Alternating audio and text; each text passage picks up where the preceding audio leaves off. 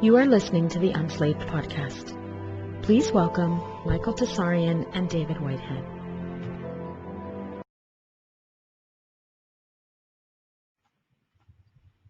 All right, and we are live. This is awesome. So good to be using this new format. Welcome, everybody. Thanks for tuning in. You should be able to see us here on Facebook, and we're broadcasting from the Unslaved podcast Facebook page as well as YouTube. You can follow us at our YouTube channel. Just go to YouTube and put in the Unslaved podcast, and you'll find us. And for those who are members, you can actually go to unslaved.com and log in, and you'll be given a link that you can follow the whole duration of this very special episode that we have for you guys here today. And I'm really excited about this new format because it allows us to be in the room with you. You can be a part of the show. You can interact with us. I'll be following some of your comments and any questions that might be popping up. You can just comment on the actual link in the Facebook page, and we'll be following through and going through some different elements today. And Michael, welcome. This is really awesome. I think that this show here is a really good continuation of the one we did a couple weeks ago on the priesthood of the Illies, as well as other featured works. And I thought that maybe I want to get into this quote that we were going to open up with, but maybe just a few words on this concept of the Illuminati. You've done so much work on this. You've done going back into the past, talking about the Brotherhood of Death series that you did, that we're going to be also revisiting in the future here.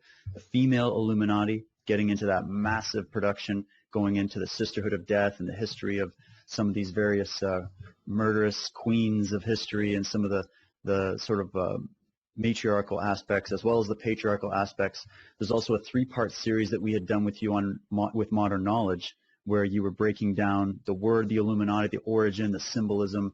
You've been going into the etymology and symbolism of these groups for a long time. And now we're adding a new branch to this tree of information, talking about the Eastern Illuminati here today. And I'm personally very, very excited to get into this because this is the first time I'll be hearing this type of presentation. And I know you've got a lot of slides and links you want to go through with people. But maybe just for the beginner, for the person that is coming to this show and this information they're relatively new to it, a lot of times people look at this Illuminati thing as just some kind of Hollywood craze or something that's bogus, and it's really been blown up and become very much a very triggered type of word for people. So what would you have to say just on that word Illuminati and sort of the stigma behind it? You're quite right. It has both the inner school, right? The inner sanctum of the groups that we're talking about have an inner and outer sort of division, concentric circles, so to speak. So and the external school has its own particular method of deceiving us. So one way they do it, is to hide in plain sight. And you're quite right. It's say you were a beginner, then I encourage you to come out of the clouds. Don't trust us. Don't take it for granted, anything we're talking about.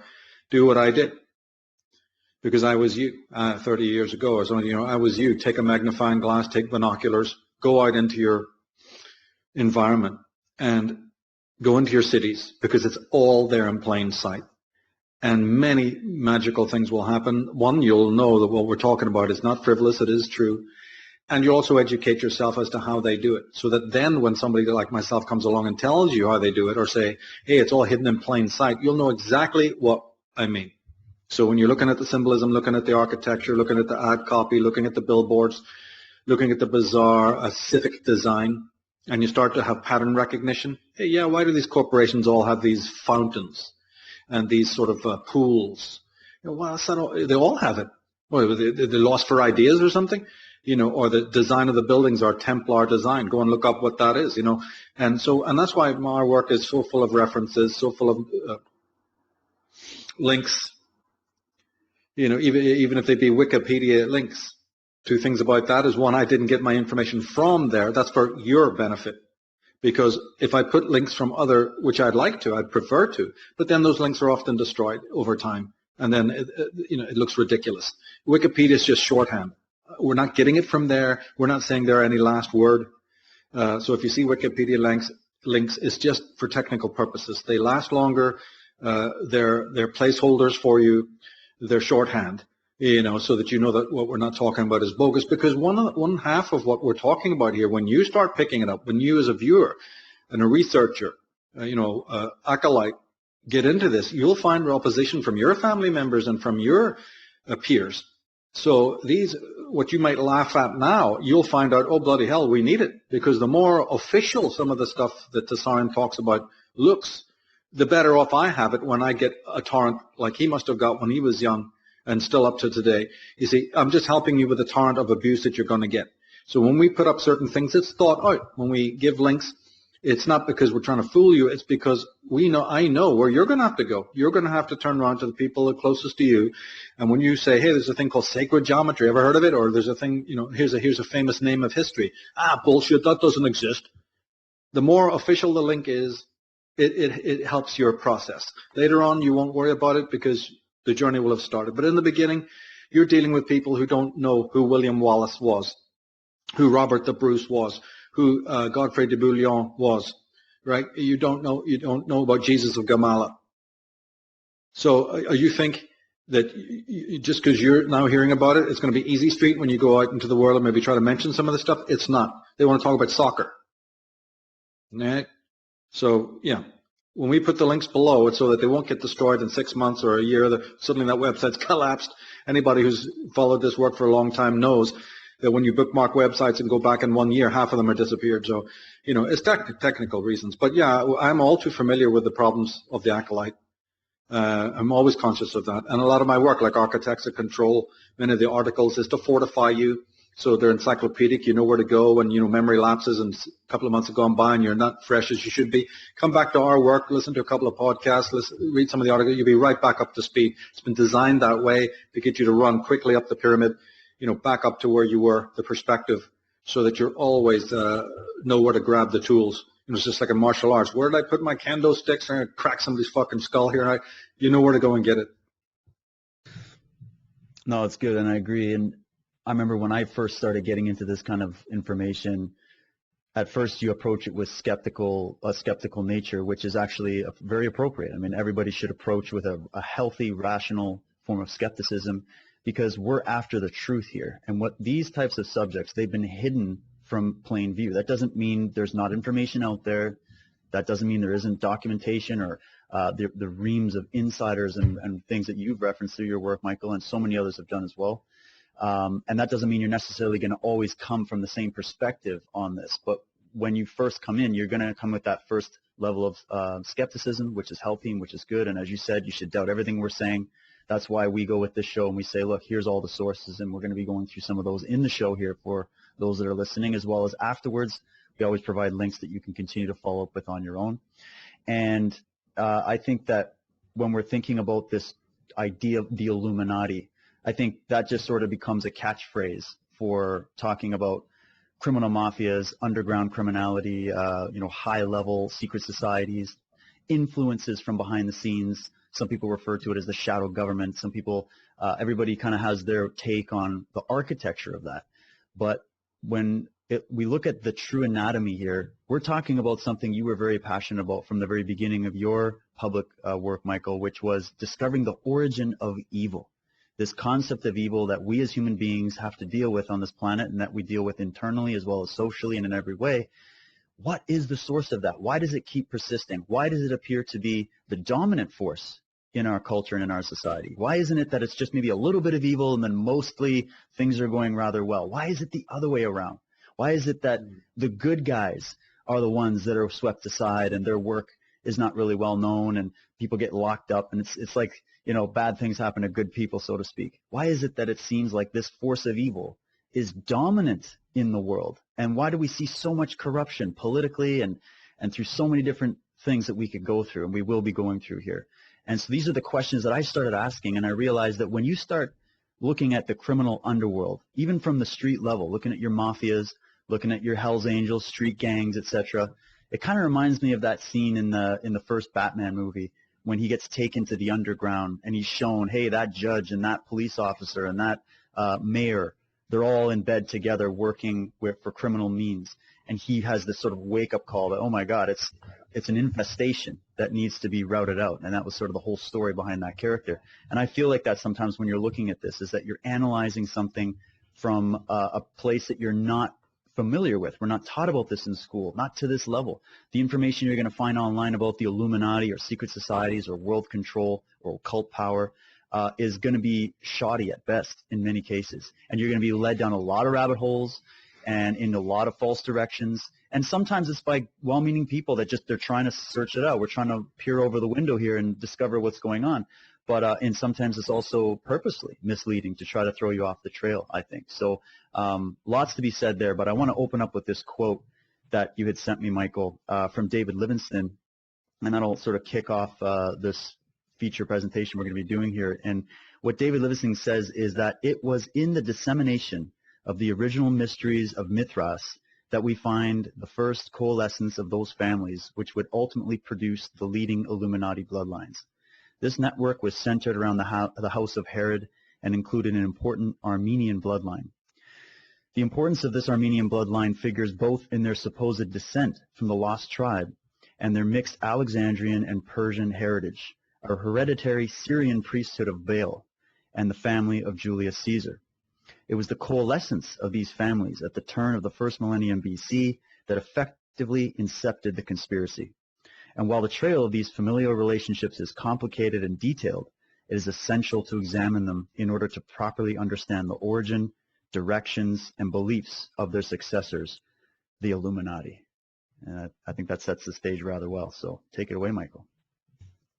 Oh, well, yeah, just a few comments about what you were saying. You see, the deception is ubiquitous in the media, so you can't rely on that. You have to pick this subject up on your own time and make a research of it.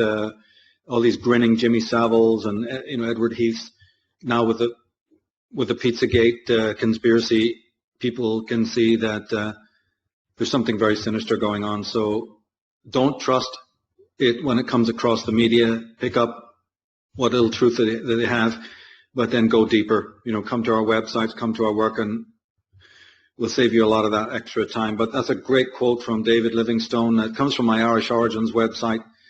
One of the appendices called The Cult of Mithras, so people can go to irishoriginsofcivilization.com for that page. I also encourage them to go to that page, Cult of Mithras, because it's got a lot of great links. It's only a small percentage of what we're going to talk about today, but it's a good page. Go there. I have lots and lots of differences with Livingstone's work, but there's key information there. And also at the bottom of that page, I've provided some very, very important links. So by all means, we'll put the links below, to that page. People should visit it. But that quote just basically shifts the center of gravity away from, New York City, from London, from Switzerland, over to Turkey and Persia. What have they got to do with any of this? Well, we know that even in ancient times, around about the birth of Christ or whatever, these cultures were definitely infused with the Egyptian culture. We know that. It's always a situation of a lot of different cultural elements, but even in more ancient times than that, Turkey, Persia had their own Aryan influence, you see. So albeit later there's an influence from Greece, Rome, and before that Egypt. If you even go back, these are not stark naked cultures. You have your Hurrians and your Hittites, and these are Aryans and many other groups that I could mention. So what we'll be talking about today, which includes some of these Middle Eastern groups or Eastern European groups, there's a whole other study there, about that. But certainly there's a lot of people would not first imagine that there is such an entity as the Eastern Illuminati. Even when they're thinking of Masonry, they're thinking of, Western edifices. Of course, this is totally unsustainable because even when it comes to Christianity or Catholicism, there's an Eastern church, Byzantine church, Constantinople. Now think of all of that. That doesn't often interest people. Further east, you've even got the Copts, right? Eastern Orthodox Church. So even within Christianity, you've got Eastern groups. What do you think it's any different with secret societies? Now, some of these countries that we're talking about were part of the Greek Empire, part of the Roman Empire. And of course, whenever there is invasion, we know that invading groups are there for plunder. That certainly can't be denied. That's one of the dark sides of imperialism, right? So Judea, Palestine, Canaan, Egypt, the Romans and Greeks, it can't be denied. There was a certain amount of slave trade. There was a certain amount of looting. But you see, we also forget that both those groups, Greece and Rome, were very, very tolerant as well. It wasn't all malignant. And that they knew also, one of the reasons why they were tolerant was because they simply knew the power of religion. Don't uproot it in the local area. Put in a potentate who basically tolerates and allows the local religions to flourish. They didn't tend to interfere that much. And when they did interfere, it was only because they were dealing with such boogaloo, crazy, hysterical people who just wouldn't settle down. Then they had to go in with fire and sword. But in many cases, for instance, Alexander the Great, he allowed his generals, his military, his other staff, he allowed intermarriage. In fact, some people even say he enforced it. He really almost demanded it. And he wasn't the only one. There was a lot of other potentates, other ministers, Caesars, emperors, who also not just recommended it, but kind of, insisted that there be this intermarriage. I personally don't think it's a very good thing. I think it's one of the darker sides of empire when that happens. But it's going to happen anyway, so they were tolerant with that. They were tolerant with religion, all right? And even though it was sort of disastrous on another level, this intermarriage, because again, we're talking about how these secret cults got to come into the West. Well, this is one, right from the outset here, we can say that that's one reason how they did it, through intermarriage on a quite elite level. Elite generals, elite members of staff, are intermarrying with other elites of other more shadowy nations that we're not taught about in history school. You see, this is a great bearing. Who are these Nabateans from Petra? Who are the Edomites? All of this, But also paradoxically, see, don't forget that the chaos and the hysteria of certain Eastern groups in the Levant, these are disorganized, semi-savage people. When these Western groups went in this sort of a imperialistic way, they brought a certain amount of order. And that is why you read in the New Testament, Old Testament, that some of the groups over there in Judea and Palestine liked the presence of the Romans and colluded. We might get to touch on that a bit later. But there is a semblance of order that comes in. We see this in today's world where communism, hate it or love it, brought a kind of order in the sense that it forbade feuding that had been going on for centuries. Think of Serbia, think of Croatia, right? And the moment that draconian order ends, then they're back at each other's throats again. Well, it's the same thing in ancient times. Ancient feuds, blood-curdling feuds, were put down and stopped.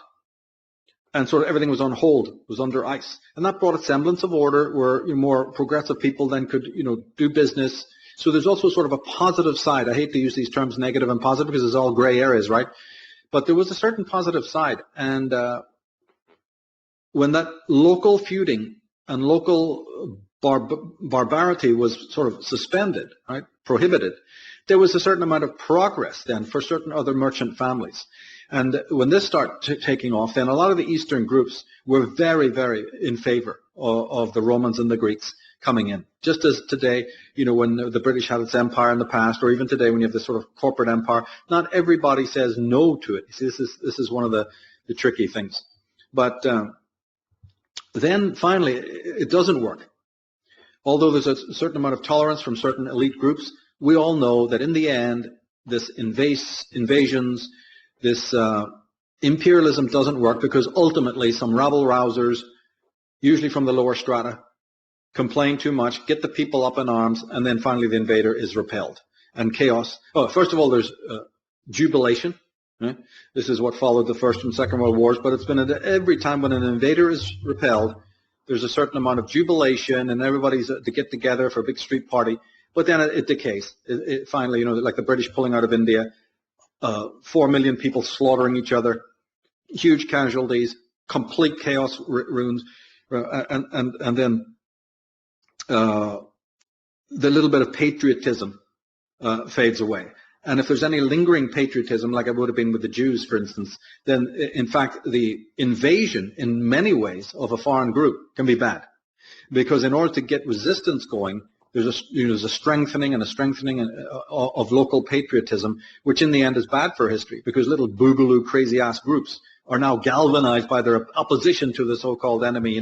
If you look at history, you'll see this time and time again. And again, that's not necessarily a good thing, because little boogaloo groups that should have been wiped off the planet, spare us all, actually got more life injected into them because of these foreign invasions. And so when you start reading the memoirs of some of the people involved in a lot of this stuff, your Lord Kitcheners and all these types, you get to read this because some of these people were sensitive to these local feelings, and others just were completely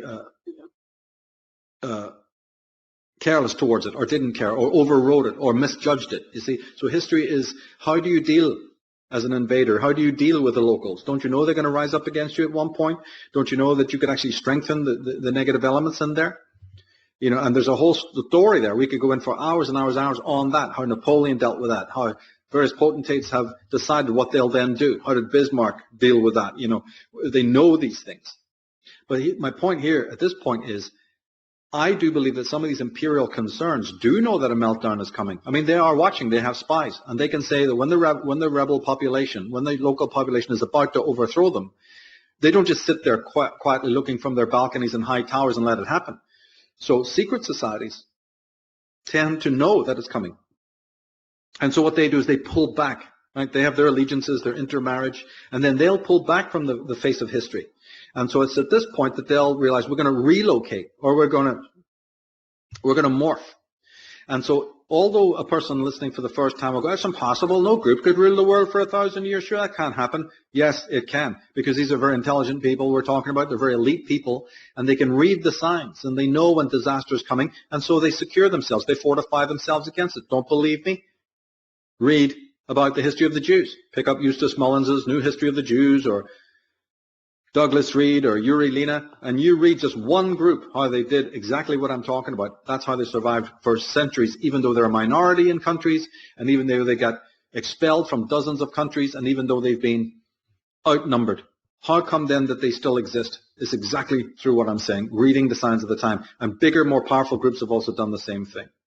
But earlier you said, you mentioned the priesthood of the elites, but we've even dealt with some of the content of this Eastern Illuminati when we talked about, that trilogy of interviews we have, Islam, Zionism, and the Red Papacy. There's the trilogy. It's up on Unslaved podcast. People should also watch that again, listen to that, because that's a very, very key to this presentation. Yes, and it's good that we got so much that people can look in terms of background, because it is good that we continue this conversation. It's always hard when you have to keep revamping the same things over and over and over again, and we can do that to an extent. But for this show, we really want to dive into those key elements that were missing from those previous productions. And I know that in the future we're going to be doing some very focused productions on some of these different pieces of this material that's not really widely known. So I feel like when the average person is coming into this, it's kind of a bombardment in a way. So it is good to maybe start from the beginning and work through the sources and go at your own pace. But that's why we do this show, so that you have a platform and you have an ability to see and research and sort of research along with us. I think that's really what's key. And the fact that we can do this live as well, we can comment, we can do all that, is really good to make it interactive for people. So if we were to start with something about this particular branch, what is it that's differentiating this? We're focusing on, the Middle East, the Far East, the Eastern Illuminati. Is this, in your opinion, something that really hasn't been gone into as you've been doing this research? Like, it seems to be focused on the Western situation, the Skull and Bones groups and all these underground societies. Was this something that you felt was missing from the body of research? Yes, definitely. Couldn't say more about that. And even in my own work, I've had to sort of leave it aside while the focus was on the West, But you better believe it, the world's a big place, and there's been conspiratorial organizations and cults and crazy-ass sects you just couldn't even imagine out in the East and also in the Middle East. And there's certainly tie into the West. We have a penchant in our world for decompartmentalizing everything. But when great people talk about the net of web of control, the web of control, they always say it's worldwide, don't they? And they're quite right. But this is a huge, complex subject. I've even had to take it slow in my work, because no one podcast, no one feature, right? Could possibly, no one article, and probably not even one book of My Irish Origins is 700 pages in 2 volumes, a monolithic work. But again, this is a giant subject, so it has to be done the way we're doing it. you've got to focus in and focus out, but today what we're going to do is really look at some of the more important sects and movers and shakers, so that we can get a real handle on the architecture of world control. And the Eastern groups, the Middle Eastern groups, cannot be left out. Then you'll only have a partial understanding about it. Because remember, there's nothing new under the sun. I don't care if you're calling that communism or Christianity, right? We know that goes back to solar cultism. But even if you're talking about socialism, even if you're talking about communism, none of this is new. It actually has its roots in the ancient world.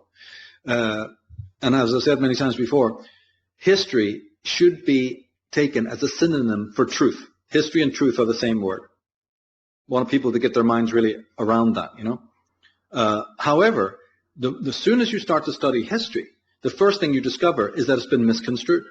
And then you have to put your finger on the misconstruers, isn't it? You have to find out who's been doing that.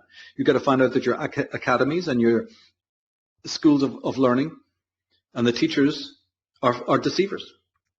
And these institutions are full of deceivers. And that's why you have to come to people like myself, whether you like me or not, because then I'll point you in the right direction. And as long as, as long as my job gets done, I'm satisfied. But certainly this is not a frivolous study. It's absolutely vital. Because some of the most criminal organizations that exist, like the Vatican, the College of Cardinals, your super Jews, the Hofjuden, as they're really called. We're not talking about religious Jews here. We're talking about the Hofjuden, the court Jews. They're all still going strong. They're going stronger than ever. So, talking about ancient times is always, in my work, relevant to what we're doing today. Okay, because these organizations are still going strong, and we still need to combat them. It's amazing. After thousands of years, they still are, But there's so much chicanery from the traditional schools, and we have to be then very suspicious of the surface explanations, especially even into this alternative research community, like you said. Some of the work is very shoddy. Mostly it's partisan. So even when it's very sharp and good, it's still very partisan. It's still, people are still coming from a sort of platform. I'm one of the only ones that stands on a completely neutral platform. I'm not New Age. I'm not Christian. I'm not Catholic. I'm not Protestant. I'm not Jewish or Arab. I'm not coming from any particular partisan movement at all. You're just looking at the information rationally. But this dissemination this deception. We pointed this out even in the female Illuminati. Be very careful of these official stories because, you might see Jehovah's and Yahweh's and Jupiter's and Zeus's throwing thunderbolts, and that all looks very masculine on the surface, you see, as it does to official followers of religion. But as we said in female Illuminati, dig a little bit deeper, and suddenly you see all this female symbolism. There's obvious contradictions all around. And then you start to discover that it will not make sense. You won't be able to explain all of that. David dancing around the Ark of the Covenant, whatever. You won't be able to understand any of this until you have the true keys of decipherment. So my work is to hand you the true keys of decipherment, but you have to go and try them in the lock. I can't be there to do it for you, So when you see that Masons, again, a lot of solar symbolism, but they're calling themselves the sons of the widow. Well, who the hell who's the widow? And why would this Masons? Everything looks very patriarchal. Some people say they don't even allow women into the lodges, which actually isn't true. But, the whole, again, patristic, patriarchal look of it. And then they're calling themselves sons of the widow. Well, who's that? Is that ISIS? I mean, what are we dealing with here? They're wearing aprons. If you go to the slide, I have there. There's a picture of George Washington, actually. I think it's one of the first slides. You'll see what I mean. Yeah, there he is wearing the apron. Now, look at the archway. How many people, looking at those images time and time again, and there's even one on the right there of the Kabbalist, there's an archway in the picture. Archways are female. When you're standing under the archway, right, that's a symbol, mandorla symbol, call it the womb symbol, the vagina symbol. It's known to be a female symbol. He's wearing an apron. If you go to the next one.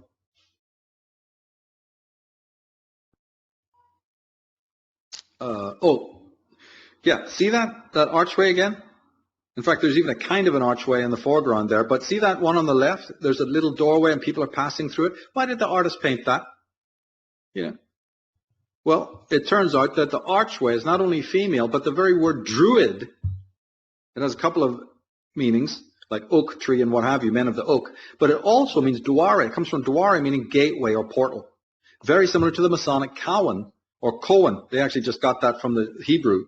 Cohen, right, or Kohanim, which is the caste of high priests. But it also means doorway, by the way, in Masonic terms. So the word Cowan comes from the Hebrew Cohen, meaning high priest of Israel, but it has a double meaning of the one who opens the gate, the one who opens the door. Guess what? The Essenes, very famous group, people will know of the Essenes. They were centered in Qumran. Qumran, the word actually means the gateway. And the Essenes are considered one of the proto-Templar organizations, a group that maybe the Knights Templar actually had something to do with, okay? The Templars are considered the modern-day Essenes, and there's a very strong case for that. Go to the next slide. You'll see something.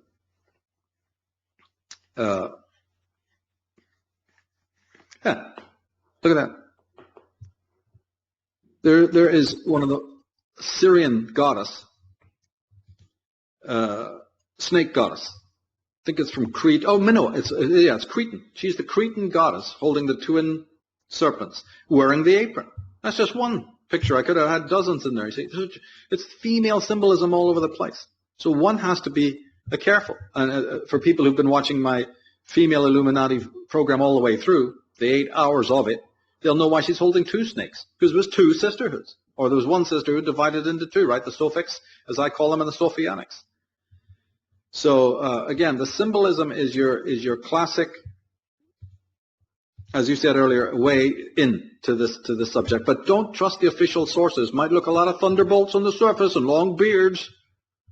But as we've been showing, you dig deeper and you get another story. And that's what we're continuing to do. Now, in the priesthood of the Illies, which was our last podcast, we saw that we discussed this whole condition of human race, for 2,000 years, right? And in that one, the priesthood of the Illies, we talked about the way the priests want us. One of the big themes of that is, look, they're not happy that we became educated and literate. They want their Bible still chained to the altar so you don't read it. They had it in Latin so nobody could even understand it for God knows how long. And it wasn't even printed for goodness knows how long. And then they have hundreds and hundreds of different versions of the Bible. Each one redacted, each one re-edited time and time again. Books left in, books taken out, you name it, right? They want us debased.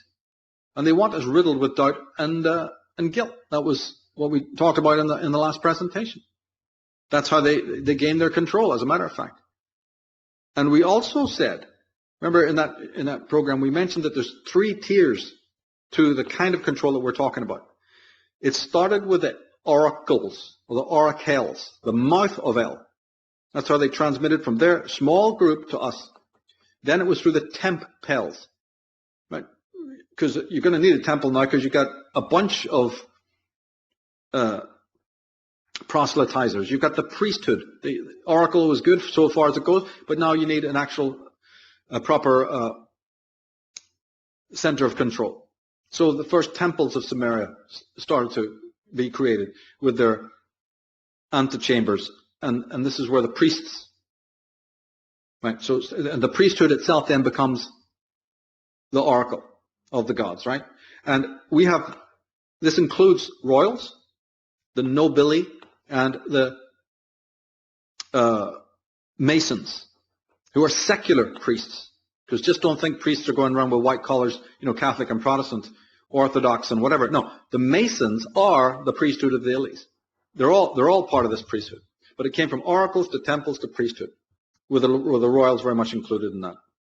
And what we didn't say was that one of their key symbols, if you go to the next slide, one of the key symbols of this priestarchy, or this priesthood, is the hexagram, the 6-pointed star.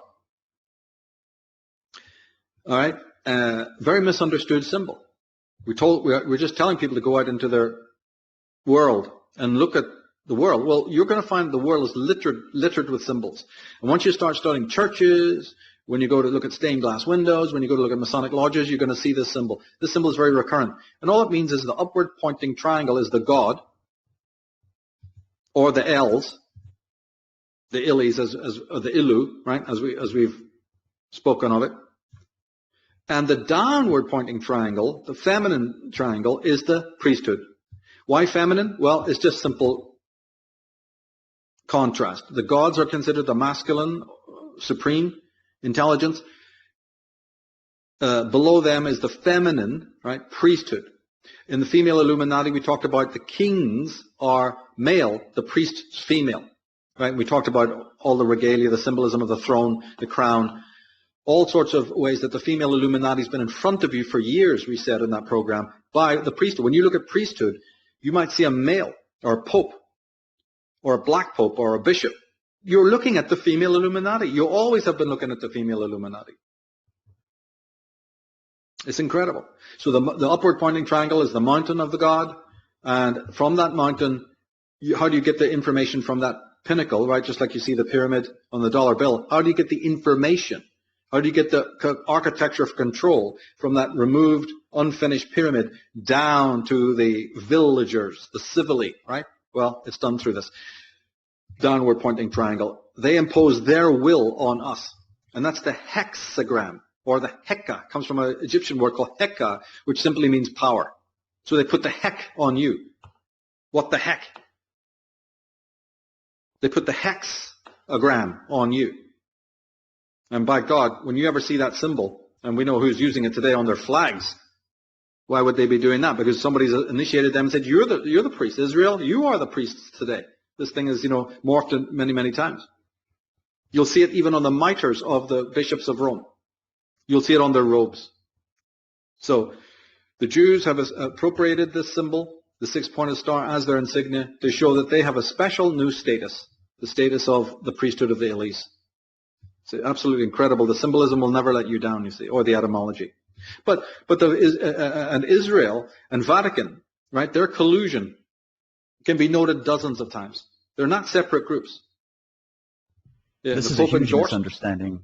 Yes. Yeah, this is a huge misunderstanding, Michael, and you brought it up that on the surface level, and this is where I think people get lost. They see that there are different groups, there are different religions, and they believe that all these religions are competing for world control, which on that level, yes, sure. Islam wants to be the dominant force and have everybody follow Sharia law. Christianity, the Catholicism, which stands for universal, they want to be the universal religion. Judaism, a totally different idea because they believe it's more of a chosen people, smaller group, but they do recruit. And then you have the secret societies, and then you have all these different divisions. So on that one level, you've got this game that's playing out, like this chessboard type of game.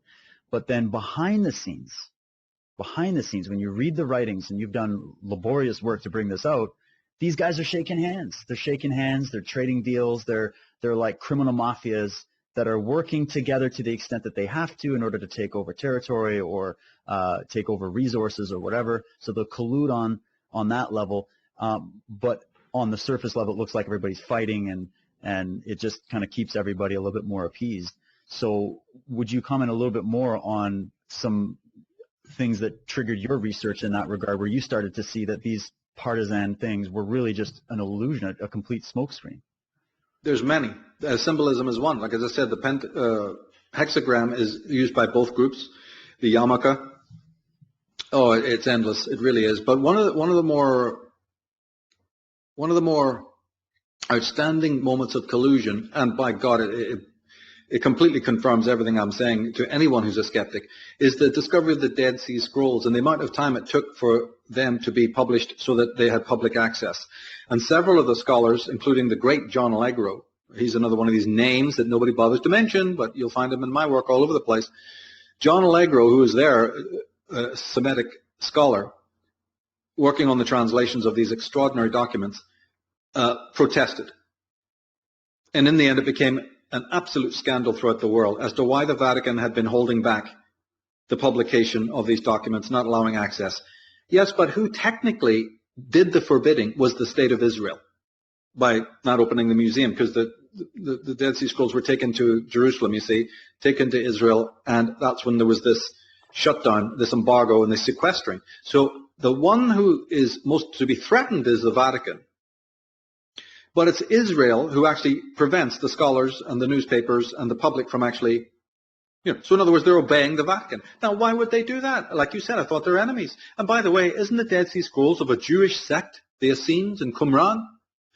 What more would the Jewish people want to show, hey, we find some of the originals of the Old Testament that people have been crying out for decades. And where are the originals of the Old Testament? Where's the authenticity of the bullshit in your Old Testament? They've just dug up this archive. Wouldn't the Jews be rushing to show the world, hey, there's authenticity finally to our group over your group?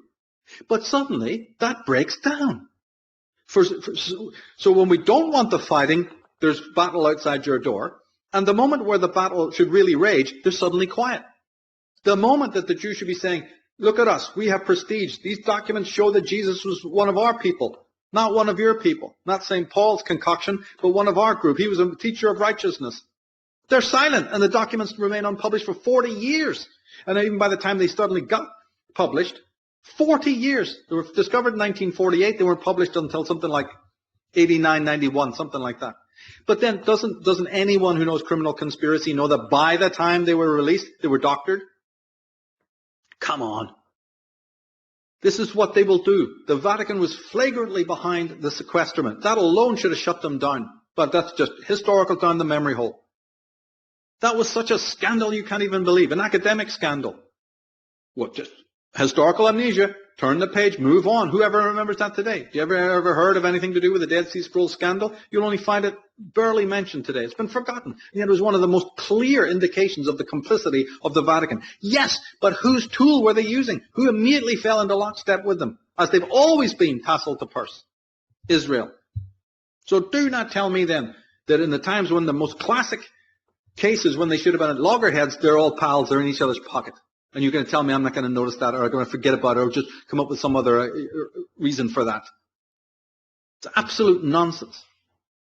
But when we're talking about priesthood, like we did last time, you're dealing with damage control. What is the damage? Pathology of all sorts.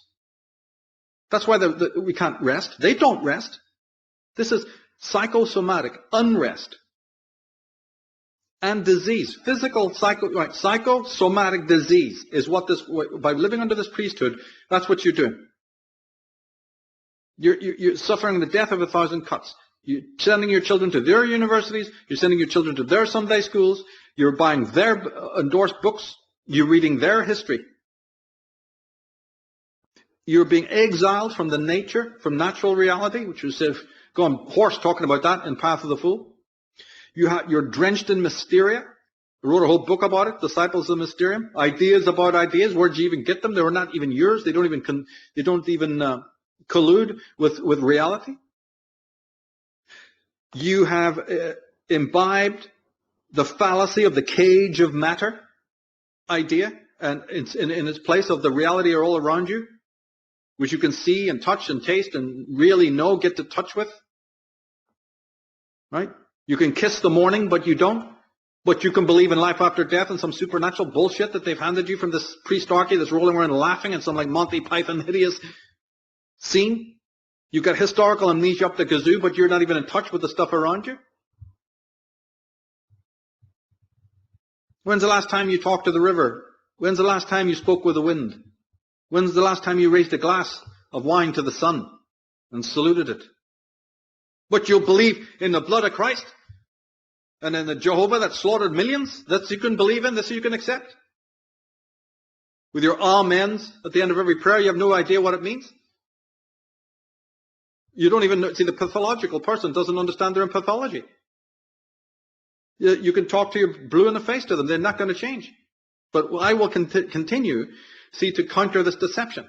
And I will continue to shove the Gerald Masseys and the L.A. Waddells and the Swallow de Lubitches and the Ralph Ellises in people's faces till they're sick of it. Because I now have discovered where to go to get the facts from these John Allegros and others. And I'm not going to let people have an easy time of it. I'm not going to let these people's graves, go unattended. But supernaturalism, it is now ubiquitous and pandemic. Christians, Muslims, Jews, they've all fallen for it. So you're bumping into these people on a daily basis. They're not here. They're not even in front of you. What are you trying to talk to them about reality? Their own works, the Christian works alone, suppressed 150 different apocryphal works. Book of Enoch, Book of Jubilees, Book of Baruch, the list goes on and on and on. About 150 texts over the, since the birth of Christianity, since Constantine started thumbing through it and saying, I don't think we'll like this one, too much goddess tradition in there, out it goes. So most of those traditions are called mystery traditions, mystery religions. And do you know what that means? Mystery religion? Goddess traditions. It's just another sleight of hand. Your mystery traditions, and this might even include the Essenes. Don't even go so much even for what the official story of what the Essenes were. There's a whole other thing to be discovered there. What do you think tarot and astrology are? What do you think the Tao Te Ching or the Tao Te Ching, whatever way you want to pronounce it? You know, the very first passages in that Chinese holy book of the Taoists is the mysterious female who underlies all reality, identical with the Tao. Well, who's she when she's at home? So the misconstruing of information. Even in the Bible, you know, Book of Enoch, Book of Genesis, sons of God, fallen angels.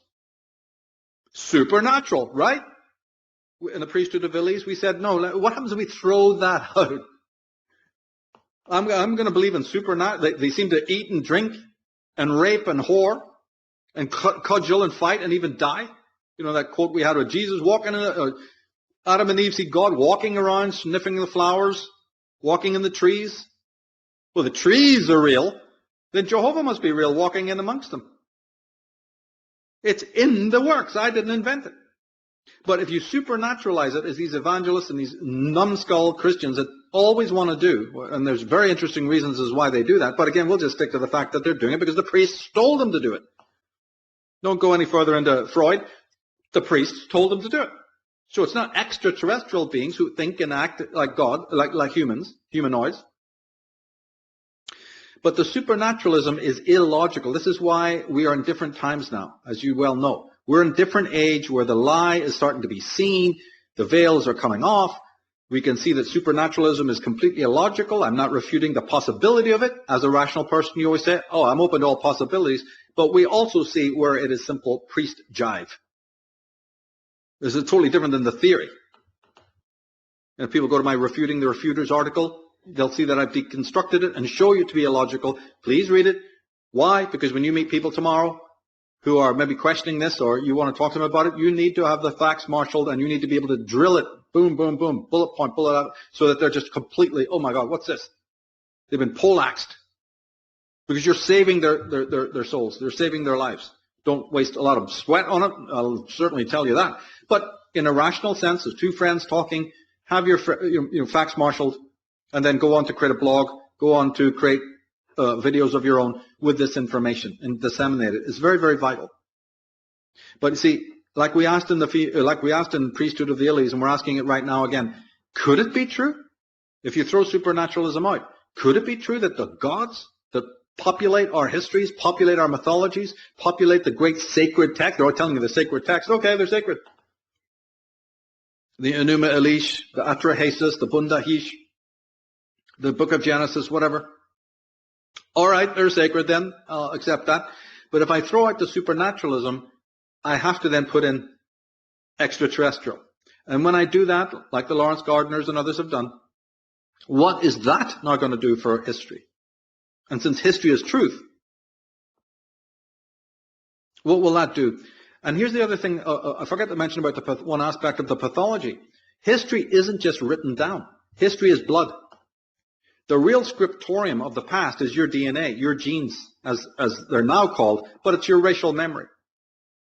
So if the written history or the taught history at college and university doesn't agree with your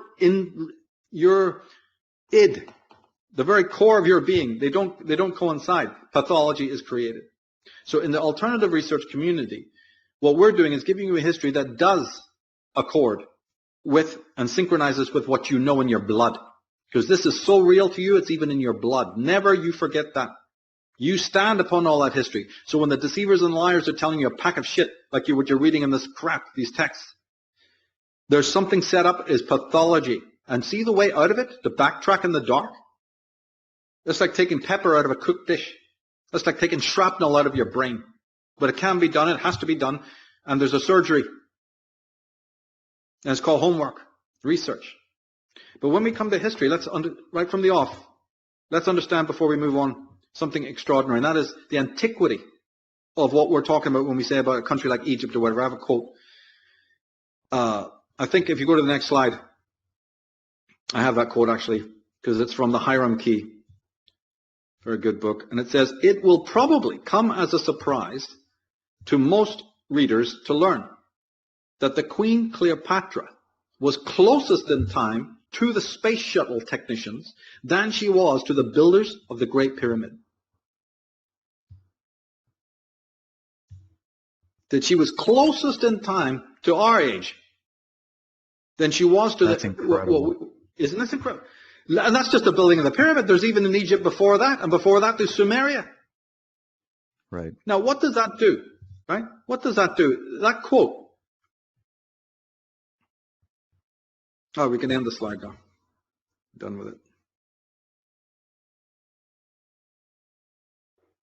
it.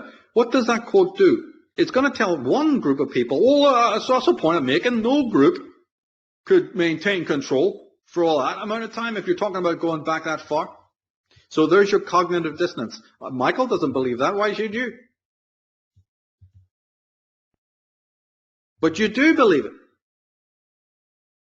You see, I don't believe it because the legends, right, the oral tradition tells me not to believe it.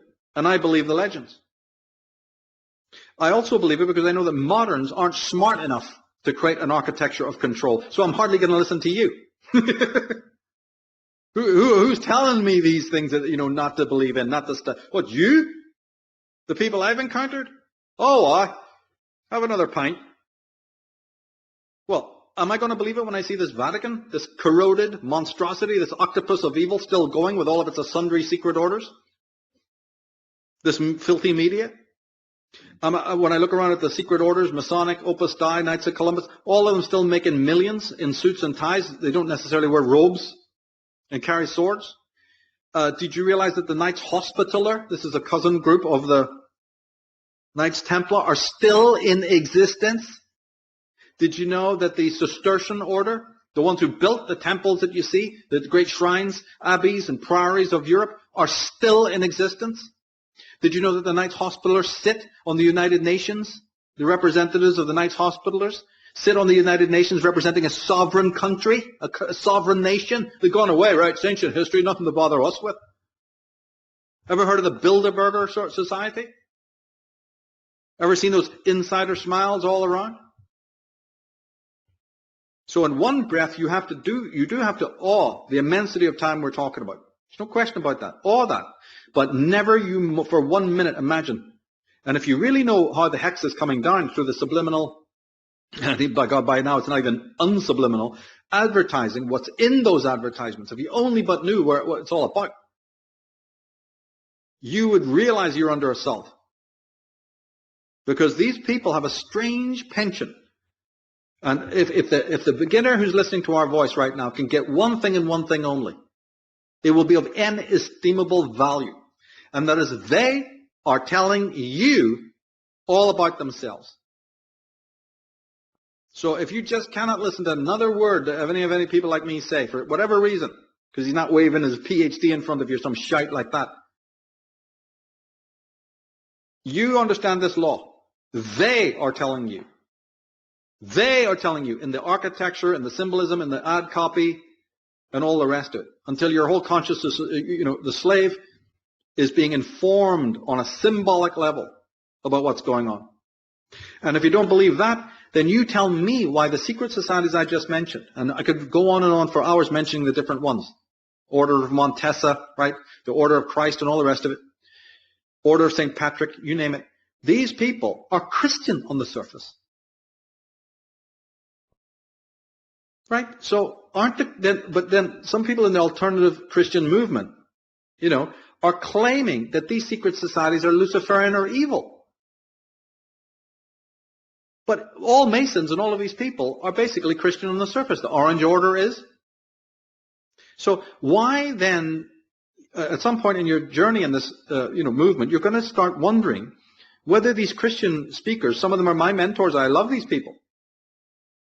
But certainly they must have got something wrong because the rat that they keep smelling is themselves. They keep on saying, well, these secret societies have infiltrated Christianity. But you're a Christian. They created the very platform upon which you stand in order to point Tweedledum, Tweedledee. There's got to be something wrong with that. That's the rat you're smelling.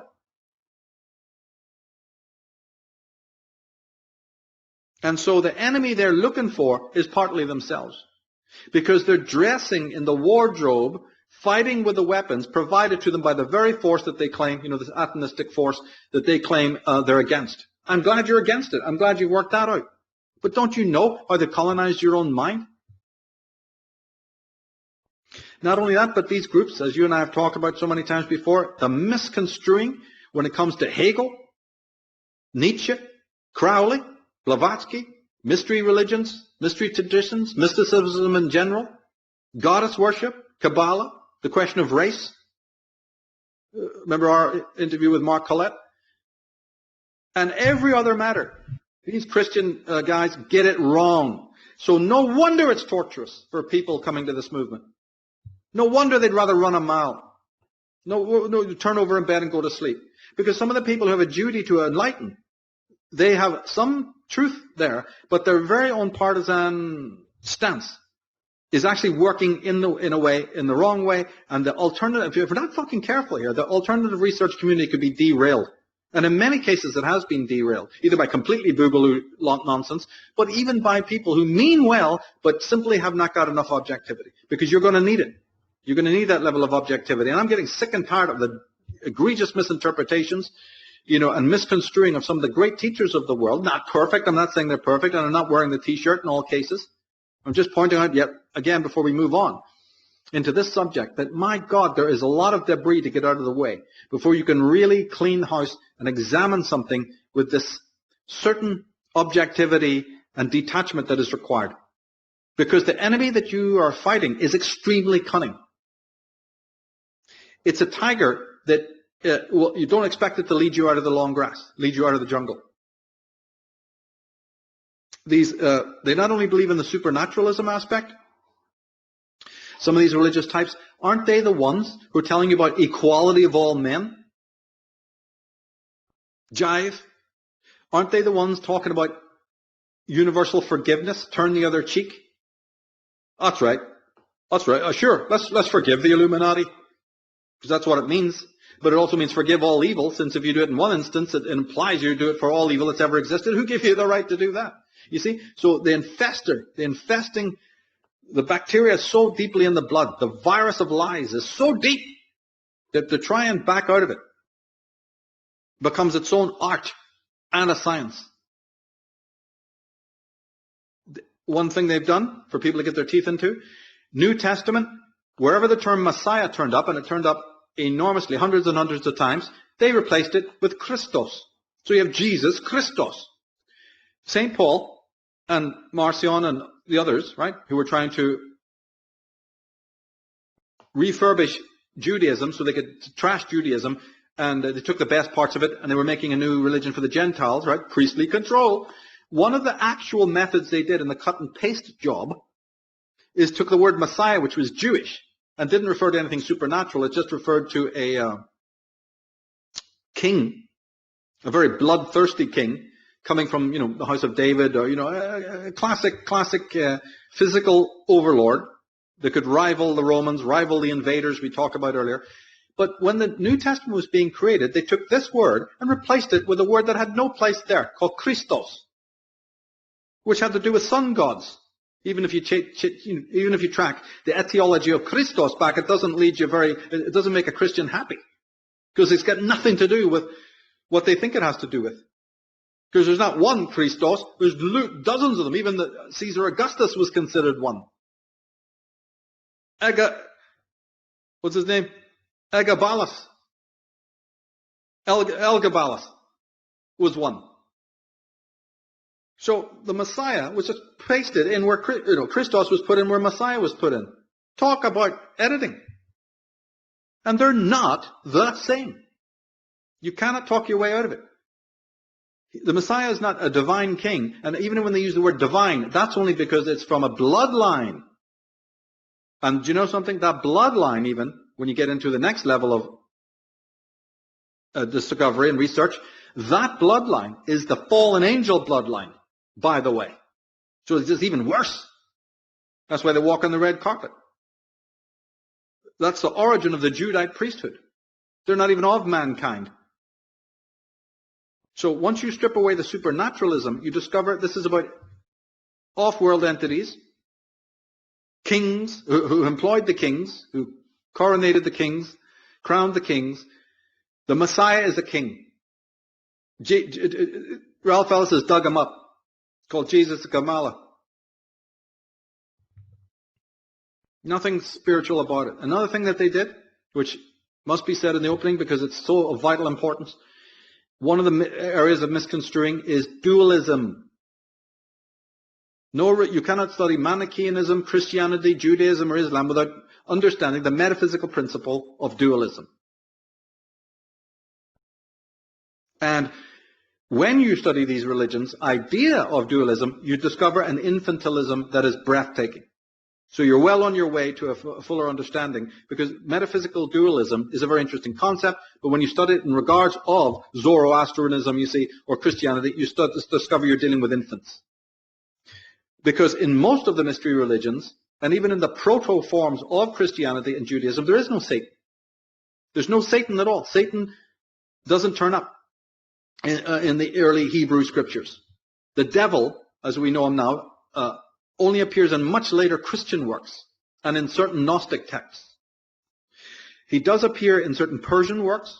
He does appear in Zoroastrianism as Ahriman, who opposes the sun god, so it's just darkness and light, right? And in many other sects and cults, there's absolutely no tempter, no concept of evil as we know it in Christianity. And in most of the world's traditions, before Christianity came online, wherever dualism appears, like in Zen Buddhism or in Taoism or Confucianism, it's infinitely more sophisticated. It's even more sophisticated in Druidism. It's certainly more sophisticated in the Nordic concepts and many other concepts. It's there, but it's more sophisticated before it got ironed out and bleached into the monstrosity that you have today, like you find out in Christianity. But see, in the esoteric Christianity and the esoteric Judaism, it's also more sophisticated. That's how you get your Kabbalah. And we must keep this in mind as well, because they didn't know what to do with this concept, this metaphysical concept. They had no clue how to work it out because they were numbskulls. And so they made a botched job of it. Now, if you go to the next slide, you'll see this extraordinary, again, proving that on the esoteric level, especially when you're dealing with Judaism, there's one on Kabbalah. Where are you going? Let's see. No, it's back. Oh, no, one more. Go one more, please. One more ahead, maybe. Forward? Yeah, go forward ahead. Right. So there's the Forward, Hyksos. yes. One more ahead. Right. There we go. The word Kabbalah, because it just jumped to mind, that Kabbalah, esoteric Judaism, right, wrong. Because vowels do not exist. Again, sleight of hand, priestly sleight of hand. The priests have appropriated an Aryan concept and shoved it in your face and scribbled so much gibberish about it that they've blown your mind. It actually comes from Sabel, the goddess Sabel. Like I said, it's from the mystery traditions. Nothing Jewish about it. Simple as that. If you go to the next slide. Yeah. You will see that actually the tree of life was actually described as a tree, which is Druidic, which is Aryan, you see. So the Kabbalah, or Kabel, the Cybele, the goddess Cybele and her consort, Mithras, we'll get to him in a minute, it was always depicted, even in the Jewish works. So I think the picture on the left is from a Jewish text called the Bahir, B-A-H-I-R. And it was originally shown with 7 zones, because 7 is the sacred number, number of the planets, number of the children of the goddess. It's a goddess symbol. That was shrunk later, and she became Binah, the third Sephiroth.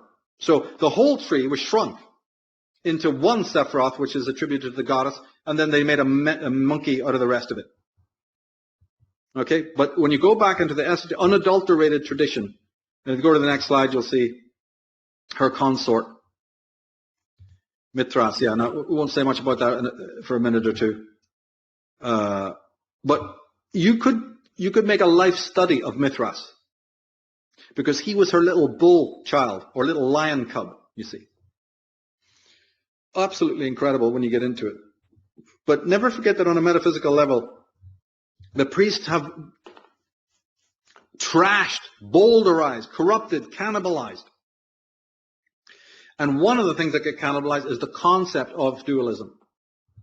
We'll have to leave it there for another time, but we can certainly get into that another time. But what it does is it brings me to another thing I need to stress, and that is that in my work, otherwise it'd be total confusion. In my work, Irish Origins, Trees of Life, you name it, a lot of the websites, you've got to understand that the symbols we just looked at, they fall into two categories. The same symbol, say the Kabbalah, right? Otherwise you won't understand Path of the Fool. You won't understand what I'm doing. There's the unadulterated usage and employment of these symbols and terms, and then there's the adulterated one, which is post-priestarchy. I believe, that sort of like, because somebody might also say, hey, well, if the gods and the elves all created all of this stuff, why would we want to use it? And there would be a valid point. Well, yeah, but the answer to that is, truth is truth, whether it's in the hands of the devil or God. So by arranging and archiving a lot of this knowledge, and Prometheus stealing it for our good, that's each of us as Prometheus, then it still works, because we need those tools. We need to raid the larder. We need to open Aladdin's cave, grab what we can. They looted from us, an ancient tradition. We loot from them. Because as Michael Cremo and others have pointed out, you do not know how long the history of the actual human race goes back. Madame Blavatsky was into this as well. So the coming of the Illu, and they're, grabbing, just in the same way that the knights, Teutonic knights and other groups scorched Europe and closed down the ancient Druidic sites. And the Atonists had done it before them in Ireland, the Milesians and the Merovingians and what have you. So when the Illu came, how do we not know that they appropriated an ancient tradition?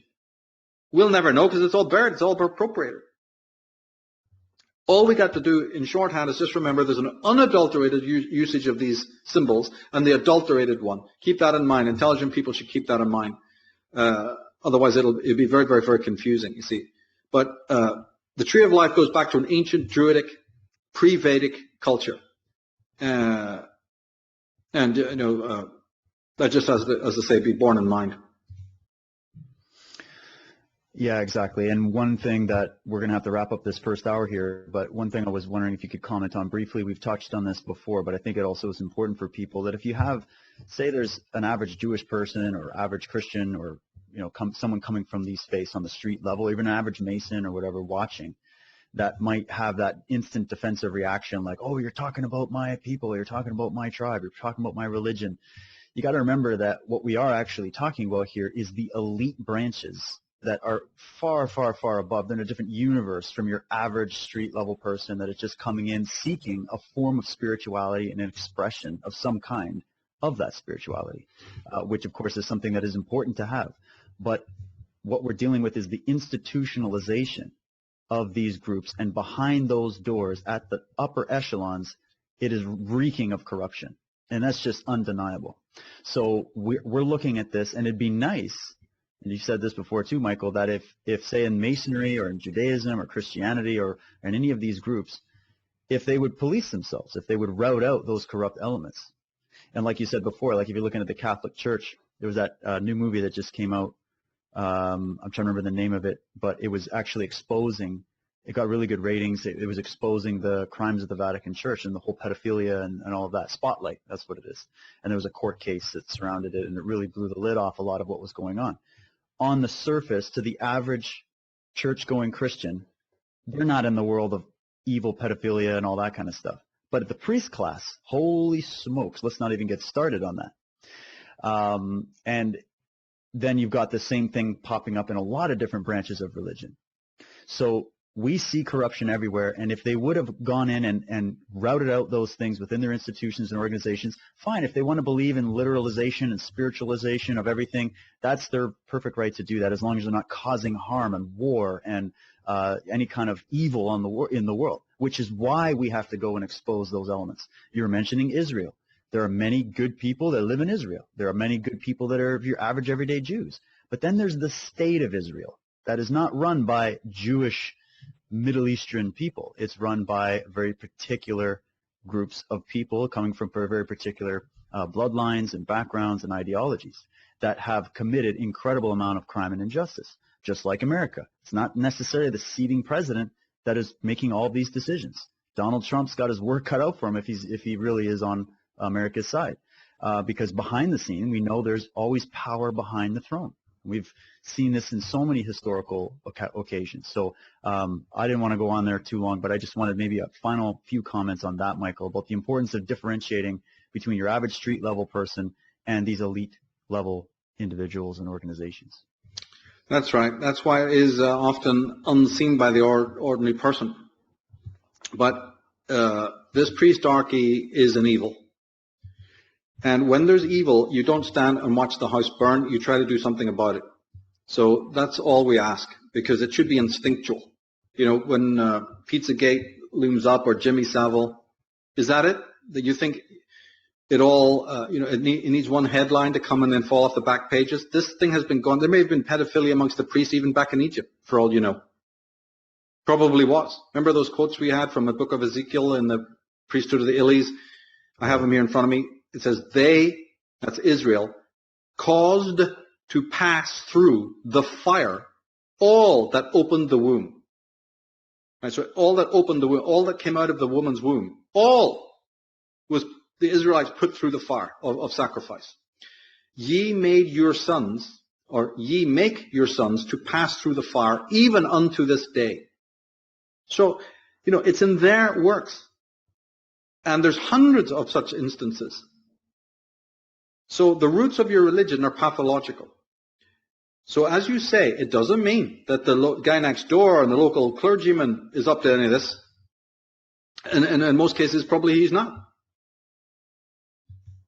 But unbeknownst to him, and we've had many whistleblowers, you see, from within the system. I specialize in their work, your Malachi Martins and your Father Albertos and your Avro Manhattans and people of that nature. So again, it's already been whistleblown from inside. But from a certain tier level up, this is not even considered aberrant. This is actually considered normal. At the end of the priesthood of the Illies, we said why. Right? We went into why it is considered normal. In fact, at the end of female Illuminati, we went into why they considered this kind of behavior normal. You have, Abraham ready to sacrifice his son, to God on a mere whim, basically. It turns out to be on a mere whim, actually. It's mostly his idea, not even God's idea. So this idea of sacrifice is there, and it accounts for missing children, it accounts for abductions, and a lot of bizarre, crazy stuff out there. So these people are mad. They are crazy. And just like it has been said by Shelley and by others before him, that when the last king is strangled with the guts of the last priest, only then will be free. And in many ways, that's an extreme way to put it out, but to present it. But in many ways, it's true, because until man has we talk a lot about liberty and freedom, but we're not free. We don't know what we would be without these Freudian father figures, do we? So my work is to, like I said, my work is to go to the edge and see how far things can be pushed. Does man really want to be free, or does he want to be free from freedom? And if it's the latter, then we understand why these priests that should have been exposed and destroyed long ago are still in business. Or when one disappears, another one pops up in its place. Is there something we as slaves are doing? And see, from the beginning of my work, I've fundamentally believed that is true. And, I've gone to your Ayn Rands and others who also believe it's true. We don't want freedom, we want freedom from freedom. And that's a very sorry situation, because it means that even if we were to get rid of one status quo, and that's happened, hasn't it? All countries have at one point got rid of a potentate here or a dictator there. That's happened. Is freedom running in the streets? We've had revolutions in almost every of the major countries of the West. Titanic revolutions. Is freedom running in the streets? Are children not being abused, or animals not being abused? Nothing's changed in that regard. You can barely Michael, we've got all these charities going on. We got all these. We've been donating millions of dollars. It must be doing some good. I mean, come on. You got Live Aid, and you got all these major charities and celebrities going to these big charitable functions that are trying to help all of these other countries. And that must surely be doing something and putting a dent in all this corruption, right? You've got Bob Geldof screaming down a microphone for world peace and world justice. Love the world. What was that? Feed the world in 1980. and 100 other charities, because they allow that, because otherwise we'd go ballistic. So there's always a little donation allowed for the poor and hungry people, because they need you to exercise that guilt and that shame. They have 1,000,001 ways for and this is also a study in itself, of the 1,000,001 inauthentic ways that change is permitted. The whole Vatican, if people read my Red Papacy article, these institutions themselves have gone through seismic upgrades to fit along with the model. There was no more extreme conservative group at one point than the Vatican, right? But they realized that people don't want it, so they changed. The Jesuits had already kind of showed them the way. The Jesuits were sort of, left-wing, because they were only that because they had to operate in third world countries where nothing else would be permissible to them, right? So then the Vatican took a page out of the book and went, I think we all need to change. And anyone who was more on the right wing was purged. There were right-wing popes, they were purged. And this left papacy took over because they said, look, don't you look around in the world. That conservative thing hasn't worked. I think it's much better for us, the people who orchestrated this change. They said, look at our Jesus, the Jesus we keep pushing. Now, they knew that was inauthentic, like we've already said. But they said in the Gospels that Jesus is a feeder of the poor. He's against the Pharisees. He calls them out. He's always healing something or somebody. We've got to raise the flag of this kind of guy. And that's to be more communistic, more left-wing. And then, there's other benefits that would come from that, which would take too long to explain. But the upshot of it, as I explained in the article, is that they turned to be Euro-communists. And that has forwarded their agenda. That is why the wall of communism came down. That is why the draconian form of Bolshevism ended. Because they had the soft, smiling version, folks. And you better get to know it. And we're crawling in it now. So these social justice warriors and these George Soroses and all of this nonsensical leftist bullshit is a sort of it is funded, but it's also an epiphenomena. It's a religion. Right? And when Donald Trump was assaulted the other week there by all these boogaloo voodoo doll prickers, and a Ouija board salesman, right? When all the creepos were coming out of every corner of New York and San Francisco and every other haunt. Well, they're trying to cast a spell on her or something, right? Right. Well, where was the Christian church? Name me one minister who appeared to say, get thee down. But shit, if I speak, I'm a Luciferian. If David Icke or somebody else gets up there, we're all evil. They never shut the fuck up when it's to do with somebody taking somebody down like us. But when it comes with these out-and-out boogaloo witches, in the streets of the 21st century, I don't know whether to laugh or cry. Where was one member of the clergy up there to shout them down, woman or man? Same thing with the females who are in the clergy. Well, females I want to be in the clergy. I want to be ordained as a minister in the Catholic Church. I believe in Jesus. The patriarchs, the chauvinists. Name me one female Christian bishop, clergy person who has stood up against the violations of Islam. They're meant to be Christians. They're sworn for the sword of Jesus. Name me one of them who's opposed the atrocities on women that Islam has been perpetrating of late. Not one. So then you tell me that I'm going to keep these on my shelf in my drawer. I'm throwing it out with a dirty laundry. It's like out it goes into the garbage dump. I'll put a stake through its fucking heart, dig it up again to make sure it's dead. This thing should be gone so that then we can discover whether we really want freedom. But Freud got it wrong, David. Jung got it wrong. Everyone who called for freedom, Erich Fromm is a Jew. He got it wrong. Ayn Rand is a Jew. She got it wrong, right? That's all you need to know. We don't want to sweep away the handrail to find out, were these guys even right? We can't even do the acid test they asked for, but they're wrong.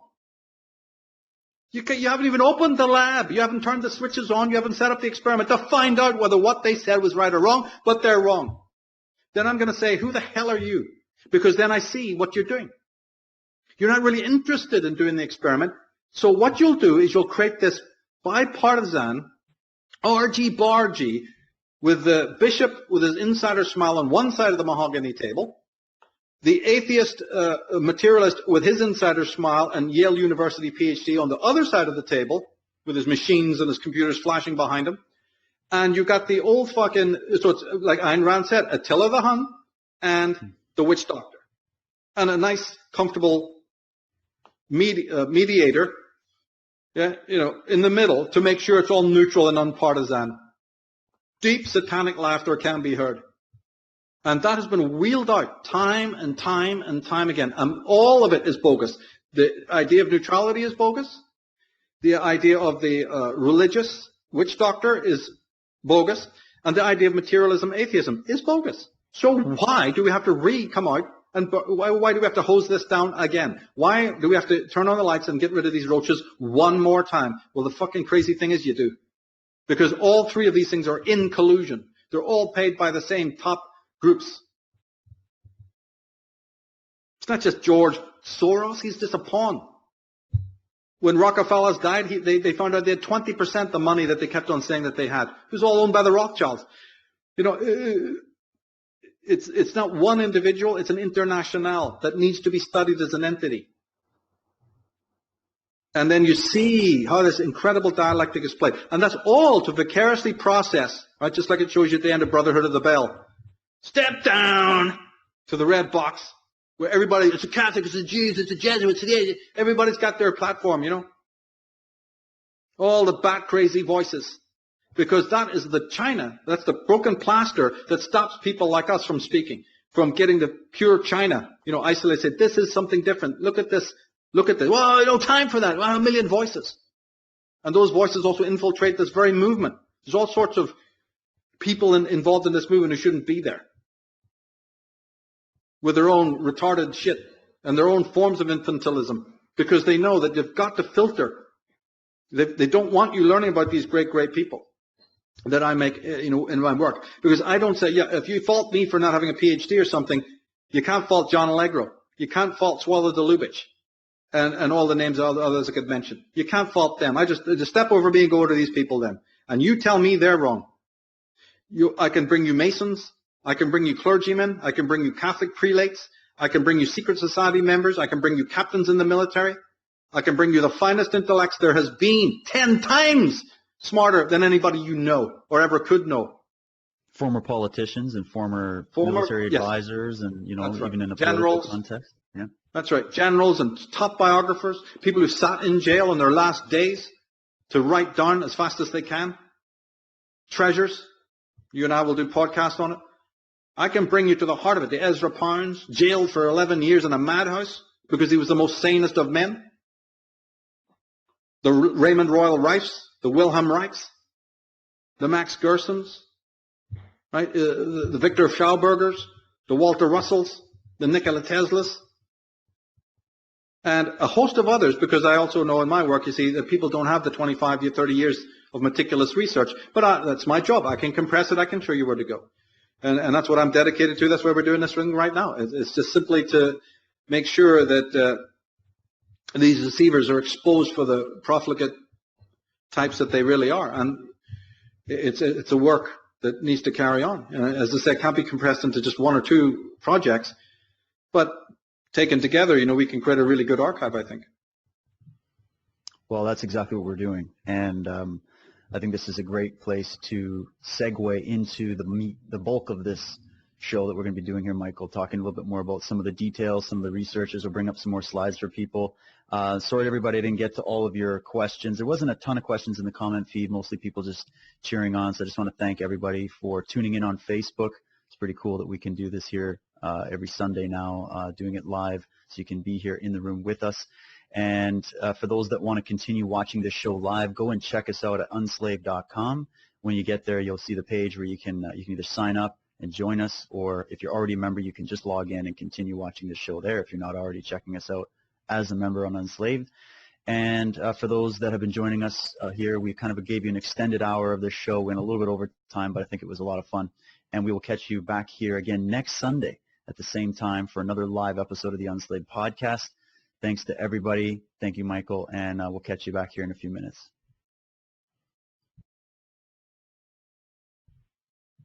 All right.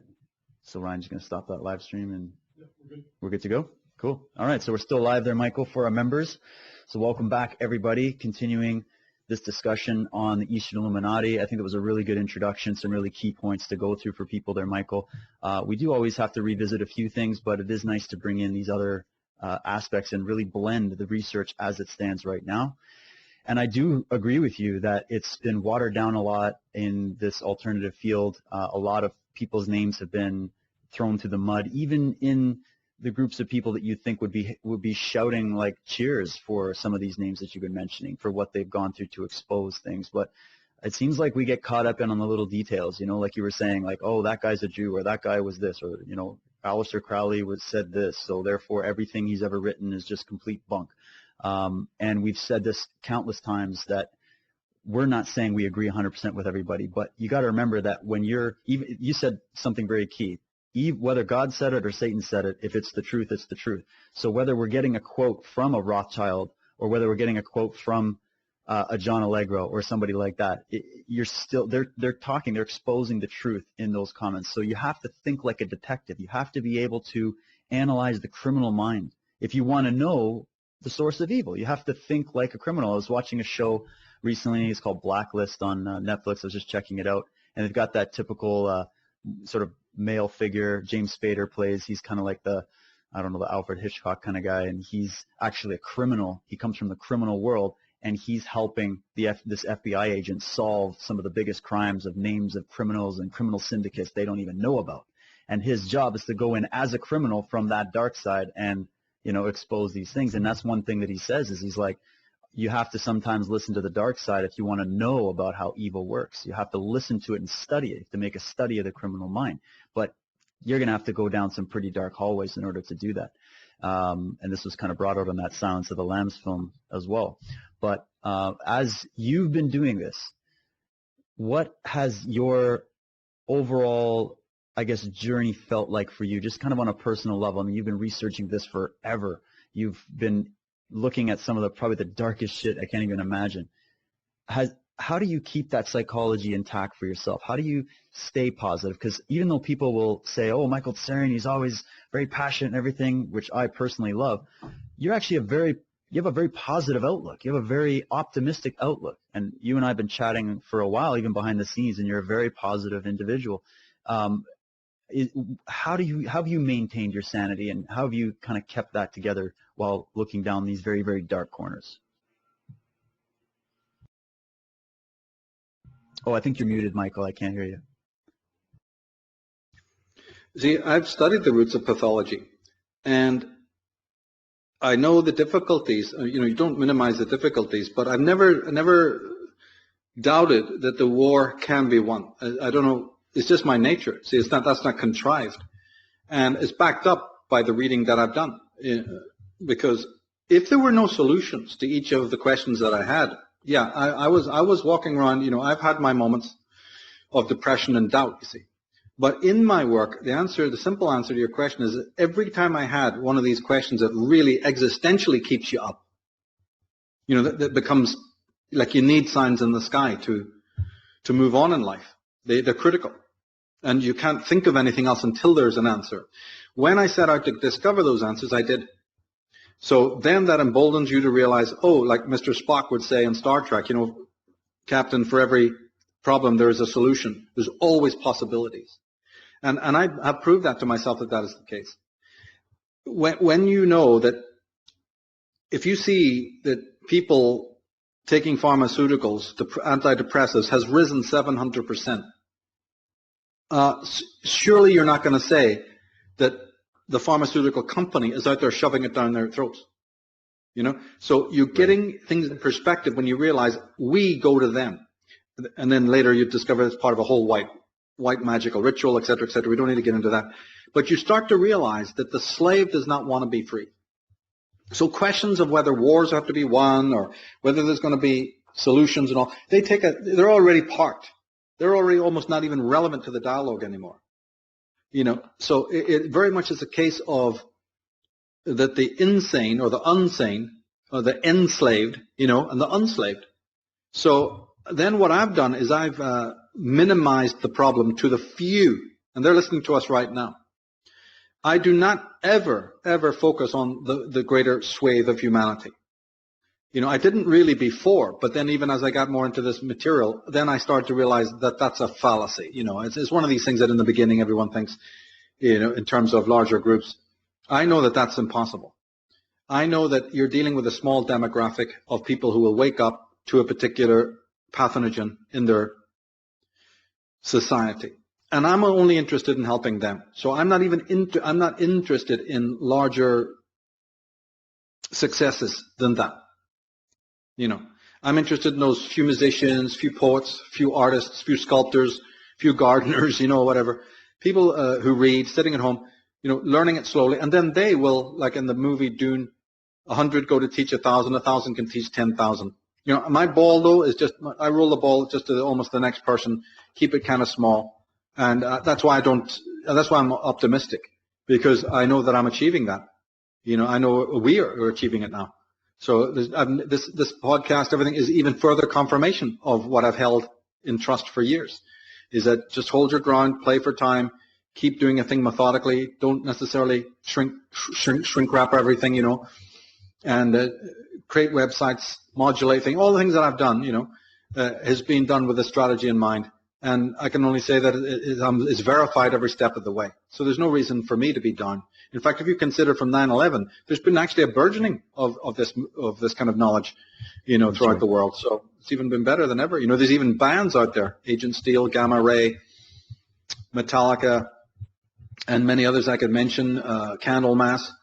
You know, you're getting this subject matter. Testament just released Brotherhood of the Snake album, you know. I'm seeing it right at the top level. Megadeth, Dave Mustaine's been on Alex Jones 5 times. You know, I mean, my God, this is fantastic. There is change, and it will continue. There's movies being made on it all the time. There's people being transformed, you know. So there's no reason to be pessimistic, because I didn't set my goals too high. I'm not seeing kumbaya, you know, from the whole of the human race. I know that the whole human race would rather die than be free. I'm only dealing with a very small group of people. And you said in other shows, and I know we could do a show just specifically on this one thing, but it was really interesting to me that, you know, since 9/11, since your journey and, you know, the research of looking at the anatomy of tyranny, and then the fact that you've discovered that it seems like people want freedom from freedom.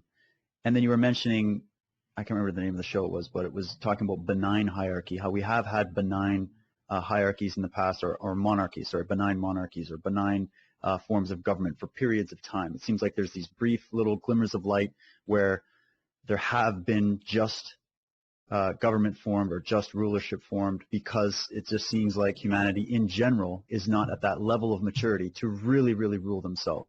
And I'd love to get into, at some point in the future, this whole concept of anarchism and you know, minarchism and all these different forms that everybody's arguing about, which would be the most appropriate for human society, which would be most appropriate for to secure freedom for human society. And what I often forget, or what I often feel gets lost in this conversation, is the fact that, okay, maybe you might be awake and in charge of your life and fully willing to do what it takes to truly be free, but you're a very, very small fraction of the population. You know, most people aren't even close to that universe of being able to run and rule themselves. It has to do a lot with the way they've been raised and society and all that. But you know, did you have any comments on that aspect? You know, here we are talking about the Illuminati and the controllers, and that there must have been forces that have risen up to fight them, and that, you know, even in the context of forms of government or certain presidents or rulers or monarchies, etc., that have risen up to combat these forces, and that we may need to turn to as a temporary measure or bridge towards eventually something that could resemble more of a truly free society. But did you have any thoughts on that? Well, we'll have to do that another time. That's an enormous subject. The first person I would think of in modern times would be Otto von Bismarck in Prussia. And you know that something's wrong there, because the propaganda against him and against Prussia, and then later on against Germany as a whole after the unification of Germany, should prove to the educated mind that that is a major red flag right there. So then that opens up a study of that. And so I would start there and say that that was as closest to a benign monarchy as you're ever going to get, and that's why it had to be immediately stamped on by various forces, you know, and Germany had to be demonized. But people can go to my germanophobia.net site if they're interested in that, and you and I will definitely have to visit that subject down the line. Now, moving forward in this presentation, then, we've got some more slides to go through, but where would you feel would be the best place to go next? I mean, we talked about some of this was sort of a general overview in the first hour. The Eastern Illuminati you've spoken about Israel briefly. We know about that. You've spoken in the past about the Muslim Brotherhood and Islam's whole take on this, and the history of that. It was just a lot of people in the West aren't familiar with, which they should be. And so there seems to be this battle between these three monotheistic religions, which traditionally, historically, they originate from the East, from the Middle East. And so the Eastern Illuminati, are we talking about a group, a hierarchy of individuals, groups that are working, Middle East, Far East? Do we want to maybe break down some of the details of that particular vein of this whole thing? Well, the place to start is, like when you looked at slide 8, is a group in the East called the Hyksos. If you can go to that slide, we'll definitely get into it. Let's pull up that one there, number 8 there, Ryan. Slide 8. Oh, okay. It's the one with Hyksos, so go back. Dun, dun, dun. There we go. There you go. That's the one. Yeah. That one. Right. So the Hyksos is a group, right, that entered Egypt at what they call the Second Intermediate Period. But it's Manetho, the great historian, ancient historian. It's Josephus. They give us a clear picture of this group and what it has helped people to do. Like Sigmund Freud was onto it. Carl Abraham was onto it. But in more recent times, you have Samuel Sharp, Commons Beaumont, and then right up to the modern day, you have people like Ralph Ellis.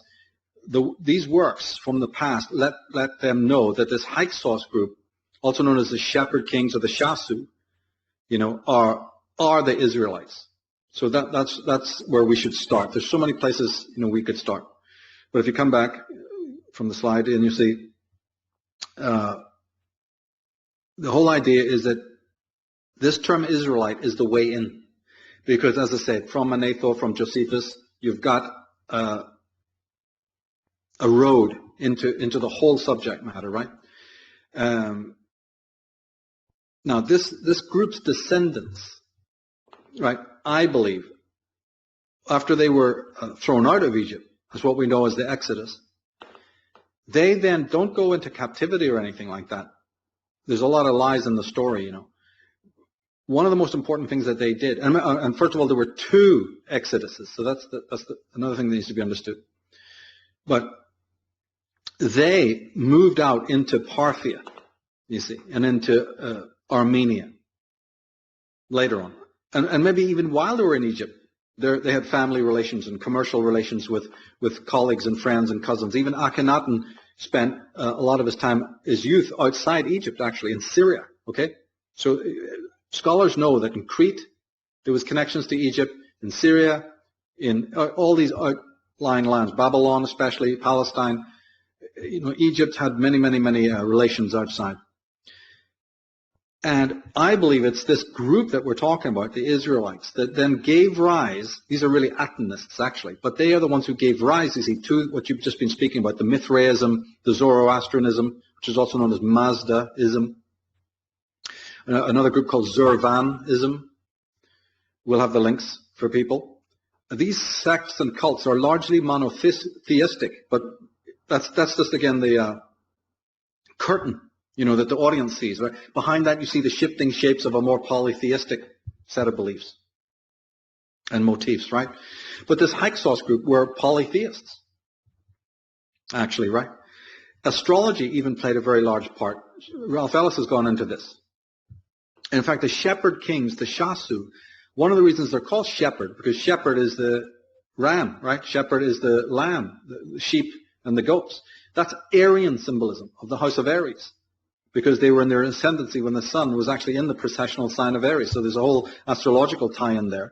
And we know it's very important because, as Ralph Ellis and others have pointed out, many Jewish synagogues have been discovered from the 1st century, just about the 1st century. There's these little churches, shrines, and synagogues have been discovered in the Middle East that have zodiacs featured on the floors and in the architecture.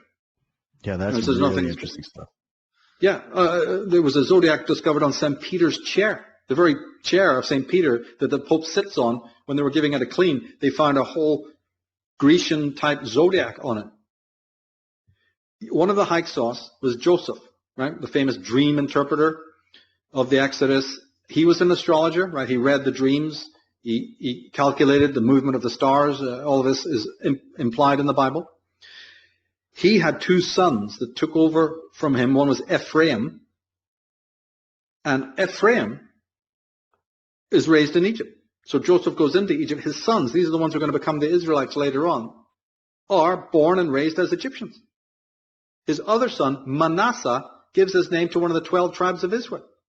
In fact, he was the head of the tribe, Manasseh, and the tribe of Manasseh was the physically biggest group. They commanded, when they got to Israel, when they set up the state of Israel, Manasseh had the biggest acreage, right, the biggest expanse of land. These people were raised semi-Egyptian, half Egyptian in blood. Because guess who his wife was? Joseph's wife is the daughter of the high priest of the temple of the sun at Heliopolis. The Bible accepts all of this. So if his wife is an Egyptian, and not just an Egyptian, but the daughter of the high priest of the sun, we're talking solar cult. And then the children, Manasseh and Ephraim, are part Egyptian. So I'm not making anything up. By the time that even of the official story, Moses is an Egyptian word. And that tie-in, right, to this temple of the sun, because Israelites are often considered to be Saturn worshippers, and as we'll discover later on, the Hyksos really worshipped Apophis, a god-goddess, an androgynous entity called Apophis, but they also worshipped Set. And a lot of scholars stay there, right? They just realize this, and that's all the statement that will be made. In fact, no, that is not the only statement to be made, because you've got to realize that both Set and even Apophis, the goddess of the underworld, are also partly solar deities. This is a huge piece that's left out. We know that, and we also know that the Israelites were connected to the house of the sun. Right? These Hyksos are connected to the temple of the sun. So there must be sun worshippers as well. If they're only worshipping Set, what would they have to do with the priest of the sun? So there is your collusion then between Jewish Israelite cosmology, theology, and Egyptian, but specifically you've got this house of the sun and the houses of the gods of the underworld, you see. Now, when they came into Egypt, they were really welcomed. In fact, their history wouldn't have gone the way it did if they weren't. You know, their history has a certain chronology to it when they enter Egypt. But another thing that is very underestimated and very rarely ever mentioned is this point. I believe they were high caste. I believe they were such high caste that they were even higher caste than some of the Egyptian royals. And this is the attitude I take, you see, in my Irish Origins books and all the rest of it. So that when they moved in, they were looked up to almost. They were admired. This was an illustrious group. Some people think they came from the east. I believe they were Scythians who came from the west. But even irrelevant to that, when they came in, they were of higher caste, even if they were Sumerians, right? Now, as I said, Moses is an Egyptian word. The tribal names, we said that Ephraim and Manasseh were Egyptian. Levi, the famous Levites, the 13th tribe, right, from which the Kohanim come. Levi is an Egyptian word. It comes from a city called Malivi, or Malui, which is on the Nile. You see. Now, excuse me. One meaning of the term Hyksos is desert princes. So they came in from the desert areas, right? Abraham is what we're talking about. Sarah, the word means princess. Why would the name of some rotten cave crawler, tent hugger, shepherd with his rotten sheep or his rotten goats, who enters into, Joseph, poor Joseph, that whole story of him, like some crazy Monty Python bearded vagabond, crossing over into Egypt. The word Sarah blows it sky high. The word means princess. Abram means head boy, basically, father of all. Right? Joseph, Jacob, Israel, right? Isaac was renamed Israel, right? This is a small noble group who enters Egypt to ingratiate themselves either with Hyksos who were already there, or they are the first Hyksos. It really doesn't matter which. Now, they arrive, as I said, at what is known as the second intermediate period. It's about the second millennium BC, 2000, 1700 BC. Mostly what's known as the 17th dynasty, sort of towards the end of it. Or that 17th dynasty period, right? People can be quite specific now about the dates, you see, which is kind of good. And they were not originally a threat. They were welcomed, they were ingratiated, as I say, probably because they were of higher caste. Over the decades, and hello, jump forward to where we are today, an invading group, first welcomed as guests, everybody loving it, it's great, and suddenly the entitlement starts to increase. So over the decades, entitlement, hubris, right, gaining power, gaining entitlement starts to increase with these people. That was then followed by the fact that they jumped over the heads of the population, and when they hired servants, they start hiring them from the undesirable classes in Egypt, right? So first you've got four stages. First they're welcomed as an illustrious nobility. Then they gain the entitlement, and they start getting out of order. Then they jump over the heads of the local population to hire riffraff as their servants. And they also bring in black nobles from outside, from the Kush and from Nubia and places, and start to put them in as generals, captains, and ministers. And this might account for some of this concept that you've heard about of the black royals in Egypt, and they certainly existed. They certainly existed. But the main point to focus on is that these are non-Horus worshipping, anti-Amonist types. Because we're having to condense reams and reams of research into just a few minutes here. So the Hyksos are anti-Horus. They're anti-Amonist, whose entitlement increased over the years. Because they were anti-Amonist, they took to the worship of the god Set. I don't know if they were Set worshippers before. It kind of looks like they might have done, because there's an old Scythian god. We don't want to get into all of this stuff. It's in the Irish Origins book. But there's an old, even sort of Aryan Scythian god that very much resembles Set. So anyway, but they were Set worshippers, kind of doing it almost to snub, right, the Horus worshippers, whose center was at Thebes. The Hyksos were centered at Heliopolis, like we said, with the Temple of the Sun. They have friends there. And also Memphis and another city called Avaris. Now, Avaris is interesting because that's where we get our word for greed, avarice. It actually comes from an Egyptian city of debauchery. Hello. But I just believe that they turn partly to the worship of Set, just as a way to irritate their opponents. This is the way these people were operating. This is what the old legends, the old scripts are telling us, is what they were like. They were trying to get away from the old system of the bull worshippers of Taurus, because the Hyksos were Aryans, right? Aryans, astrologically I'm speaking here. And so there was a lot of rivalry. But mostly the vindictive aspect was coming not from the Ammonists, but from these Hyksos, who were literally trying to change the entire status quo. Now Josephus, as we said, was related. He became a high priest himself of the Temple of the Sun. On, it was called, right? Or Anu also. Joseph, the Israelite, becomes high priest of the sun. Queen Tai, go forward a couple hundred years, you get Queen Tai, the mother of Akhenaten. She is of this Hyksos Israelite group. She comes from their cities, becomes prominent. Filthy rich, very wealthy, very powerful, but not necessarily of Egyptian blood, fully. Anyway. Now, don't forget that just one little pause, and that is the history that you get, mostly the false history of this period, is written by their descendants. So just remember that.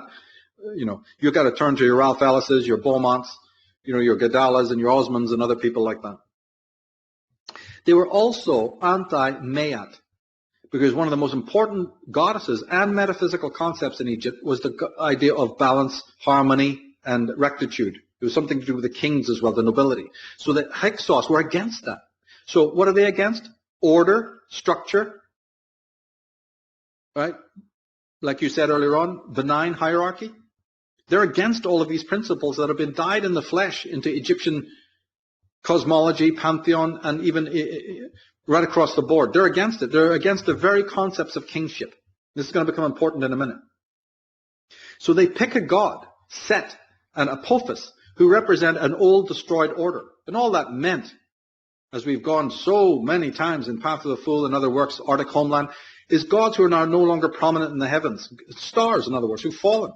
They've gone below the horizon, or they're actually completely southern constellations. The worship of those are the fallen gods. And they represent chaos. They represent darkness. They represent a fall from ascendancy. This is the way people did things. I mean, so they pick those gods, right? And they become worshippers. And that's where we get Satan. So when you say Sut, Satan, right? This is what you're really dealing with. But he was an androgynous god, and he was a solar god. He was just a solar god in a different underworld aspect. And do you know this? That Set was also worshipped as female. This is another piece that's missed out by all the scholars. You'll read reams of books and you'll never hear this. Isis, one of her names, in fact, one of her main names was Set. A-U-S-E-T. If you look up Isis on Wikipedia, you'll see one of her names is Set. What the hell is Set doing there? Because Set is an androgynous god and can be worshipped as a female deity. One meaning in Egyptian of the word Set is princess or queen. So here's our female Illuminati tie-in. One of them. So what we're saying now, though, should not surprise those who've done their homework, because many goddesses appear in a masculine form, and vice versa. Venus, the most feminine of all the goddesses, Aphrodite, had a beard, was portrayed as a beard in many, many Asiatic nations and peoples. If you go to slide number 8, where was that one? No, this is the one on the Hyksos, yeah? Yeah. There we go. Yeah, we don't need to bother with it. I thought it was something there to see, but no, it doesn't matter. Anyway, the point is that the same situation is with this Apophis. Now, Apophis' other name, because there's many, many places on the Nile that worship these gods under slightly different form, is Pepa or Pepsa. Pepsa. I'm not making this up. It's also Apep. And I've talked about another work where that comes in. The Coca-Cola wave, that symbol you see, that's a serpent. And then Pepsi has it.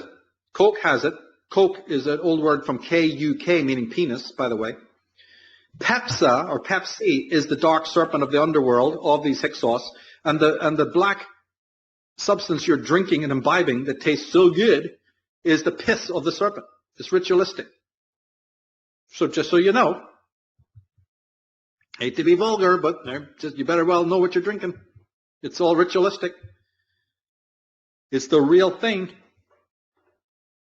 So Apophis is presented as a serpent, but was also known in many of the texts as a mother goddess. So Apep is not just male. This is another big fallacy. It's also described as a mother goddess in many of the ancient texts. Some of the epithets of Apophis, because we have to go into this because we're dealing with the worship of these people. You can't diagnose them, can't understand, anatomize them, unless you understand the kind of worship that they were involved in. So texts speak of Apophis as being he of evil character, he of evil appearance. In many texts, they talk about him being blind and deaf, sort of a god or goddess, of primal chaos. You see, this is the kind of thing. And in fact, many of the Egyptian texts are actually, thousands of them, are like spells against that god, keeping him away from you. But it said Avaris and Memphis were the center of this Setian cult. And it just happens to be a strange coincidence that Avaris, the very word avarice for unmitigated greed, comes from this. It's extraordinary how much impact this had, during those days. Now, even in the first expulsion of these people, back at the end of the 17th dynasty, only the riffraff were mostly expelled. Some of the more elite, noble people stayed because they had big houses. They were very, very wealthy. And they weren't included, you see. And as I said before, there was some types that were already ingratiated in Lower Egypt, at Heliopolis, and also at Giza. There's places close at hand. They ran the Giza plateau, so they couldn't be expelled. They were given the benefit of the doubt because the Egyptians were an extremely tolerant people.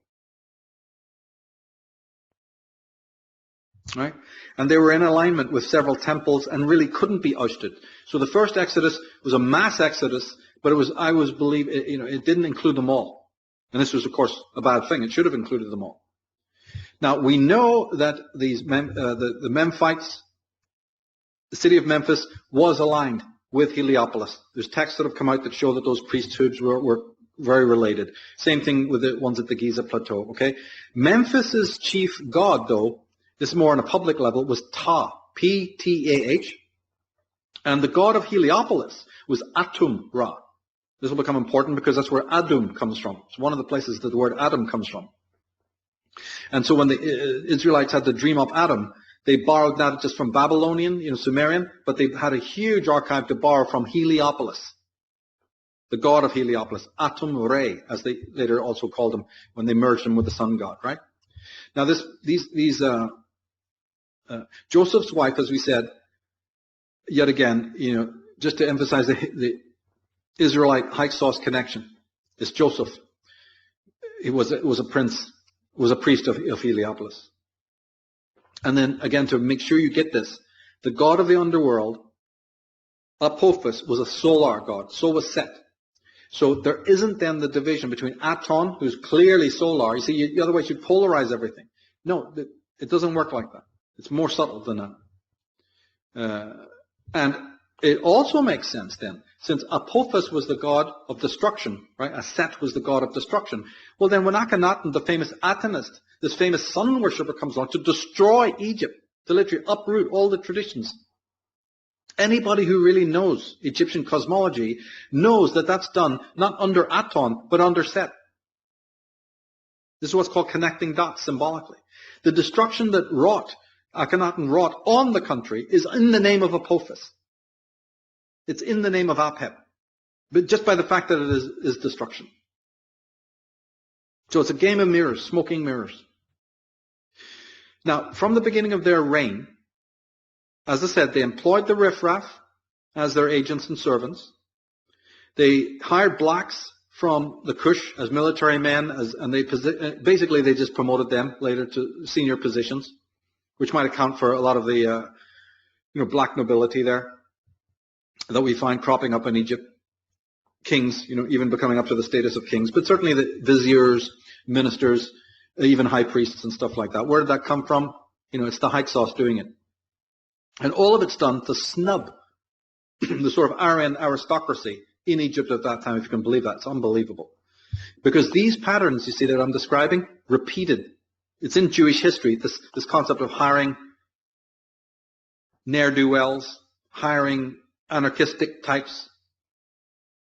Look what's happening in our world today with this immigration and migration, right? It's all going to have meaning for where we're going, right?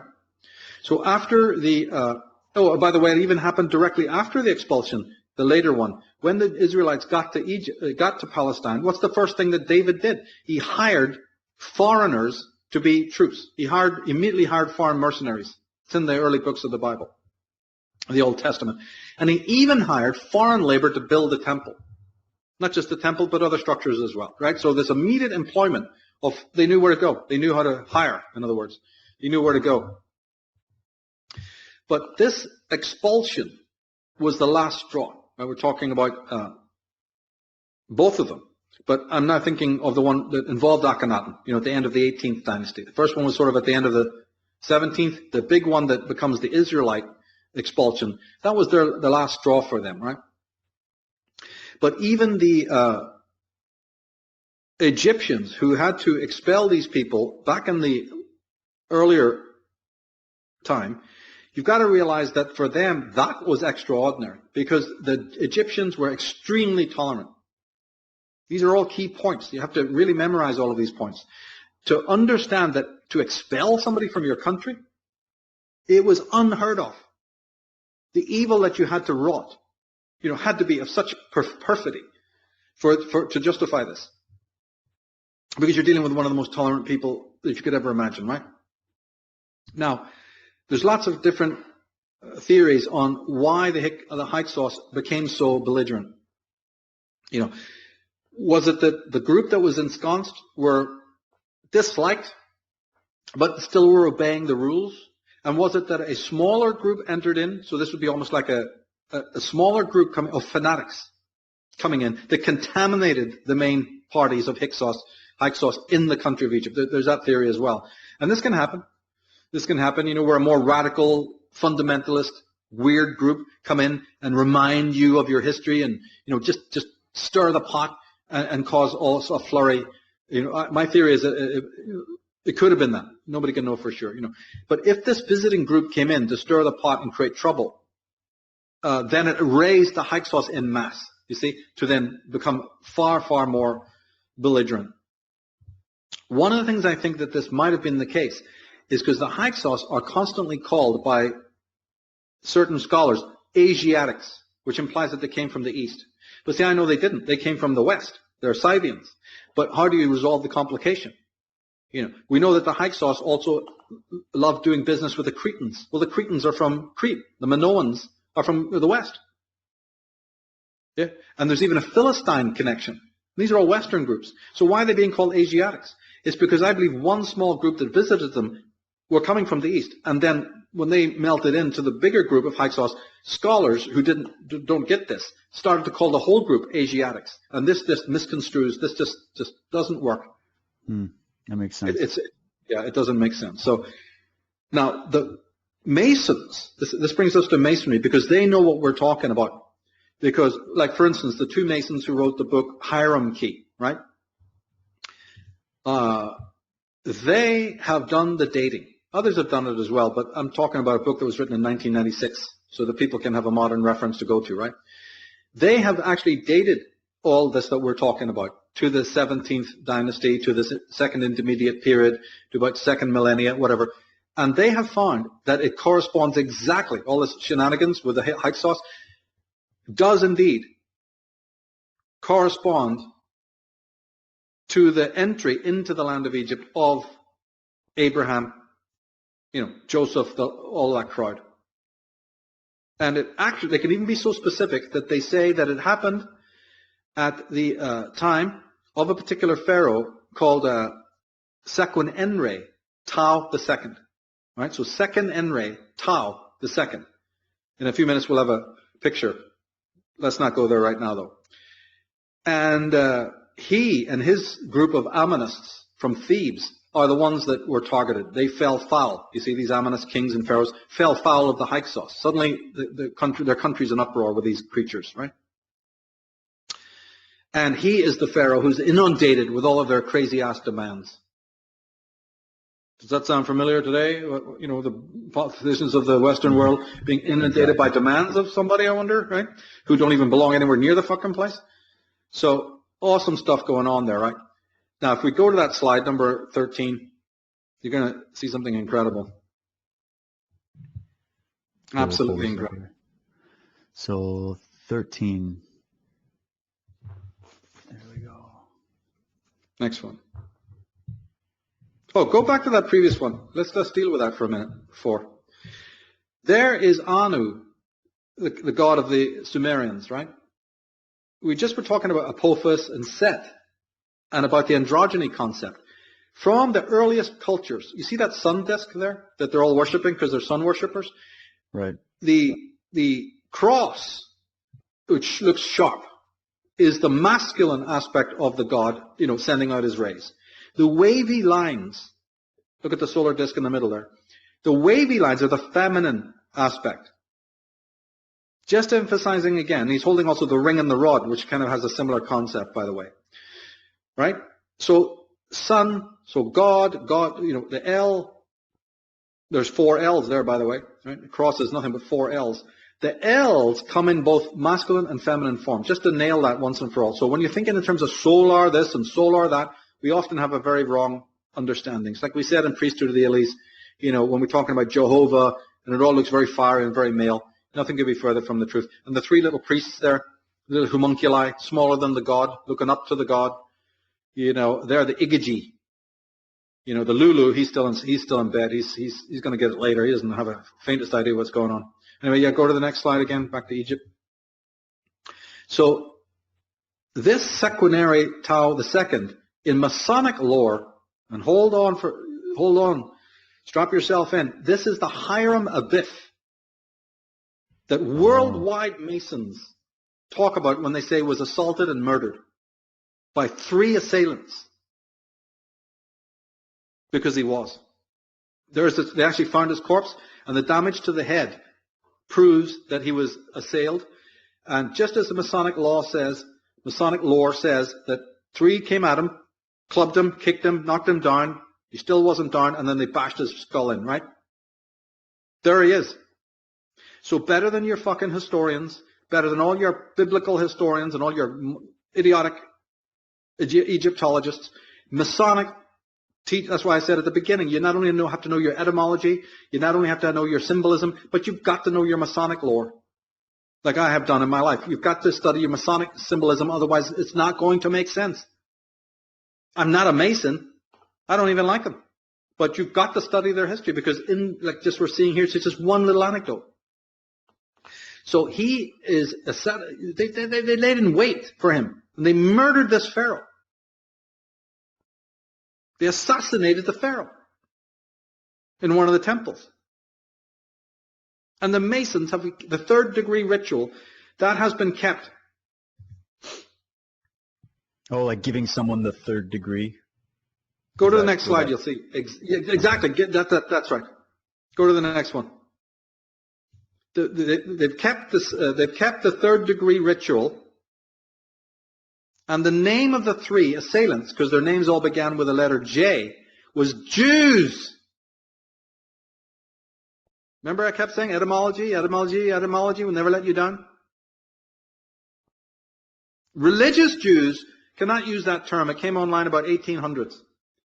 But in the esoteric tradition, in the Masonic tradition, in the Illuminati tradition, in the secret society tradition, Jewes, which is just, transliterated into Jews, meant assassins, murderers, regicides. They're proud of it. Wow. And the symbol of the coffin, right, is where Hiram was laid. So all the Masonic rituals of the 1st and 3rd, but especially the 3rd degree, go to the next slide as well. That's why we have to use these slides. It makes it easier for people to conceive. The coffin, the individual symbolism we don't have time to look into. We did in female Illuminati. But this whole business of the Monty Python, rolled up trouser leg and the rope necktie and the blindfold and the dagger at the breast and the shirt torn open at the breast. This is a reenactment of the murder of an Egyptian pharaoh who did no wrong. It's preserved. As is the name of the Jewes, the 3 brothers who were captured, and they were killed. They were executed because they were caught.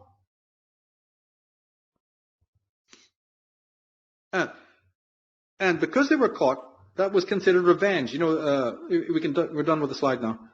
That was retribution. That was a terrifying retribution, which the Masons, right? When you come in to join as a Mason, aren't they holding that dagger to your breast? Aren't they warning you off and saying you're going to be hideous death if you give away any of the secrets? They're not going to do anything to you. That's not what it's about. It's a reenactment of what was done to the original brothers. So all the symbolism that you see in Masonry of broken columns, of wounded heroes, even in religion, of wandering peoples, right? The coffin in which Osiris is even laid. You see, or these terrifying, terrible oaths that you have to swear. I mean, actually, technically speaking, the idea of a coffin goes back to Osiris. Even Inanna in Sumerian, like the woman Inanna is put inside the coffin.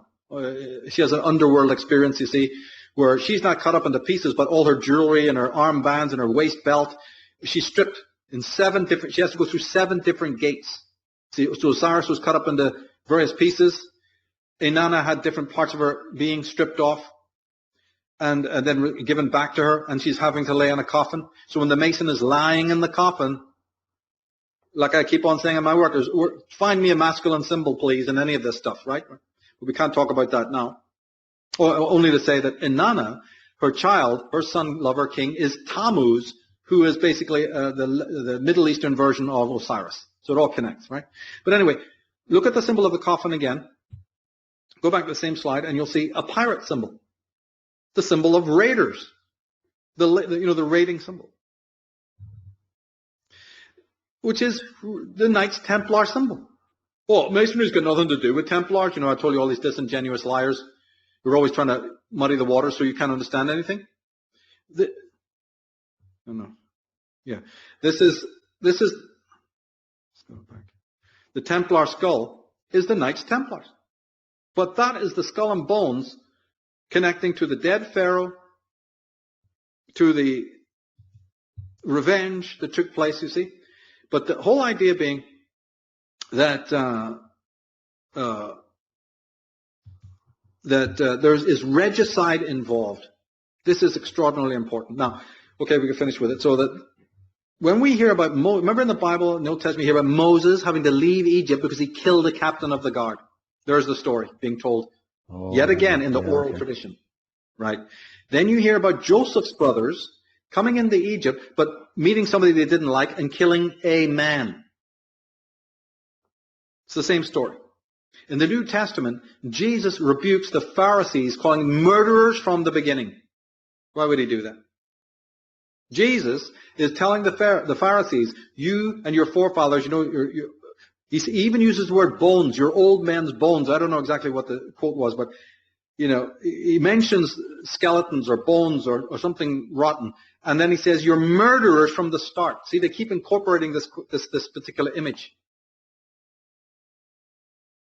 But the key thing to realize is that Jews are happily borrowing their name, their patronym, their cognomen or whatever it's called, the name of their tribe, from an act of regicide.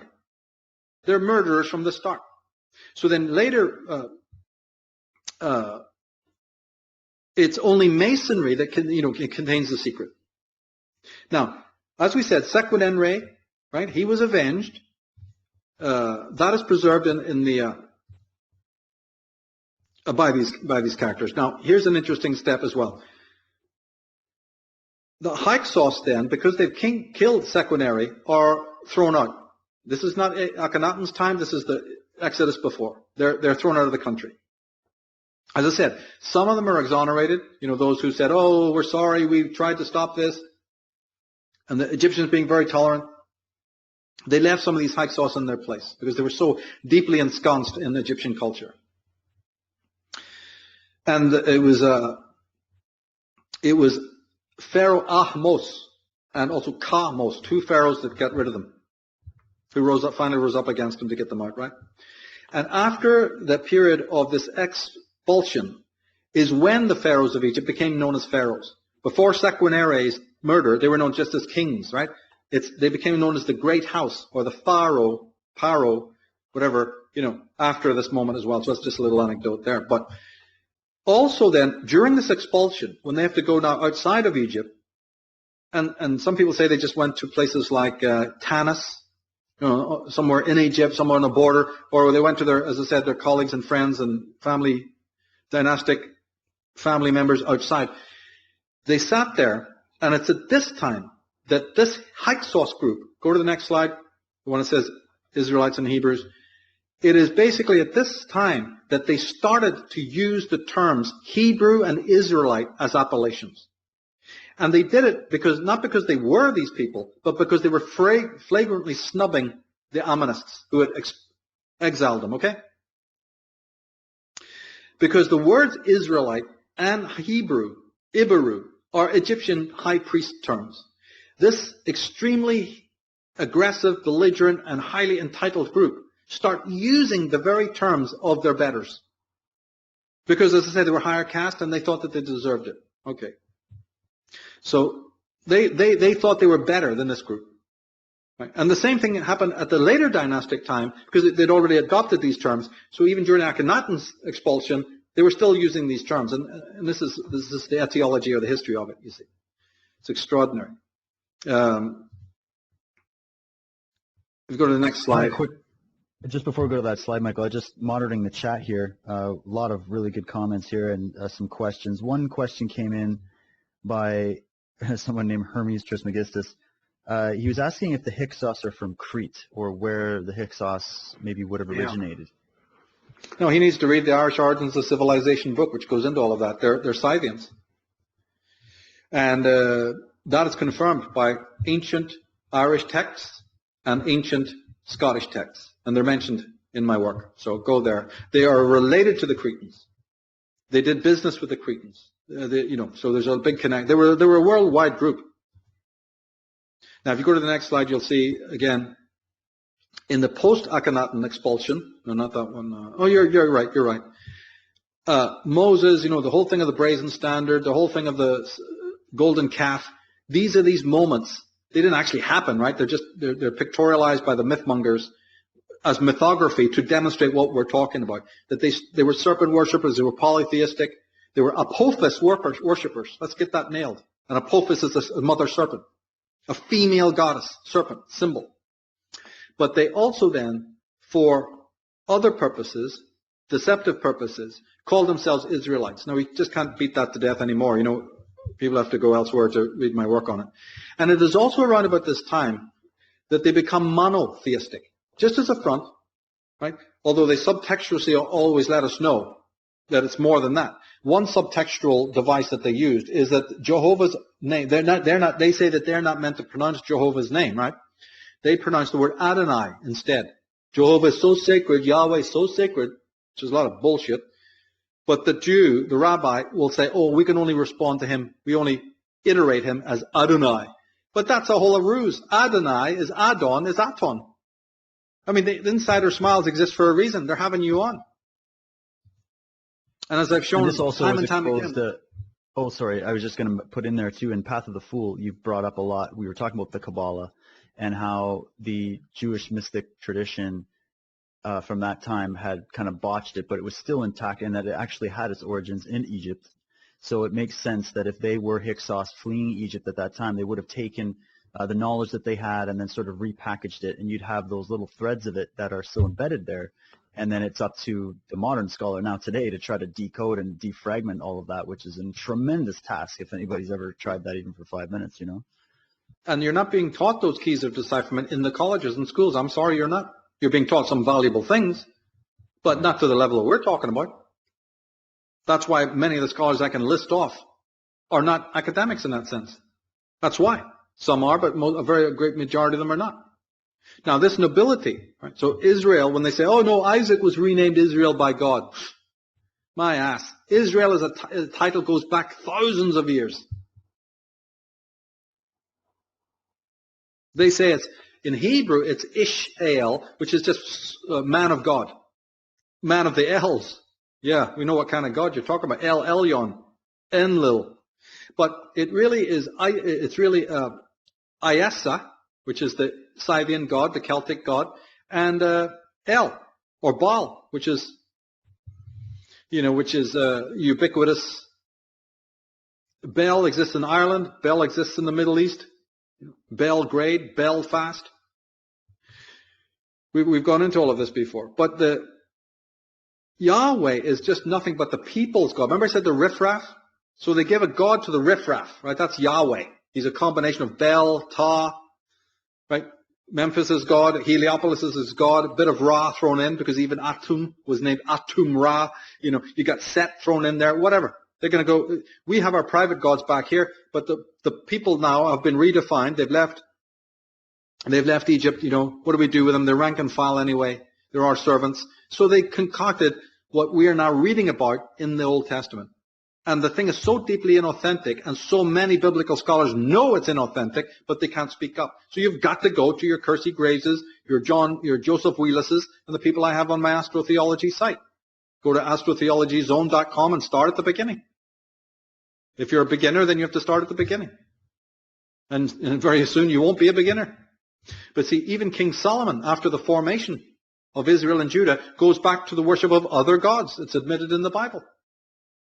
This is after the establishment of the Temple of Jerusalem, for goodness sake. So these are polytheists behind the scenes. What happened was the mythmongers who are creating what we know as the Old Testament tried to make it look like Yahweh worship came from before the Exodus. That whole bullshit story about Mount Sinai and Moses having to go back and tell the Israelites, here's your God and he wants you to be free, while he keeps on hardening the Pharaoh's heart to prevent them from being free, by the way. Nobody can explain that. Oh, and who's the Pharaoh anyway? This monumental event, and they don't even mention who the Pharaoh is? You're telling me there's no sleight of hand? Classic biographers, I really believe it and take all that literally. Sure, they can't even decide if their God is male and female. But they tried to pre-Yahweh into Egypt. It was bullshit. It was concocted later on. If there was a Yahweh before that time, it was a privately worshipped God, probably under a different name.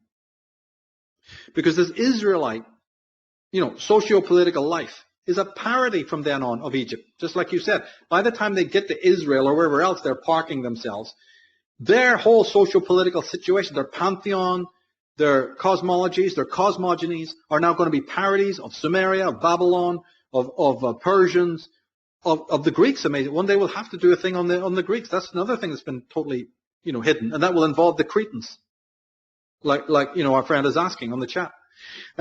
But mostly, let's just keep it to Egypt at this point.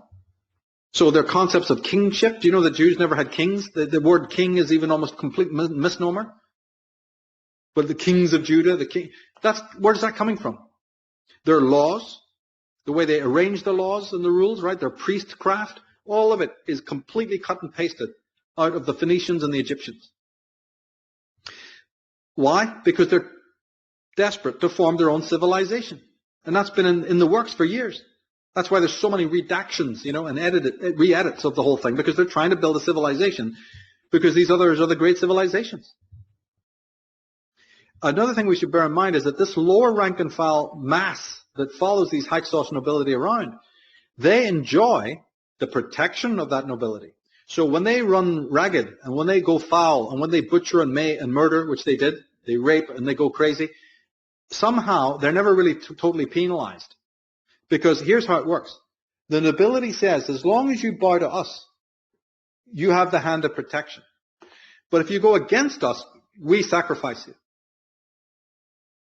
And that got through their heads eventually. Oh, so we can rape and ruin all around us. You let us have a free hand with somebody else. As long as we don't mess with you, we live. We have what we want. We can have the spoils of war. So all these bloody slaves that they tell you about are leaving Israel, going across the wilderness for 40 years. They got camels, they got goats, they got sheep, they got cattle, they got gold enough to build a brazen standard in the desert. They got gold enough to build a golden calf. And then when they need other things, they're pulling up rings and jewels. It's in the Exodus. It's in the Deuteronomy. Where did they get all that from if they're meant to be slaves? Where did they even get a single chicken if you're slaves? The slaves have slaves. I don't have it in front of me right now, the passage. In the Bible, by the time they're getting to Mount Sinai, you find out that the slaves have slaves. So how the hell does that work? Yeah, exactly. And even Ralph Ellis, he brought up the fact that Mount Sinai was actually most likely the Great Pyramid of Egypt. Yeah, it wasn't necessarily a mountain at all. It is, because remember the Hyksos own that area. Heliopolis, Giza Plateau, they control it. So all they did was circumambulate. This Exodus didn't go outside. They first congregated, right, when they wanted to decide what they were going to do, they congregated at the Great Pyramid. And ancient Egyptian people used to go round the pyramid. There's actually evidence that they circumambulated the stone. Who's doing that today? Because the sky circumambulates the stone. So all these things that we're talking about have been preserved, you see, in one legendary form, and also, as we said in Masonic terms, in the ritual form, especially this idea of lamenting the death of Sequeneri. So here's the thing that people, if they listen back to this, might get confused. They go, okay, so the Masons have preserved, in their third degree ritual, you say, Michael, they preserved this moment of the death of Sequeneri Tau II. Are they for or against it? Because you look at the ritual, you don't know what's going on. Are they for? Are they lamenting his death? Your coffin, and they bring the acolyte in, and he looks like he's being put through the ringer, right? So they're against it, right? They're against the murderers. But the opposite is true also. No. They may be celebrating the king's death at the hands of the Jews. Now, they're crafty enough to hide it from you. They're not going to advertise it. In fact, they don't advertise any of this to non-Masons. You have to dig deep. So we have then the question, you see,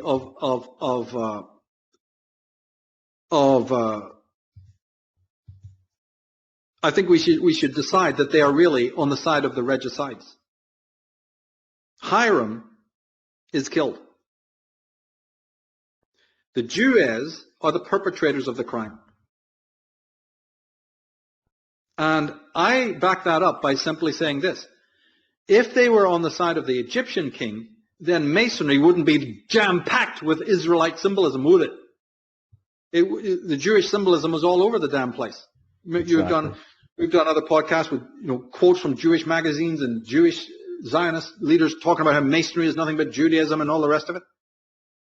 They're using the skull and bones, or the skull and bones does if you go to slide 16, I think it is 15, 19. We saw the skull and bones imagery on the coffin, right? But there's a whole society out there, a Templar society in America, called the Skull and Bones. The Knights Templar haven't gone away any more than the Hospitallers have gone away. So did you want that slide back up there, Michael? Yeah, that's the get the skull and bones up. There we go. There's a whole organization. Why is it called Skull and Bones? There's a million Masonic names you can use. They have that building, they have that order, and they have that symbol because they're affiliating themselves and aligning themselves with the murderers, with the Jews. Who are they? They're the regicides.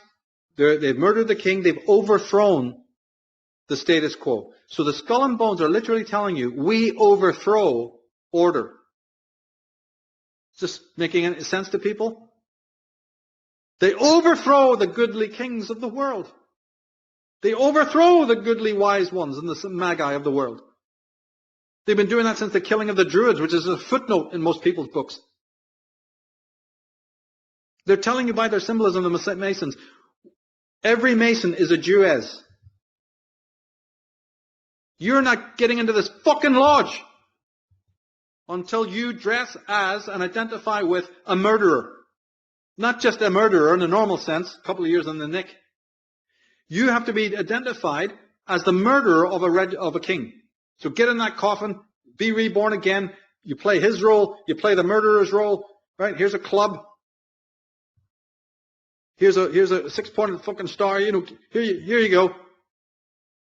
And they go through. It's probably slightly different complexion on each lodge, east and west. But this is the basic thing. They're telling you who they are. We're Apophis worshippers. Here's your badge. That's why you see the serpent on the medical. They're bringing you chaos and destruction on a psychosomatic level. The brazen standard is saying our religion is of Apophis, the serpent. We're bringing you chaos. Psychosomatic chaos. You're walking around, but okay. So, Hyksos are Atonists. Just like all Masons are Israelites, but not every Israelite is a Mason.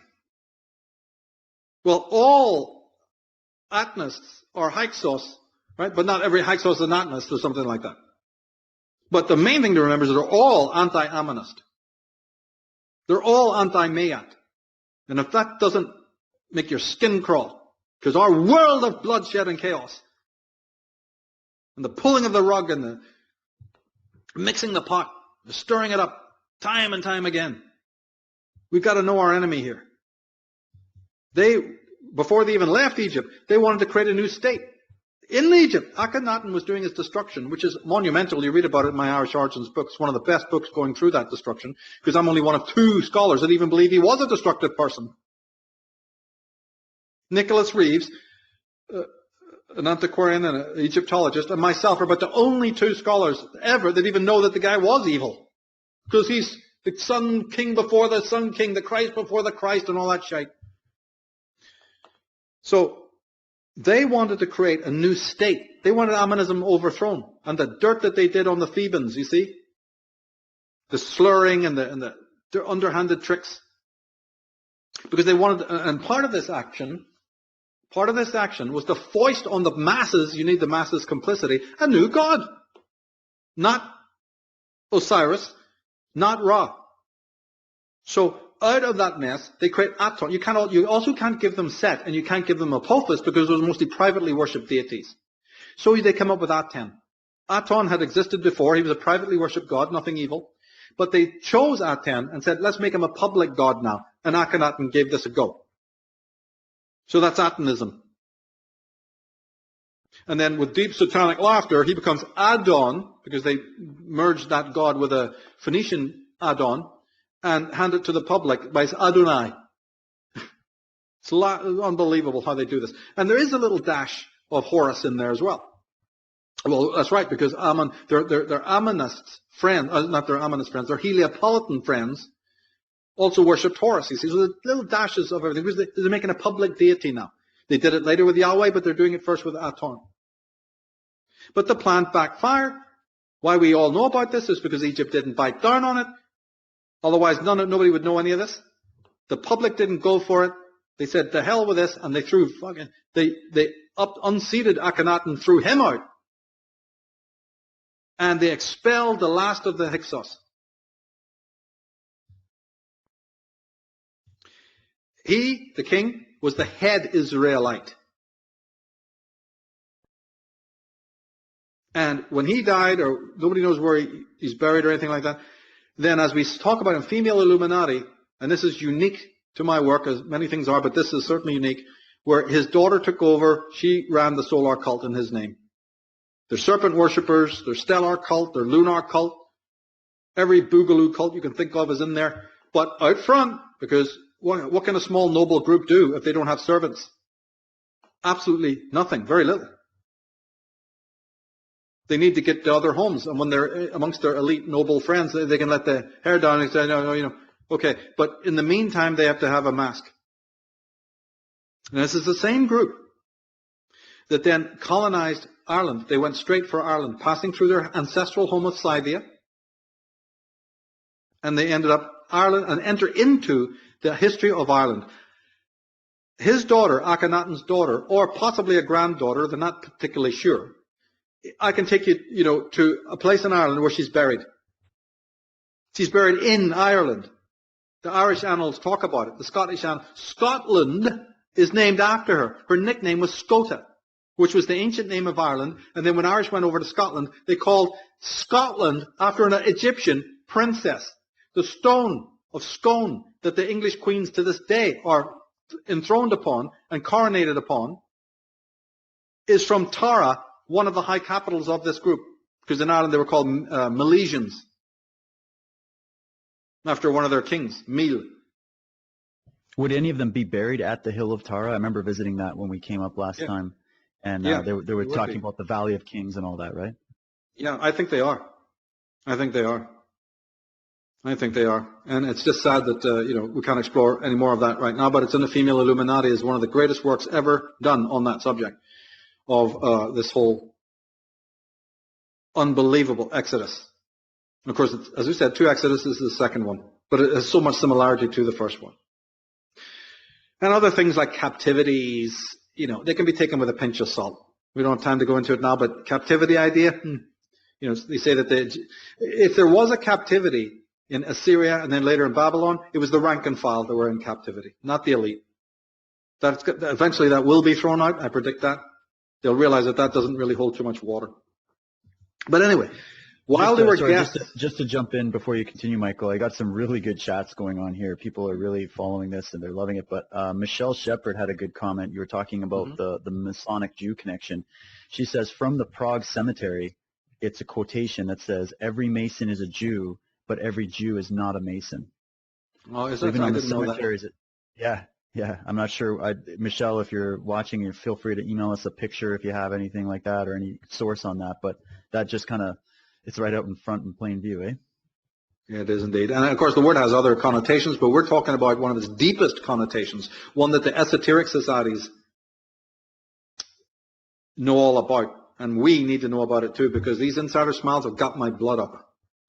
It's disgusting, right? and appropriating names of the ancient Druids like Ibaru, laughing all the way to the bank. It's got nothing to do with Haparu, which just meant shepherds and meant, ne'er-do-wells. The Haparu or the Aparu. Nothing to do with that. They're the mythmongers. We got to straighten it all out. But the word Jew is legit in this instance because it designates these arch-regicides. And every Mason is a Jew. Yeah, a Jewess, a regicide. So don't they have kings? They have monarchs. Yeah, but those guys are regicides. They're not going to act in the way that benign monarchs are. They're Masonic. They're Illuminati. They're the real string pullers all over the world. So this group that gets to Ireland, this group that goes to Scythia, this group that is ensconced in Tanis and all around, even in Greece and Rome, right? Athens, Aton and Athens, yep.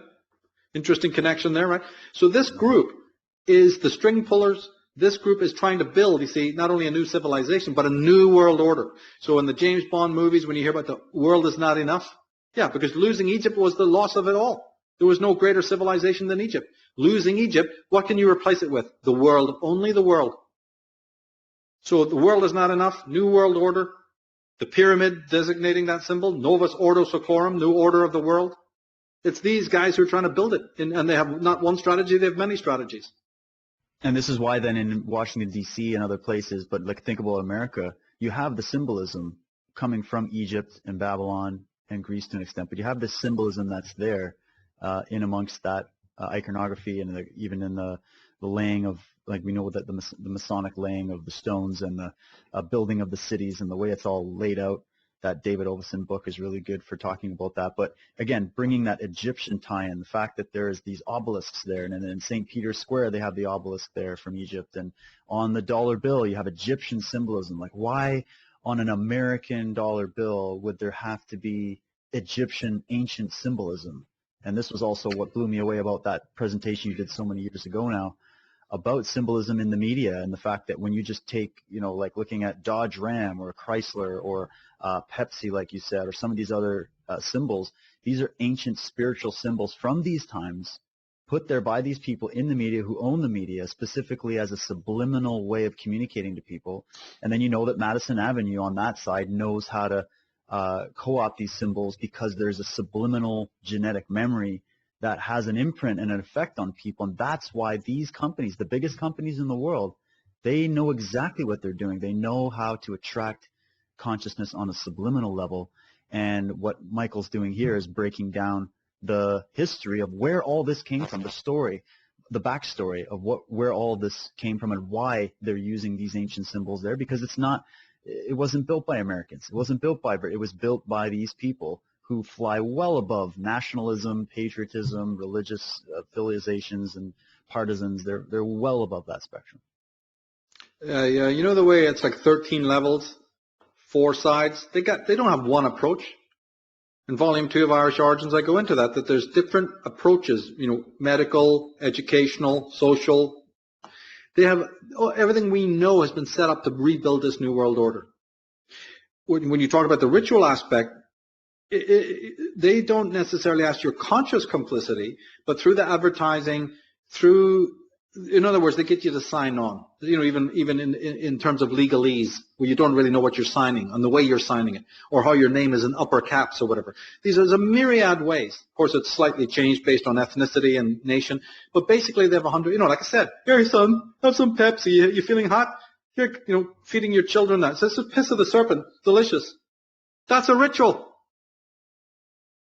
When they put a 5-pointed star or a cross of Lorraine, like Nestle, or a 5-pointed star on a product and you're munching on it,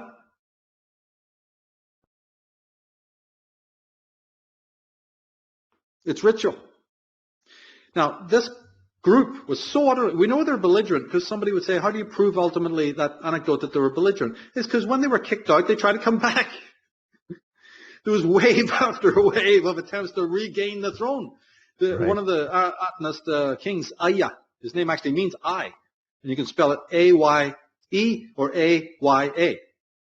He was a descendant, probably the uncle of Akhenaton, right? He makes a comeback, tries to come back. He even goes to Greece in one instance and tries to get a group called the Danai to come in, and take over again. They try to regain the throne of Egypt. They don't want to lose it. And I actually believe they succeeded, only it was way, way down the line, right? During the period that we know as the Greek or the Macedonian, when Alexander the Great comes and conquers Egypt, this is that same group getting back. Not at the time they wanted, but hell, it was belated, but they got back. So the Grecian, through the Ptolemies, there's a group called the Ptolemies. We'll have the links below. The Seleucids, and even the Parthians. Cleopatra, Queen of Egypt, no. She's Parthian. She's an acolyte. She's an agent of the Roman state. All right? And that's how the Alexandria Library got created, right? They're all going down there to Egypt in the latter days, in the latter dynasties. So these guys do get back their family descendants. And Ralph Ellis will tell you all about it, you see. We have to have him on again, maybe, as a guest to go over some of these key points. So that it's another, because he's one of the greatest scholars who's helped to reveal a lot of this kind of thing, But what we're doing is talking about Eastern groups. And some of these groups, you see, remained in the East. And one of the most important ones who remained in the East, they eventually came into the West, but much, much later. Okay, let's try to put it this way. Many of the top nobility went over to Europe. So this is how it becomes a Western problem, right? They come back to ancestral homelands in Ireland and Britain. So there's undoubtedly a Western connection. But we're trying to keep the center of gravity in the East right now, right? Because the same group also go to Eastern lands, like Parthia, like outlying lands, Babylon, Assyria, Persia, Syria, especially Syria. When they coalesce again, they're doing it under a very, very important group that people need to know about, and I'm probably the only researcher who's ever talked about this group, and it's called the Gaionum. Right? Capital G, the Gaionum. Now, this group constellates under sort of a Jewish front. Remember, I kept telling you, don't fall for the front. Right? But these are a group that constellate in Babylon and in surrounding areas because they've learned from the Babylon. They've been guests in these places, so they reconstellate as this sort of super Jewish group with a lot of history has been concocted now. A lot of sacred books are starting to appear, and they're a very important group. And the capital G of the Gaionum is what you see when you look inside the compass and protractors of Masonry, because when this group does appear in the West, it is as Freemasons. Brothers of the Sun. Free doesn't mean free. Right? It means Frey, Masen. It means brothers of the Sun. And brothers of Aton. Princes of Light. You know what the Gaionum call themselves? Princes of Light. The head boy is called a Gaon. G-A-O-N. His little monkey group surrounding him is called the Gaonate, with the funny hat crowd, the funny hat brigade. And the movement or the order is the Gaionin. They're also, I believe, can be described by another name called Order of Melchizedek. Because just as Moses is a cover for Akhenaten, right? We said the Israelites is a cover for the Exodus of the Atonists. Moses, the leader of the Exodus, is a cover for Akhenaten. Melchizedek, Enoch. It's unbelievable. Remember, I've said so many times before that titles are turned into names and names turned into titles. And it's a fact. Your Abraham isn't an individual. He's the Hyksos. There was no Abraham. There was no Joseph. There was no Israel and Isaac.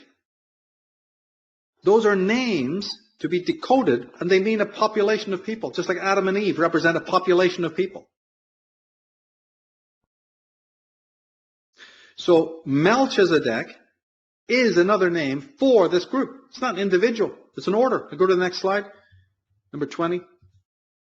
Who are they? Why do they matter? Absolutely incredible. They turn up in the Bible as the Sadducees. That's a bad transliteration of sons of Zadok. Sadducee, right, is one of the most important groups in Judaism. An extremely elite group in Judea, because they reappear. The Gaionim reappears as the Pharisees and the Sadducees. Remember I said that Jesus, I come back for a minute out of the slide, see, because remember I said earlier that Jesus rebuked the Pharisees, right? Because he's saying, you're a bunch of murderers. You've killed the king. Don't get in my face. I'm the king. I'm the Messiah. I know who you are. Right, right. And they're going, we'll get you. Well, Pharisee and Sadducees are the Gaionim, agents of they're not the Gaionim, but they're secondary to the Gaionim. They're the Gaionim turning up in the history pages, right? But they're agents. But the Sadducees are, I believe, more of the agents than even the Pharisees. The Sadducees are the sons of Melchizedek, the sons of Zadok. That's a fictional character. You got to decode it. We've said it a million times before. In the coronation of Queen Elizabeth II, Handel's great hymn is sung. Zadok the king. Is that a Masonic enough for anyone, right? If you go to the next slide, you'll see the same thing. Yeah. So now we understand something. Oh, come back out of that one. I'm a little bit too early. Now we understand something very important, that this order of Melchizedek are the Zadokites. Okay, we're done with it. There's like 3 tiers. Order of Melchizedek. Gaionim, order of Melchizedek, Zadokites, Sadducees. What do we know about the Sadducees? After the Romans enter in, they disappear from history completely. Talk about a puff of smoke. Talk about David Copperfield. I mean, the Empire State Building disappears before your eyes. Before they disappear, they're hated by various groups of Jews and Christians because they're colluders with the Romans. But once you understand that they're all Eastern Illuminati, even these Roman emperors who are married in with all these Parthians and other groups, then you see why there's collusion between Judites and Romans. There's many reasons for it, but the Sadducees were colluders. They welcomed the Roman in. They welcomed the suppression of the rank and file, maniacal, hysterical Jews who were waiting for their Messiah. You see? And then finally, after all hell breaks loose, the Jews are just up in arms. And the next thing you know, the Sadducees are meant to have vanished from the scene. Rubbish. No group ever vanishes from the scene. Now, this Gaionim do later appear in the West, as I said, as Freemasons or the Masons, as the Knights Templars. And the G in the middle does not represent goddess. It does not represent great architect of the universe or geometrist. It's Gaionim, it's the serpent. Because in small, lower case, a G is a serpent. Because this is the Apophis worshipping Setians. So the capital G in lower case is the serpent. The brotherhood of the snake. The dragon court. That dragon court, just like you saw the symbol of the sun, operates from a masculine solar point of view to blind you, solarize your brain so you can't think, and from a much more feminine aspect, the female Illuminati, the female sisterhood is there as well. Make no mistake about it. Orthodox Judaism, the religious type, is the front. That's the window dressing. We saw that Kabbalah comes from Sibel. It's all ancient. There's nothing Jewish about Kabbalah, except all the scribbling they've done, trying to work out what it is. Because they raided the archives of Egypt. Like the Hyksos leave. They've got a lot of stuff they don't understand what it is. They're going to come up with their own magic and sorcery, but they don't know a lot of what their unadulterated stuff is all about. But it'll turn up, won't it, as a burning bush, as a mountain, as an Ark of the Covenant, as the stars of David's and all. They don't know what it is. They put their own thing on it. But when you really do your homework and find out where the stuff comes from, the official story just fades away. But you see, the main thing to understand about Eastern Illuminati is that this Hyksos group, this Atonistic group of Setians and Apophis worshippers, they're the force behind nobles of Alexander. They're the force behind Grecian, they're the Parthian, Syrian, and Roman. And we'll be looking into that in a minute because it's provable. What they do is their blood, their high caste is Aryan, is Indo-European. They marry in, subsequently, as I said, they married in with a lot of Semitic groups. You know, confusing it for later scholars. Today, I mean,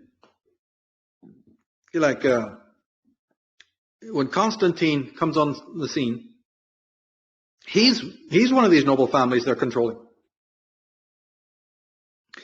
And he and his mother create a Christian front, what we know as Christianity. Remember that whole thing about Christos? He can do it in a heartbeat because he's a member of Sol Invictus. He's pure Atonist. So he goes, what do you want me to do? Oh, that's no problem. I'm a solar cultist. You want, no problem, no problem. And they stick the cross, which had been Egyptian, you know, they hodgepodge it and they put this thing in front. You want an Islamic front? Because, you know, it has to be customized by ethnicity. So this Atonist group can easily morph. Sure, Islam is coming out of the same Semitic pantheon as your Judaism. It is Judaic. It comes out of Abraham and Isaac and Jacob. There's not individuals there. That's Atonism. That's proto-Atonism. Islam is born from the same filthy womb. Because if you want a world control, you have to adapt by ethnicity.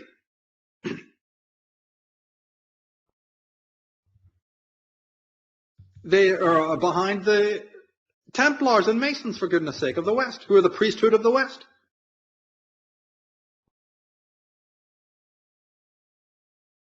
Templars are coming on pretending to be Catholic. Nothing could be further from the truth. They're anti-Catholic. They're quasi-Essenes. Right? See, the Templars, when they were in the Holy Land, the scholars are now saying that they're meant to have discovered under Temple Mount, under Herod's temple, Essene books, books that the Essenes had written. The shadowy Jewish early Christian sect. Very conservative Jews who hated the Sadducees, hated the Temple of Jerusalem, hated all of that, right? This is a cult to which Jesus and John the Baptist really belonged. That's what the Dead Sea Scrolls showed, right? But when the Knights Templar, Godfrey and his crowd, are digging under the temple in the 10th century, or the 11th century, because they're on the Crusades, right? They find documents that are from these old Essenes, telling you the true story, a lot of what we're talking about now, and also more of the story of the Israelites, who they are, who the Essenes are. And the Templars read it. They're actually illiterate. They need their clerks. We talked about that all insidious group, the clerks, before, how important that was. People should go back and listen to our interview with Gary Wayne, and then we've done another one talking about these clerks. On the Templars, yeah. That's right. Listen to that, because not all of the Templars couldn't even write their own name. It's a mass of little worker ants that we need to deal with who are behind Masonry and behind all these other groups. They're totally anonymous. Well, this group, they coded it. They took them back to France. They read it, and they couldn't believe what they were saying. They also got physical treasure, which was how they were able to open all these priories and abbeys all over France and other countries, Belgium and what have you. But they also found this documentation that showed what the true history of their Christianity was. And they saw that the Catholic Church is nothing, that Catholics are not Christians. Catholicism is solar cultism. And a kind of solar cultism, it's all solar cultism, but it's a kind of solar cultism they didn't like. So that's where your René Le Chateau and Holy Blood, Holy Grail stuff comes in, where there's an antagonism between the Priory de Sion, the Knights Templars, and the Vatican. Because each other loathsome hydra. One head is eating at the other head, going, no, we're the ones. No, you're not the ones. Gangs. West Side Story. Sick of it. Those buggers are quasi-Essenes. They dress the same, the long beards, the whole 9 yards. And in those documents was a truer account of the biblical Jesus. So you don't need Ralph Ellis, you just go to the Dead Sea Scrolls. Those scrolls introduced to the Templars a new secret doctrine. A lot of it what we're talking about. And it tuned them in to Atonism, a higher form of solar worship that made the Catholic version of solar worship look tawdry. Like I said, it was always made to be a front. Well, it's Paul. St. Paul is rubbish. You see? So these things have to be, his was considered rubbish. Paul's version was hated by the Jerusalem church and the Essenes and the hardline Jews and the Mandeans and the Ebionites and all these groups. They were, what are you doing? That's not the way it should be. He's trying to cherry pick the best parts of Judaism to make this new Christianity is for Gentiles, because his bosses, the Roman extremists, the emperors, and the Sadducees were funding him to do that. So he got the backs up of the original Jews who going, that's not what we teach. So then they were suppressed. Before they got suppressed, they buried their documents. The Templars find it. They go, oh my God, let's separate ourselves from the Catholic Church. We still have to look Catholic, but behind the scenes, we got to be something else. The papacy learns this and comes after them. Philip the Fair, or what was his name? Philip IV of France and this Benedict Pope come after them because they know they're acting. They know they're no longer true to the cross. So they're trying to excommunicate them. But then the Philip of France wanted the money. All that would have happened to them was been excommunicated. They would have gone underground. They would have still been around in exactly the same horrible way that they are still around. But that's all that would have happened. There would have been no executions. There would have been no Friday the 13th and the execution of, what was his name? Jacques de Molay and all that malarkey. It's except that Philip of France wanted their gold. He didn't get it, but he wanted it. And so you have this other story where they actually were physically purged, which never would have happened. They were far too powerful for that. But they are Gnostics. They're Essenes. They are Mandeans. They are Atonists in a different way, a different slant. Later on, this group, the Gaiunum, coming back to them, it's their agents, another group that goes on through Sol Invictus, through the cult of Mithras, to create the Christianity we know today. As I said, rejected by some other nutballs, but we have it. I wouldn't want either, like I say in chapter 16 of the volume 1 of Irish Origins, don't try to present one to be more esoteric. This is what the Da Vinci Code has done. This is what Holy Blood and Holy Grail and legions of other people in that movement do. They prefer, isn't that what, haven't you watched the movie Da Vinci Code? They prefer the esoteric, version of the Christians. The goody two-shoes prior to Zion. Oh, they'll come out at the end, around the Rosslyn Chapel at the end scenes. It makes you cry with tears of unbelievable. Here they are, the scholars keeping the great mysteries alive against the big monster of the papacy. You gonna sell me that shit? One worse than the other. But anyway, this Gaiunum not only creates that Sol Invictus revamp called Christianity, they create, while they still remain in the East, they're responsible for the rise of the Ishmaelis. They're responsible for the rise of the Sabbateans. This thing is unbelievable how many eggs this monster has laid. Frankists, Seveners, Masons. So go to my article called Female Illuminati. There's not actually an article on Unslaved, and then read the joint one to it called The Power of the Templars. They go back to back. And the whole rotten story. You'll be marshaled with more facts than in 10 lifetimes, all right? You just read those 2 articles, and I'm giving you stuff in there that will make you, give you a master's degree and plus on the subject we're talking about. They're also behind a group, if you go to the next slide, that one we didn't look at before. There's a list, just in case people haven't heard of these guys before. Yeah. Just in case people haven't heard of these groups. They can refer to this slide. Ishmaelis, Sabbateans, Frankists, Seveners, Masons. That's not in any order or anything like that, right? It's just, and by the way, that's not the only groups. But one group that you might want to look into is this Brethren of Purity. Another Boogaloo cult, right? But the 10th century group. Astrology was very important to them, so they're what is known as Sabians. Sabian means of the stars. And Sabian does not apply to one group. Or you can come back. Sabian refers to any group. Coptic, Egyptian, Chaldean, I don't care. Sabian is those who watch the stars. Just like Jesus was visited by 3 Magi, 3 Sabians. Is this where the symbolism for like a wizard wearing his hat with all the stars and moons on comes from? Is like the knowledge, the peaked knowledge of the stars? Yeah, absolutely. Now this group, the Brethren of Purity, see, people haven't heard of these groups. These are the Eastern Illuminati. They're very similar, actually, to the Ishmaelis and Masons. You can almost, in their dress codes and their way that they perform, the way they go about, a lot of their rituals of washing and all the rest of it, you can almost not distinguish them. We don't have time to get into it all now. I think there's another slide too. It's very interesting. Yeah, it's the next one to that. Here's a group that's considered a Western group, but notice something about this. They're real.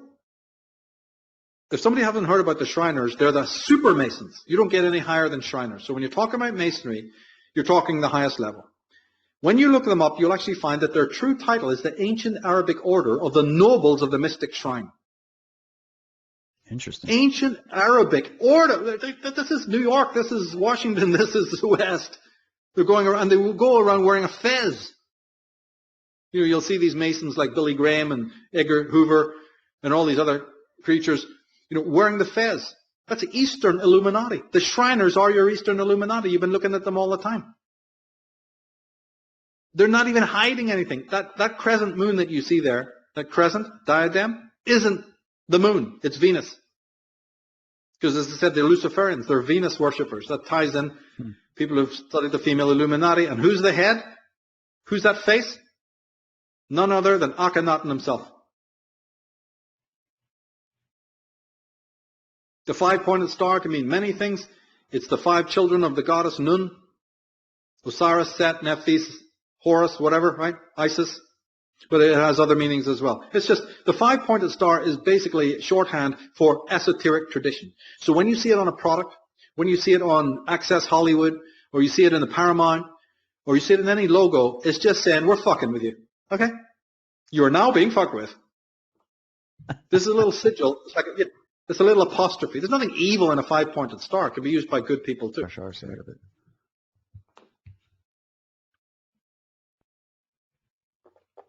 There's no delay on our end. There's been no glitch, and it's just as it's pushing it from our software out to YouTube, it seems like later on in the broadcast, like in maybe the last half hour, people have been commenting about buffering. So just to let those people that have been commenting about that know, we are aware of it. Our signals are fine. Everything's fine on our end. It just has to do with YouTube interpreting a high-quality image, and sometimes it just takes a little bit to buffer at certain points. And we're also experimenting with this for the first time, so we'll get this queued up. But I think right now, as Ryan is telling me, we're YouTube's saying green. I'm checking on my phone, and we're green. So looks like it's going well. But we'll have the full thing there and archive for you after the show is done. So we're good to go, Michael. Go ahead and carry on from where you left off. Well, I was just checking the slides there. Everything's good. So this is important because this is an important zone of the world. It's an important empire. And even though it's in its decaying moments, the Orthodoxy don't want things to change. And suddenly from out of the middle of nowhere comes this bizarre Masonic Jewish group, heavily connected to Judaism, heavily connected to Masonry, heavily connected to communism. Just out of the puff of fucking smoke. It's amazing, right? So Ataturk, one of their great leaders, again, one of these evil men that everyone just doesn't know about, Ataturk, in 1948, he actually goes around closing some Freemasonic lodges. Now that would seem to be a contradiction to what I've said, but it's not. Because I've said before when I talk about Germany and Austro-Hungary, that when Hitler and other people came along, they went around closing lodges. Yes. Now why did they do that? What was the answer I gave them? It's because not all lodges of Masonry are bad. Doesn't mean they're super good, but they're not as evil as the one, because remember, a lot of them preserve an Aryan tradition, by the way. This is something that people do not know, because you're not taught it by these people in the research community. All Masonry is bad, that's all you know. Well, that's demonstrably not true. You can meet umpteen Masons today, and they're great, great people. Well, it was true in the past as well. And when you see this happening, super Jews, super Masons going around closing other lodges, I think I can guess what kind of lodges they're closing. It means there was good Masons at loose who knew what was taking place, who had different ethics. And not to mention that some of these lodges have different complexions all over the place. So when the Pope is telling you nobody can join Freemasonry, yeah, but the next Pope is saying it's perfectly okay. So also, do you see how relevant this is to our times? Islam is now on the rise again in a way that is unimaginable. Who started it? Well, I'm just describing this. One of these Eastern Illuminati groups is thoroughly behind Islamic groups. They were behind the Muslim Brotherhood, the Young Turks, the Ismailis.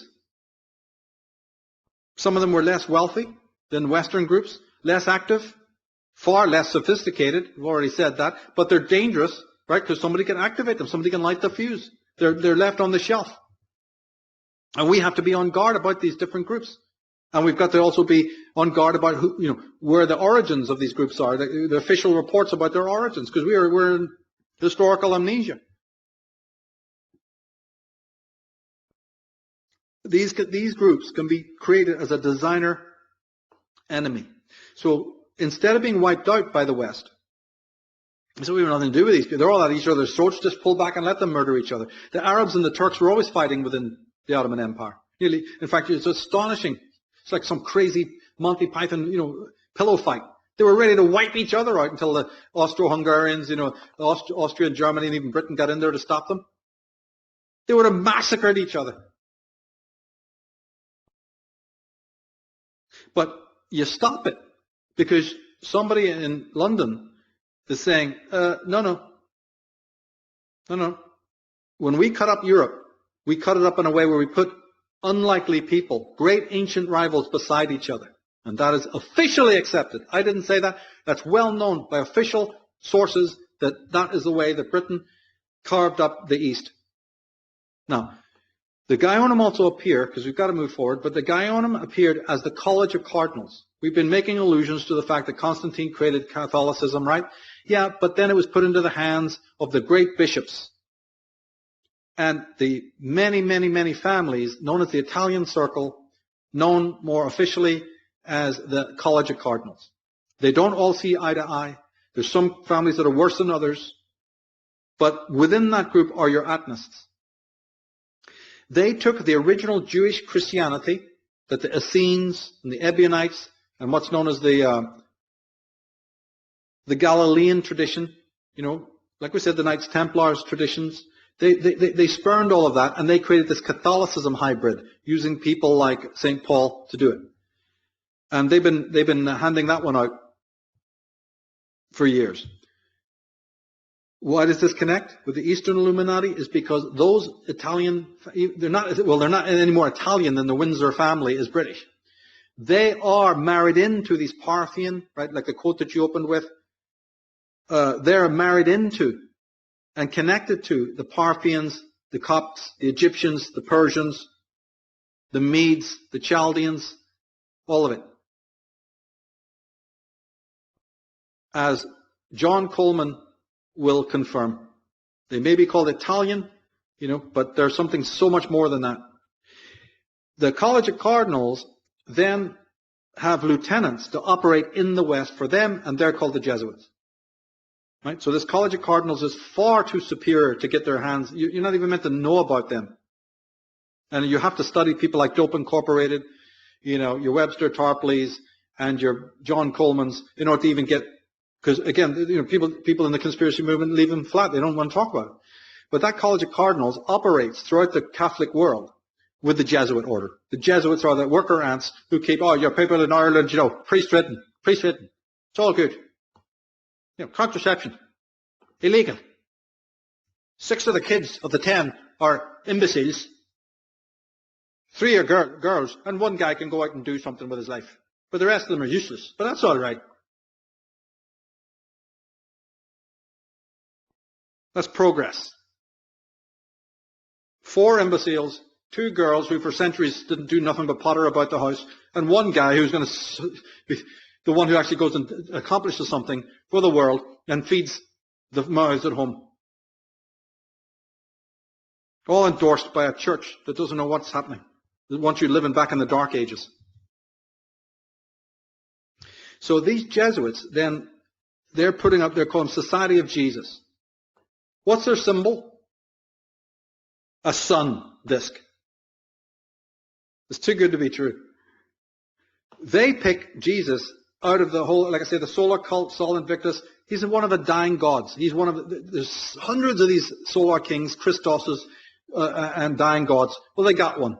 It's a combination of Mithras, Attis, Tammuz, Osiris, Dionysus. He's also Akhenaten, the great sun king. So if you go to the next slide, one with a quote, we'll read. It says, the cult of Mithras is particularly awkward for Christians.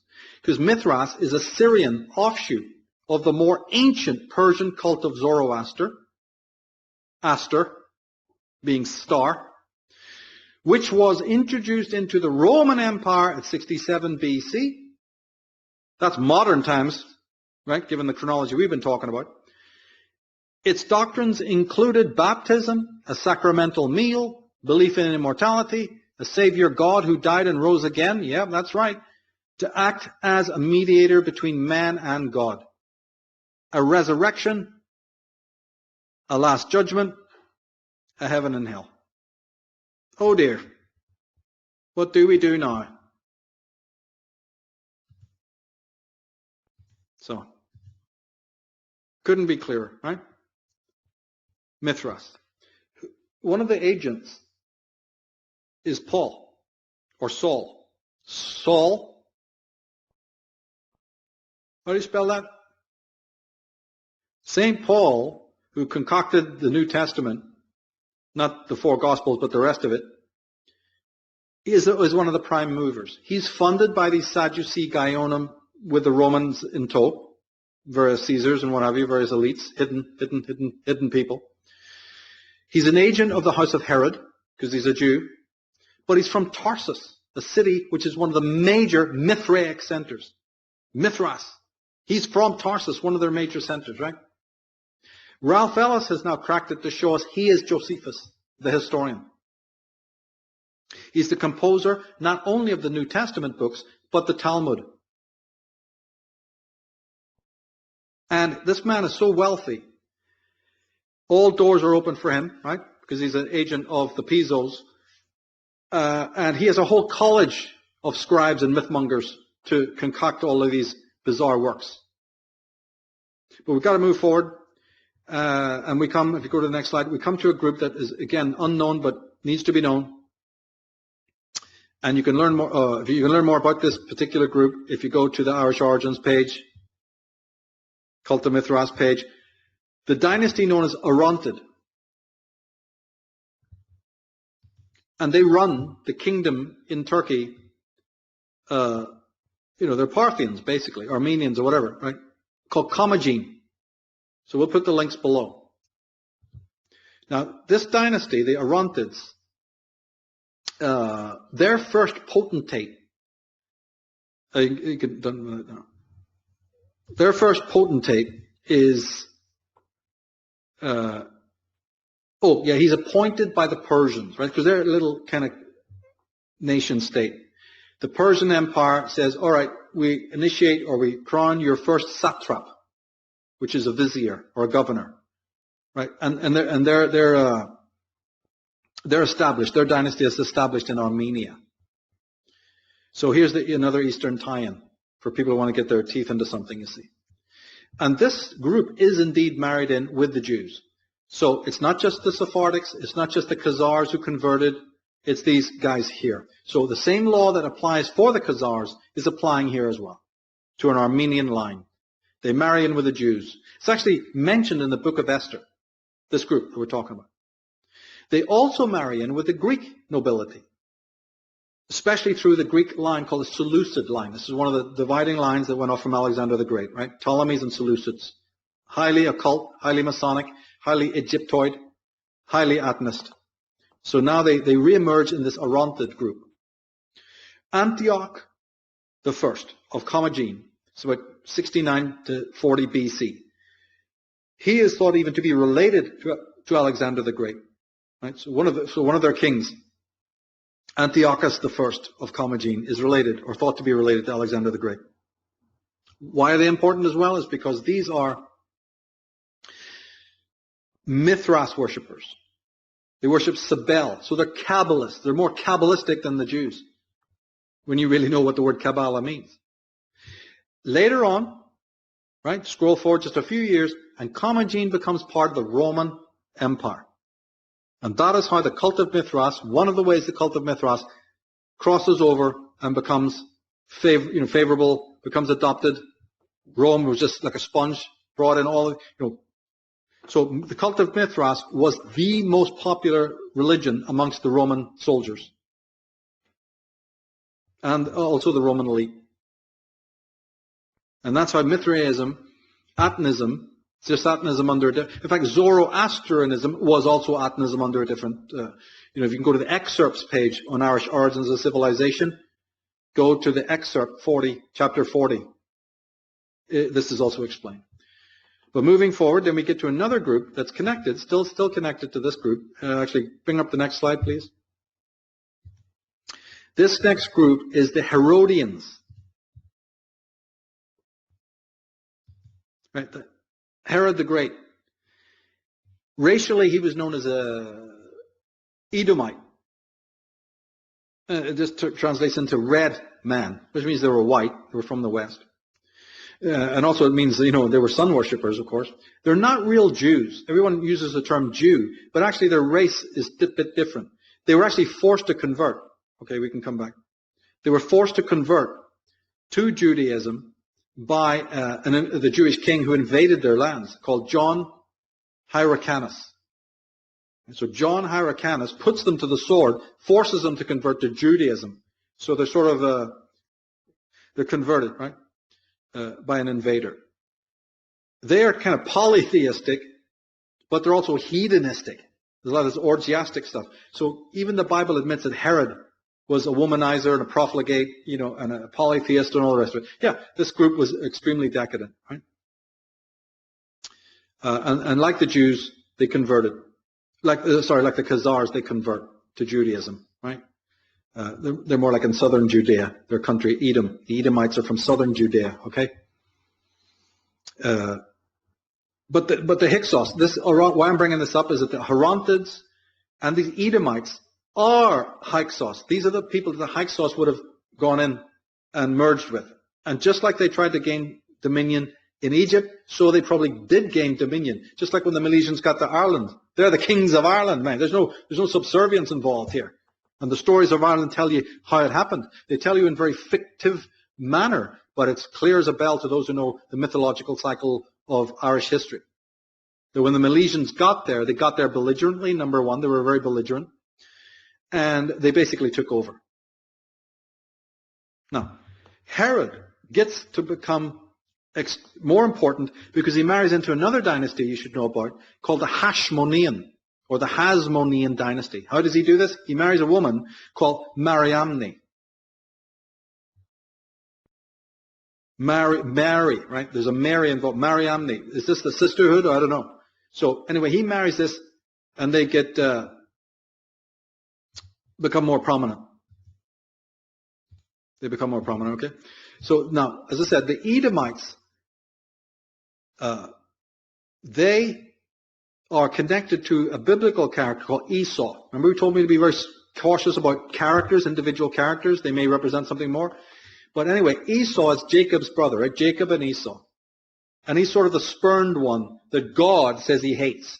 That's only because he's disobedient. Doesn't mean he's really a rebel against Jehovah. It's just, he's one of these tribes that won't obey or something, right? He's the brother of Jacob, right? Hated by God, so to speak, right? This is a branch of the Israelite Hyksos group that took on a different stream. But these Edomites are descended from this character, or this tribe. And you got to remember also that when you're dealing with this Hyksos group, this Israelite group, right? It's nothing but conflict. Israel and Judah. You got your Sadducees and your Pharisees, right? You've got your original Jewish Christians like the Mandaeans and the Essenes against the Orthodox. You've got Pauline Judaism, stroke Christianity against the Galilean variety, the Nazarene church or whatever you want to call it. It just goes, the conflicts are, like anything rotten, right? It's already divided before you can say Jack Robinson. Anyway, this Herods then are a secure, powerful bloodline. They even have estates in France. They certainly have these estates in Rome, Greece, and Armenia, and places like that, right? But they're definitely connected with the Parthians and the Medes. Now, this Herod the Great, the king of Judea, as I said, he's not a Jew, but he's promoted by the Roman aristocracy to become king of the Jews. So they send him to Judea, he becomes the governor, he builds the temple. The Jews don't build the temple, please. The temple of Jerusalem is built by an Edomite, one that God hates. Mary Magdalene is Lady of the Tower. All the structures are under the female. The portal is under the female. Did you know that the Holies of Holies had a curtain hanging down in front of it? It had a 5-pointed star on it. I'm not making this up. The Ark of the Covenant has 2 female angels on it, and so on. But anyway, he not only creates this temple, it's Emperor Claudius promotes him to be the governor of Judea, right? He, like the Sadducees, is a colluder with the enemy. So the hardline Jews are, pulling their hair out. They're going absolute apeshit about this governor. They don't like him. And they accuse him of all sorts of evil, right? He's a friend of Tiberius. He's a friend of Caligula. And he's the rebuilder in 70 AD of the Temple of Solomon. And many, many other structures. He's one of the great architects, one of the great builders. Obviously, his coming in and his Edomite version means a rescripting of Judaism yet again. We said already they think it's rescripted time and time again. Here's another instance of which the whole of Judaism is going to go through a revamp. And in fact, it will culminate and I believe the Sadducees want this. It culminates with Christianity. Pauline Christianity is the complete revamp. What do you see on Herod's coins of the period, his diadem? It's a sun disk. So there's your Eastern Illuminati connection now through another means, right? Through this Orontid Eastern Parthian Armenian group over to the Julio-Claudian Roman group. Sprinkling of everything else in between. Now his mother, Herod, right, if you go by the official story, there's always little sprinklings of truth in it, though it shouldn't be taken literally. This is mythmonger, this is mythography we're talking about. But yeah, Herod murders John the Baptist. You know that whole thing about Salome and Mariamne conspiring and what have you? That's just mythography to let you know they are a different church, a different Jew, a different Christian, to the stuff that's going on. So Jesus is crucified by Herod's ancestors, descendants. John the Baptist is also beheaded. It's just status quo stuff. It's just tell you, this guy isn't the true Messiah, says Herod. I am the Messiah. They're waiting for me, not you. Arrest him.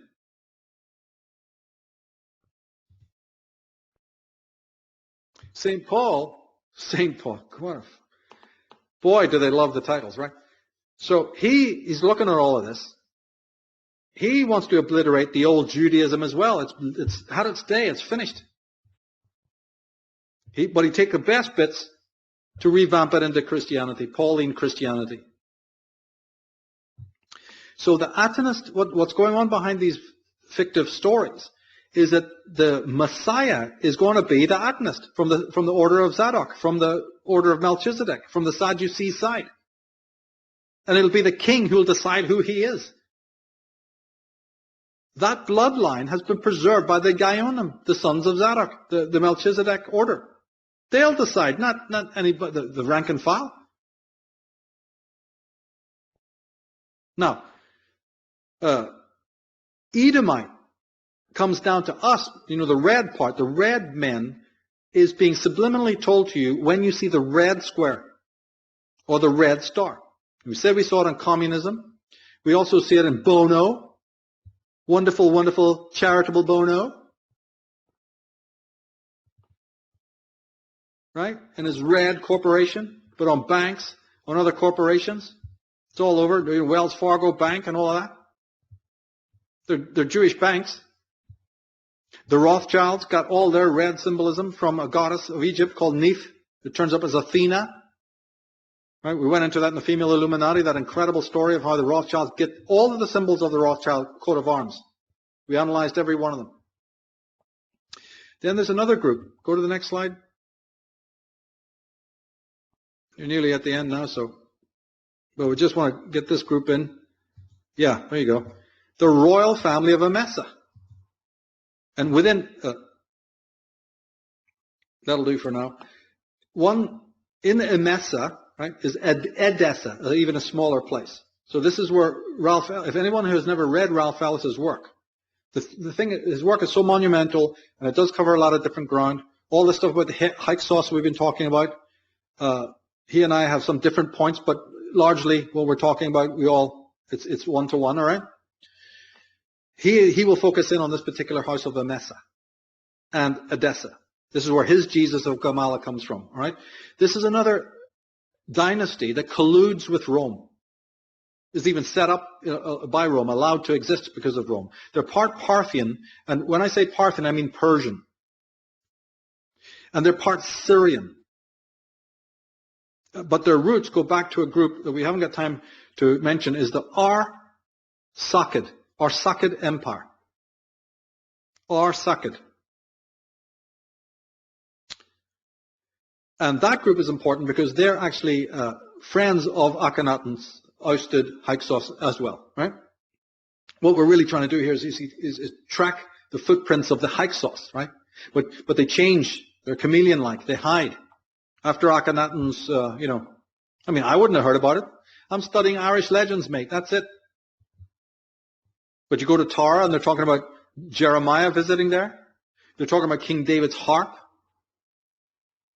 It isn't actually from the Far East, but let's just go with the official stories. It's Bardic, it's Druidic. But nevertheless, they're talking about the harp of David coming to be the symbol of Ireland. They're talking about Tia Tefi, an Egyptian queen being buried in, where is she buried? Somewhere in the south of Ireland. Can't remember the exact location right now. Louth or somewhere. I can't remember. But then you have, as I say, Meritatan, daughter of Akhenaten, or at the very most a granddaughter, buried in County Kerry. L.A. Waddell is saying that the earliest pharaoh is buried in Tyrone, County Tyrone. I'm reading all this. So you're going to have to explain that to me.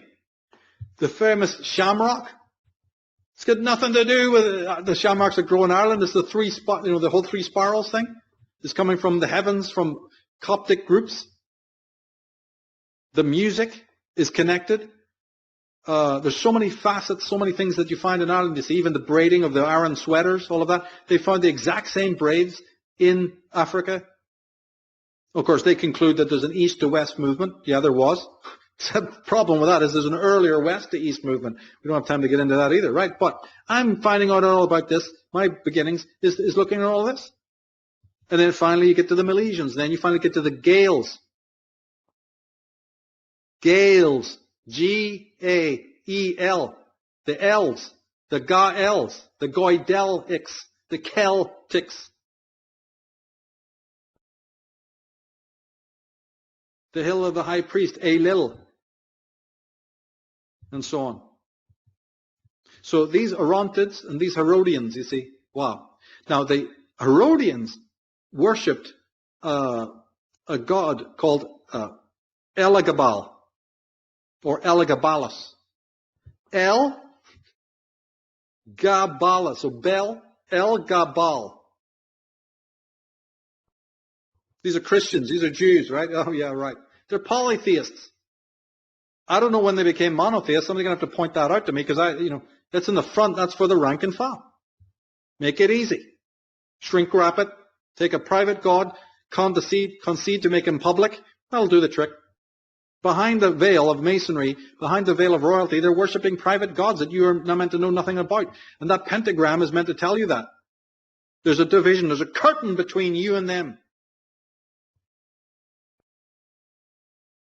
And this is solar worship. Elagabalus was solar. When you look at the symbols, it's all solar symbolism. It's all Atonist symbolism.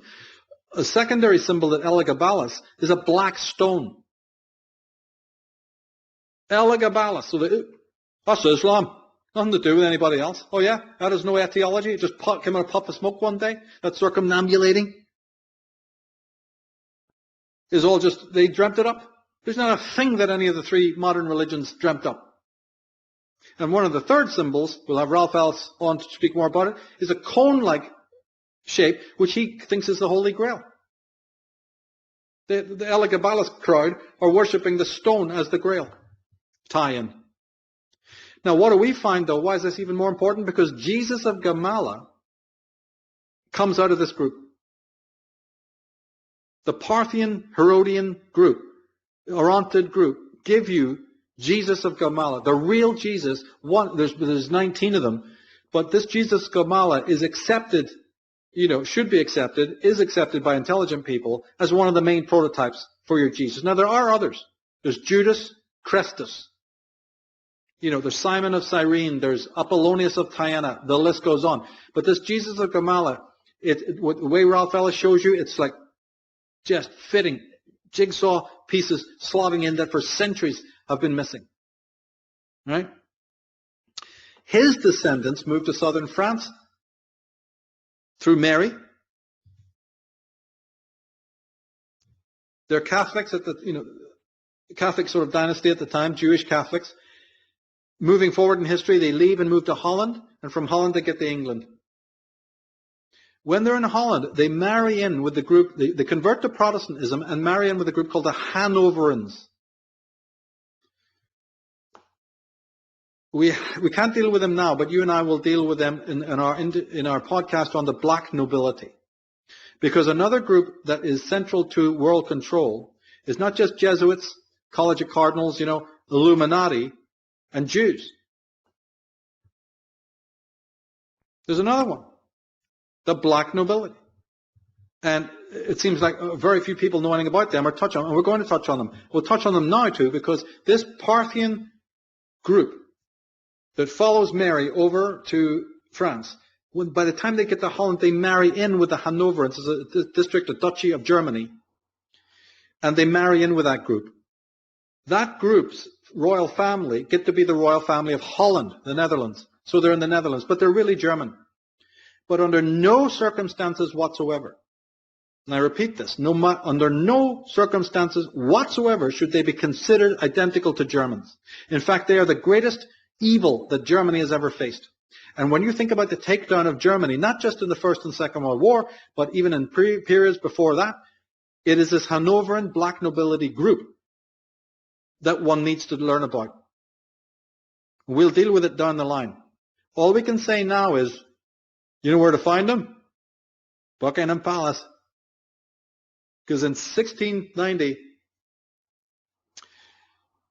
they are the Protestant order under William III of Orange who come over and take the throne. Because they've converted to Protestantism, they have the Act of Settlement that doesn't allow Catholics to be on the throne. But that group of black nobility, Parthian, Hyksos Merovingians, by way of Holland, by way of the House of Hanover, they're in England. They've been running since the 1700s, 17th century. They've been running Britain. So when you look from the point of 1700 to world history from that moment on, now you will understand its occult nature. Because there's a new gig in town.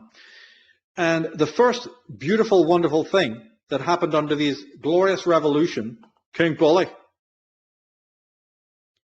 is that the Bank of England was opened because the wars that got King Bully to be on the throne, he discovered a brilliant way to pay it off to the Amsterdam Portuguese and Spanish Jews, the moneylenders. He says, I know I can't pay back your $8 million. I will put the debt on the working man of Britain. And national debt was born. Anything else that any other kings had done, monetarily, was really rather insignificant and certainly wasn't changing the history of the world, even if it was pernicious. Because Oliver Cromwell, he was borrowing money from these characters as well. But even that wasn't as earth-shattering as what we're talking about now and could have quite easily been, rectified, actually. This act could not be rectified. And it led to the Bank of England being created and the debt of the world under Protestantism, so that they're better than the Catholics. That's what you want. You don't want nothing to do with the Catholics. You want to be converted to Protestantism. They're the ones. They love Jesus. A bunch of philo-Semites whose first act in Britain is to enslave the people for the debt of a wars. And that debt has been accruing and accruing and accruing and accruing. And with the British Royals waving your flag for them. Have you any idea who these people are? What kind of evilarchy you're dealing with? So the control groups are the Guyonum, right? Your College of Cardinals, your Jesuits, your Jews, your Templars, your Masons, your black nobility. Each one has to be understood. You think you're going to do that in a year? You think you're going to learn that from one scholar out there? You know what kind of a brain you have? Like my mentor, Bo Greitz, Lieutenant Colonel Bo Greitz, said, get your arms around all the information out there. There's no shortcuts to this. Each one of these groups has a veil to fool the masses. Each one, not one, all of them. Your Jesuits, helping the poor of South America. The miserable situations there. You Jews, you don't know what a Jew, a Zionist, what, they haven't got covers? They haven't got their own fabricated history? B'nai B'rith? The Knights Templars, you're going to track them so easily? You could study the Templars all your life and not even realize it's the clerics who are running the shop. Your Freemasons, I don't know if it's Egyptian, if it's Jewish, if it's Israelite, what's the difference? What is, sometimes it looks good, sometimes it doesn't. And then this black nobility, the Germans. Everybody from Blackadder onwards has always made fun of King George, the loony. And Germany's got a bad name with all that endless lampooning. What's Germany got to do with it? If you knew your history, you'd know the Hanovers are the biggest thorn in the side of Germany. Biggest thorn in the side of Prussia. How dare you identify the whole land of Germany with this corrupt royalty, with this filthy history. They even pride themselves on having red hair. You know, Queen Beatrix and all that mob. The House of Orange. You know why they're called Orange? They're Edomites. You know why they're called Orange? They're Atonists. The sun is orange, last time I looked. So, one of the covers was Protestant Catholic. Jehovah's Witnesses and Mormons. Evangelists in Islam. And every other boogaloo thing you can think of in the way. These are the covers. They're laughing behind the lodge door. You go into a Masonic lodge, especially the major ones, and you go over to the altar, you've got the Torah, you've got the Quran, on top of that, you got the Bhagavad Gita in there, and you got the Bible. Old and New Testament. Hey! That's humanism. One leash for many necks. Which flavor would you like today? Well, I left Catholicism. I've converted to Islam. I read about it. It's brilliant. No, I like the beads that the Hindus are wearing. You know, so I'm into the Gita, the Bhagavad Gita. They're brilliant. A lot of long beards. So, this is the master strategy. The Gaonim and these people have learned centuries ago. They just wheel it out. They hoodwink you to checkmate mankind. And we slowly get to be aware of how they do it when we realize what they gain from doing this. Right? Follow the checks. Follow how they gain their power over your mind. Setting one group against the other as well on a political, social level. That's another great skill through which they've gained all of their power as a means to an end. That ability to put red against blue also, you know, on the checkerboard, so to speak, helps them to get rid of a rival should they need to get rid of a rival. And by God, have they got rid of rivals. Why would you want to pack that up? Why would you want to change the strategy if it gets you everything you want? Intelligent opponents of this group have existed. Where are they now? And the only way to make these fronts and these masks look authentic is that every so often they will sacrifice some of the members that they use to put this together. They have to do that. And it's perfectly permissible to do that. Because times come when there are some people who penetrate the mask. They start to see as Tweedledum and Tweedledee. It's not the evil of two lessers, it's the lesser of two evils. There are times when people in society start to see this through. And it's at that time that they know when to strike. To say, in order to keep the front looking like it's the authentic front, there's nothing behind it, sacrifice such and such a group. And you have a big conflagration that all eyes are on that, and then you go, oh, okay, and you're dragged back into, you know, an area and a focus and a perspective that isn't particularly true. But I say, why could not a college of cardinals create a Middle Eastern group that we know as Islam? Why not? We just said they all came from the same rotten Semitic root. Judaism, Islam, and Christianity. They have that in common. Well, then what's so crazy when you say, I think the Vatican might have created it. Muhammad or somebody later, one of the priests who came along, they said, here, we'll tell you what to write. Or even if there was a religion, originally there, created autonomously, who's to stop them sending in somebody to mess with it, to override it? We know that they've done this umpteen times with their Hofjuden. We know that the Rothschilds are the keepers of the Vatican treasury and so on. We know that if you go to Switzerland and fall over a Knights Templar, you'll fall over a Jew at the same time, a Jewish banker. We know that the papacy has sent in the Hofjuden into Turkey, like we just described briefly, to infiltrate Islam. Well, why can that group still be there infiltrating Islam? We know that the Saudi Arabians are crypto-Jews all the way. We knew that the Young Turks were. They're the only group. We know that the Bolsheviks were crypto-Jews. So why could it not be now the same thing? I say it can be.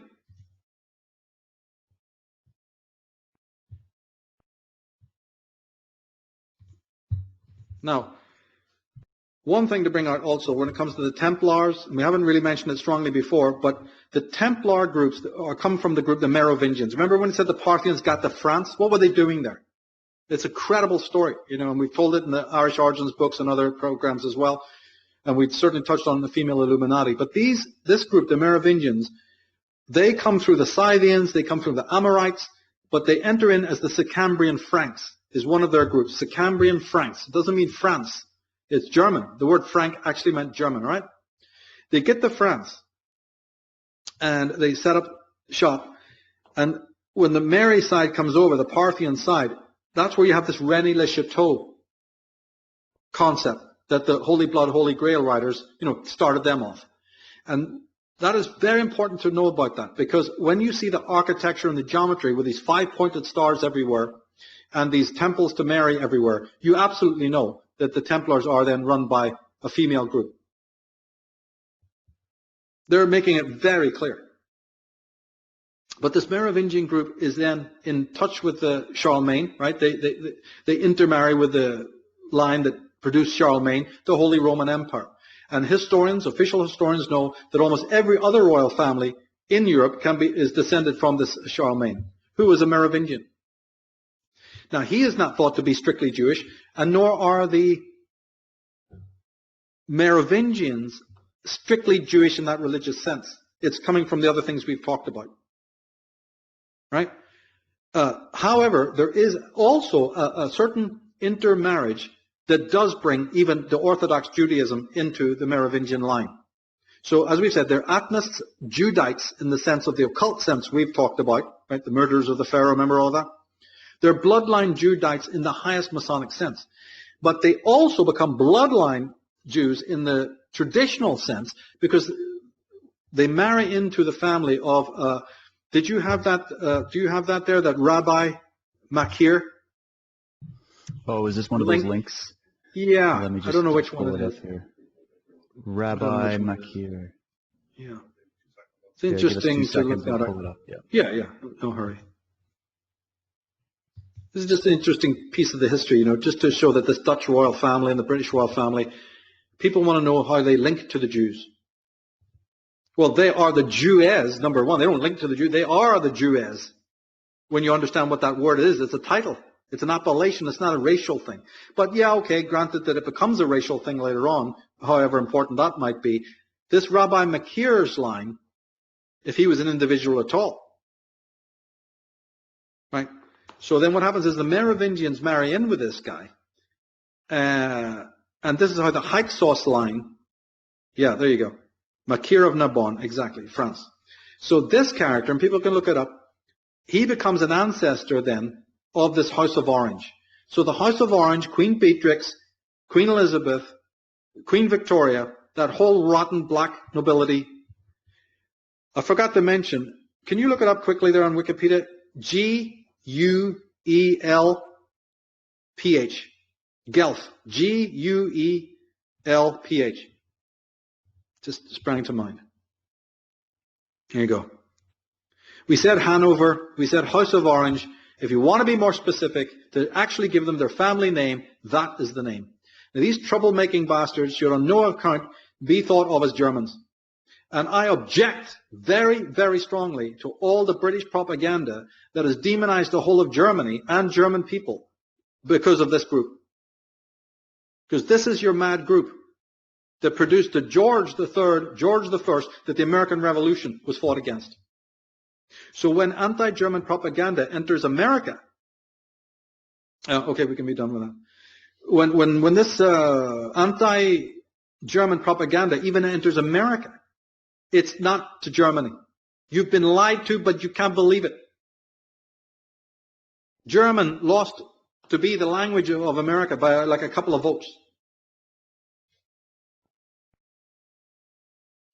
There was huge amounts of Germans and Nordics and Scots-Irish made up America. How could it just within a brief period of time, Germany be, women and children being bombed to bits? The story of that is a whole treatise on itself, and we'll do something on the black nobility and get into that in greater detail, all right? But there's a bloodline Jewish connection, because they love the Jews. The Jews are tasseled to purse. Wherever you find a giant Templar enclave or Merovingian enclave like Burgundy, within a short distance away you find the great Jewish settlements at Speyer, S-P-E-Y-E-R, and at Lyon and other places. Tasseled to purse all the way down the line. Of course they're going to marry in. One of the most important ones of the Merovingians, the ancestor of the Queen of England, the ancestor of the Hanoverians, these Guelphs, is William de Gellone. I think you have his Wikipedia thing there. William de Gellone was known as the Hook Nose. His standard, his flag, his banner was the 5-pointed star of Mary. Right?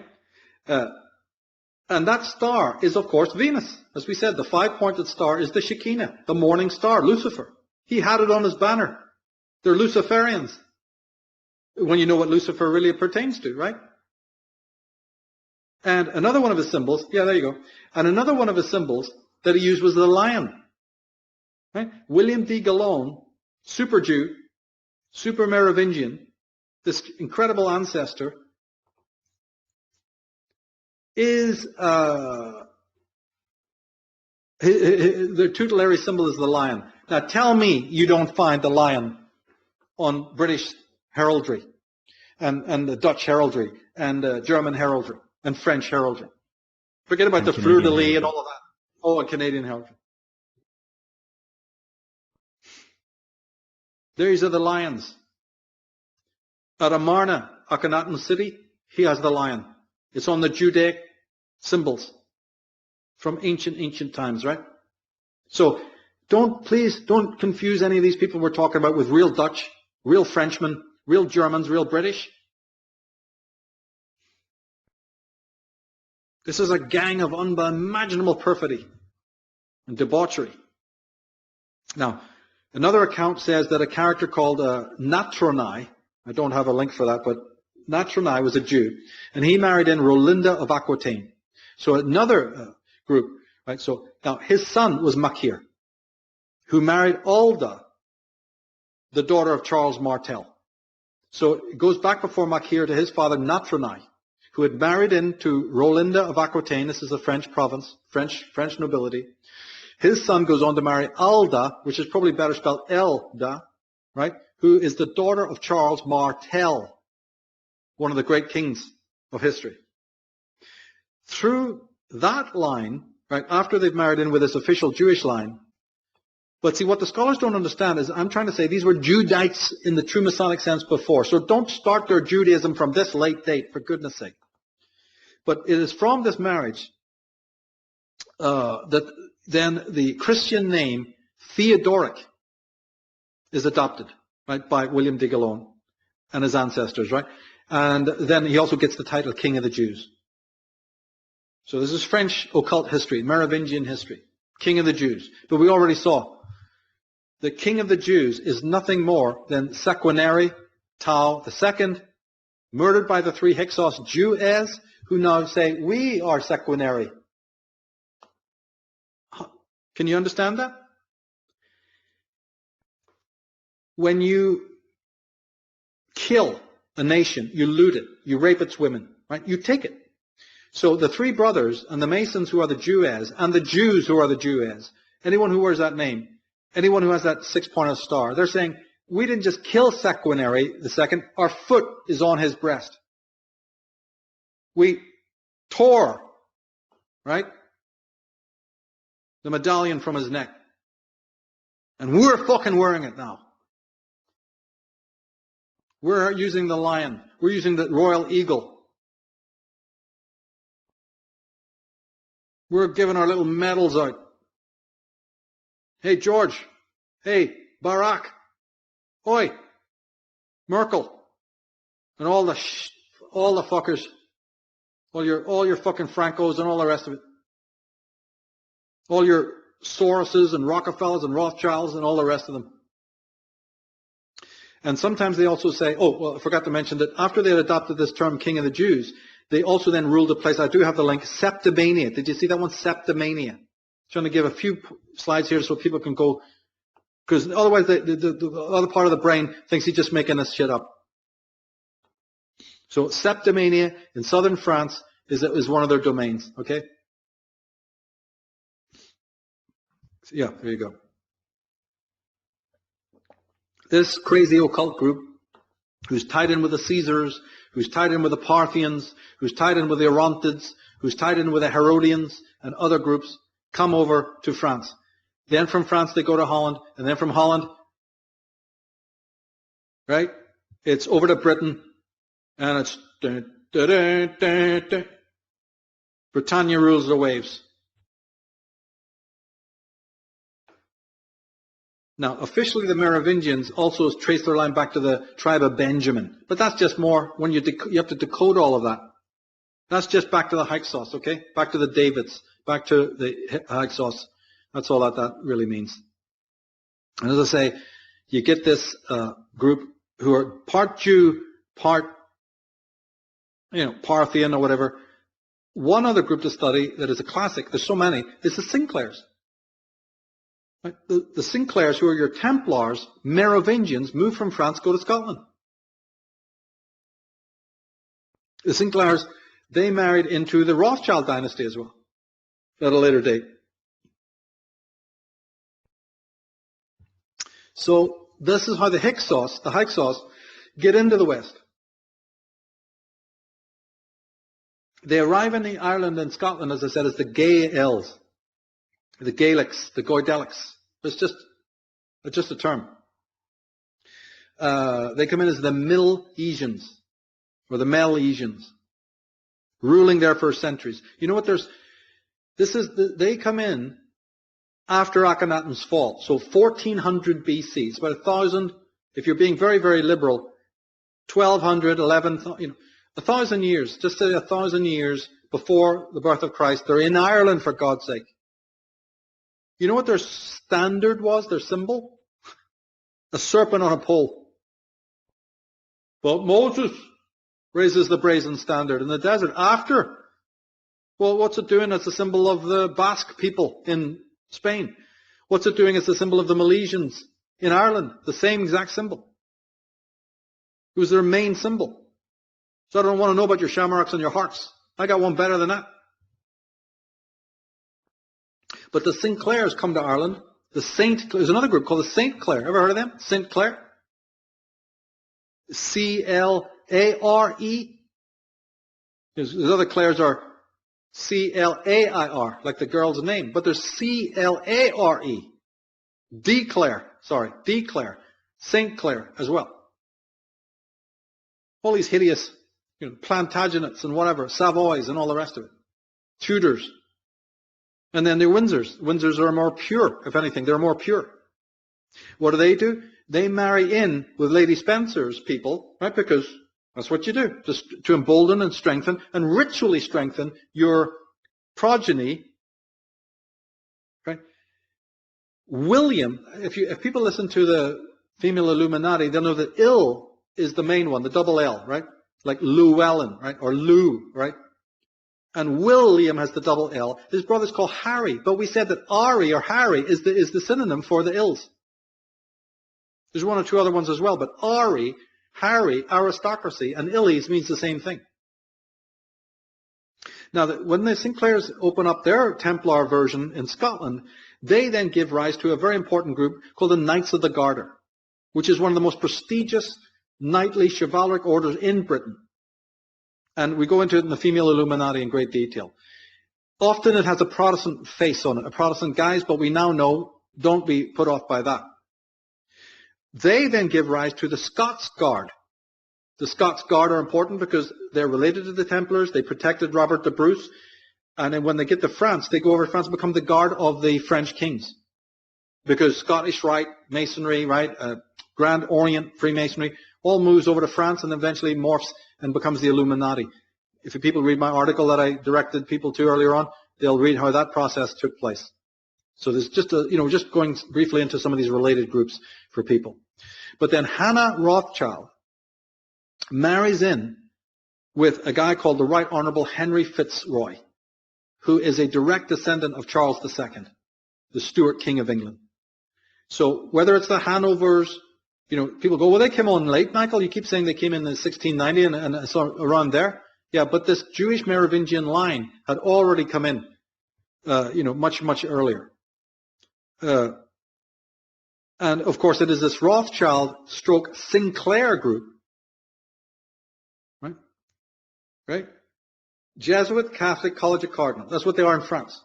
When they get to Hanover, they convert to Protestantism, but the Sinclairs are already up there in Scotland and in Ireland. And they've married into the same Jewish line. So Jesuit and Jew, Catholic and Jew, the working tassel to purse, Templar and Jew. The Jewish Rothschilds, undergirded by these apparently Gentile Merovingians, House of Holland or whatever, fund Israel. The Rothschilds fund Israel. But it's not just them doing it, you see. They've got Gentile money to help them do it as well. Gentile money allowed the Bank of England to be opened. The Jews didn't open no Bank of England. The Hanoverians allowed them, wrote the charter. The Jews have never been able to do anything on their own. They'd have been wiped out years ago. They've been expelled from almost every country in Europe. They're demographically, it's such a no-brainer. Even with all the power they can muster. And then the very last slide there. Who's borrowing money also before this period? Before the crumbs I'm talking about, before this House of Orange gets to do it, because they're just one group who did it. Is this psychopath on steroids, Oliver Cromwell, who's considered the Protestant, right, protector of England, but he's borrowing oodles of money from the Portuguese, Spanish, and Dutch Jews. He is approved of and endorsed by whom? The Masonic Orange Order, who thinks he's just Mr. Great. See, so one side is no better than the other. That's what I'm trying to say. One side is no better than the other. Okay, a group goes from France to Holland. Another group has gone to Italy. They're the black nobility. Not even from France to Italy, they're just coming from the east into Italy. They finally, because they're all married in, as we've been trying to show examples of this. They also have Jewish underpinnings.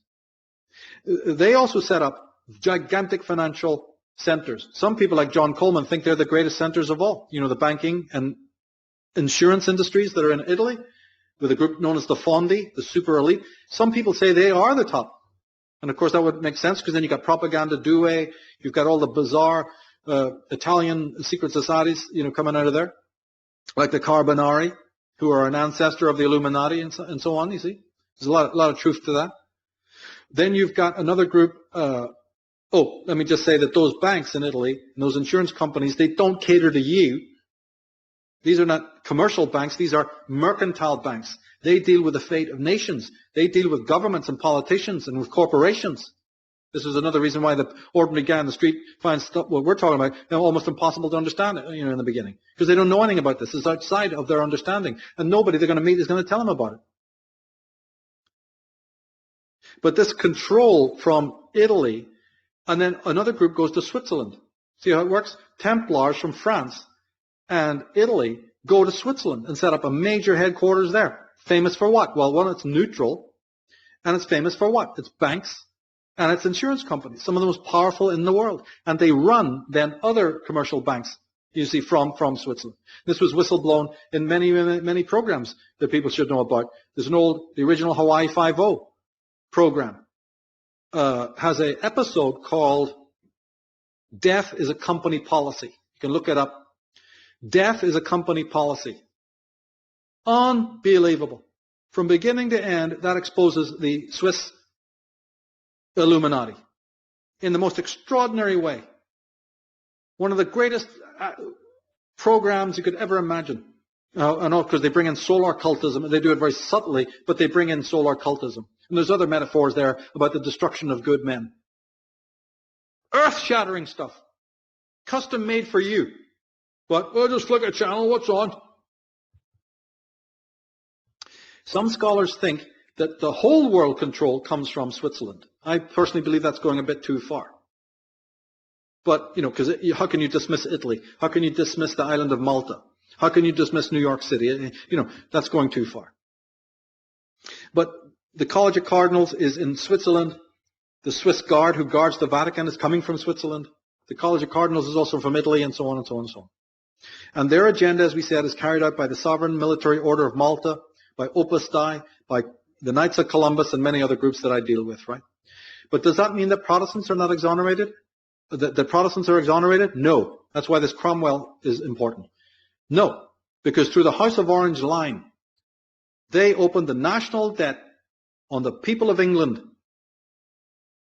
So I can tell you what you can do with those flags.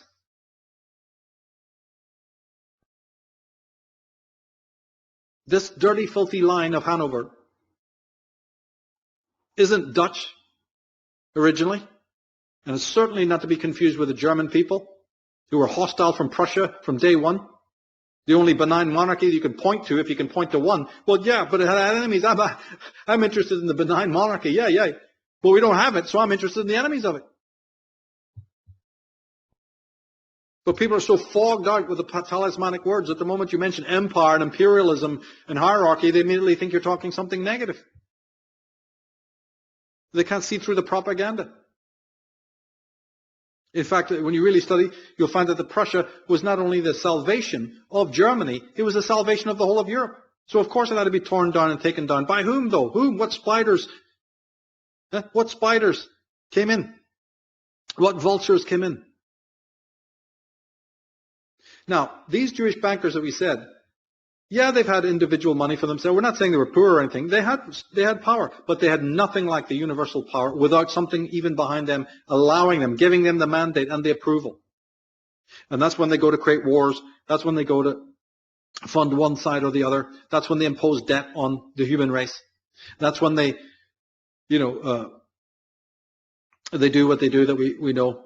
They're into mining. They're into diamonds.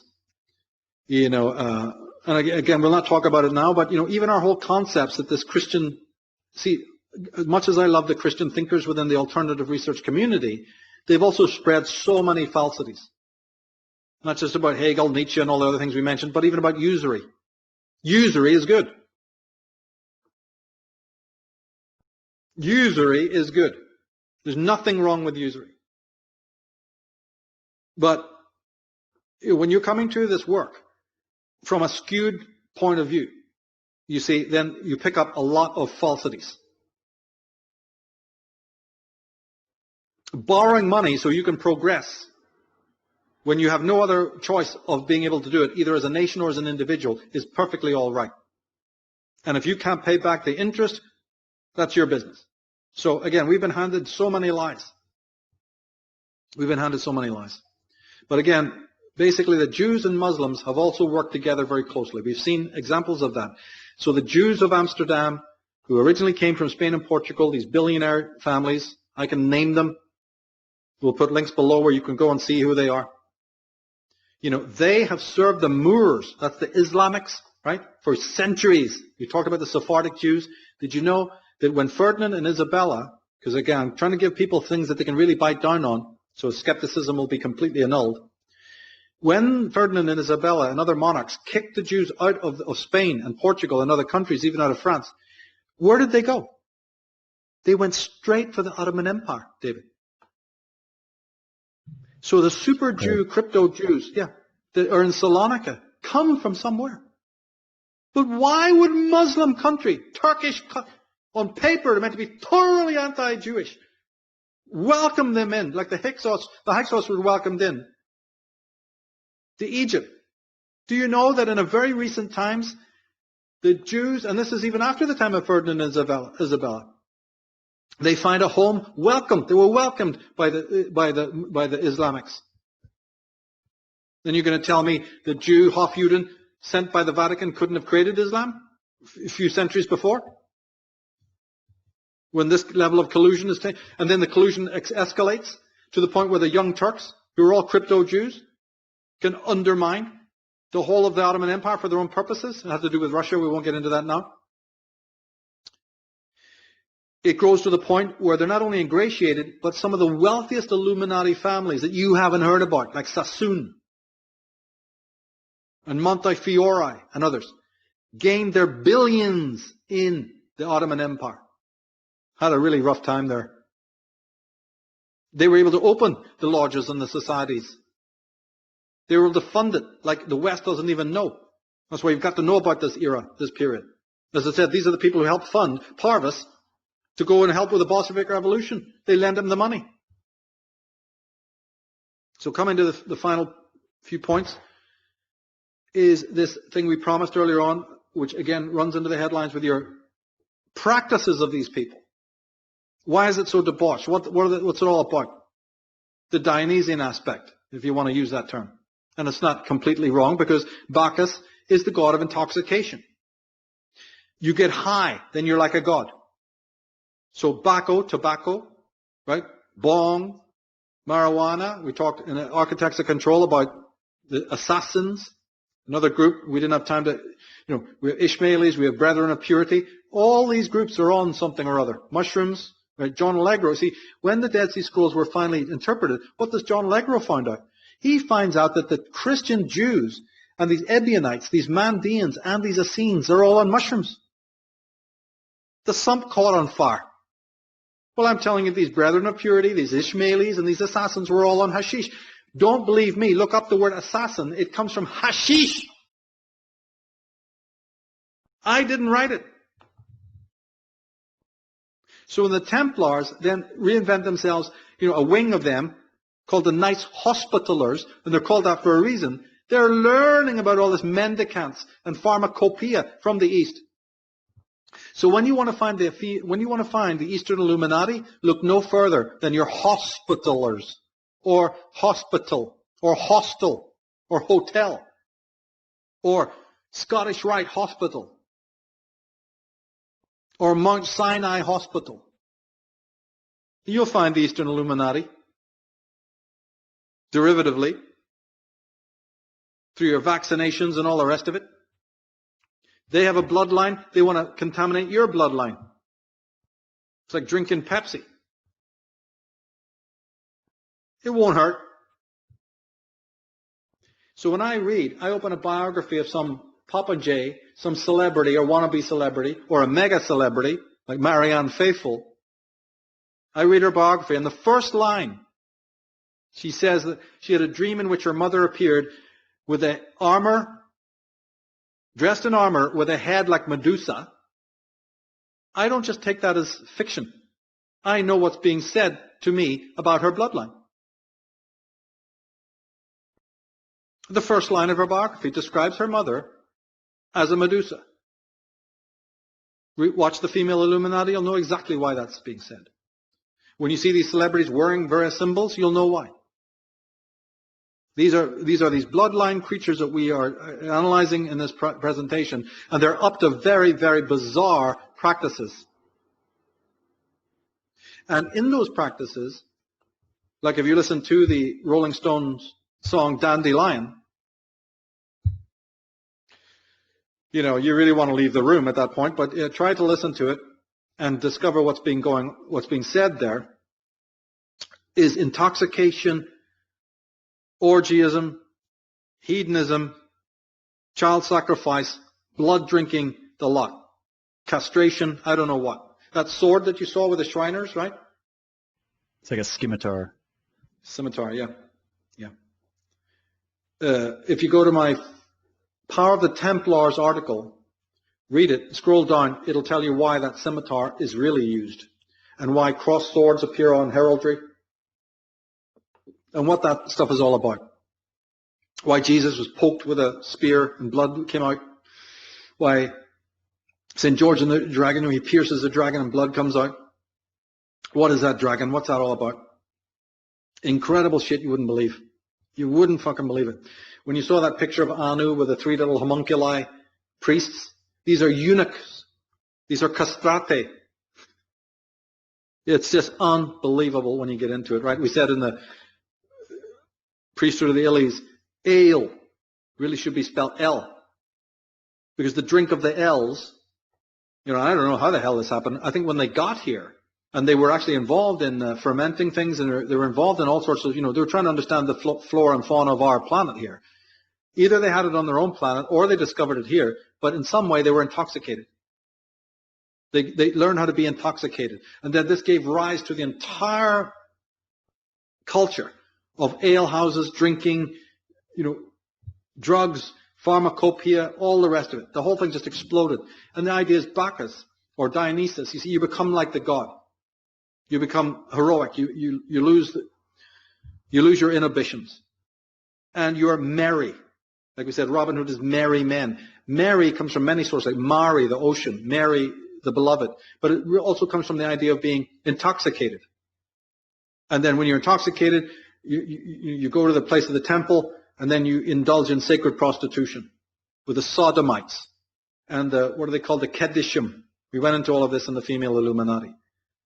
Sex, drugs, and rock and roll. And has that not been wheeled out again? It's not that any of those things is wrong in themselves, but they're also used for initiatory purposes. They're used for ritualistic purposes. Because they also know about consciousness acting like a battery. Oh, all sorts of things I've gone into in other work, you see. But this constitutes some of their belief and some of their worship. As we said, they go back to Set worship. They put the sun out in front, but they worship the gods of chaos. Apophis, Apep, Set, right? They worship these deities that are associated with the underworld. They're associated with the grotto. They're associated with the spirits of the dead, so to speak. And because they're hang on.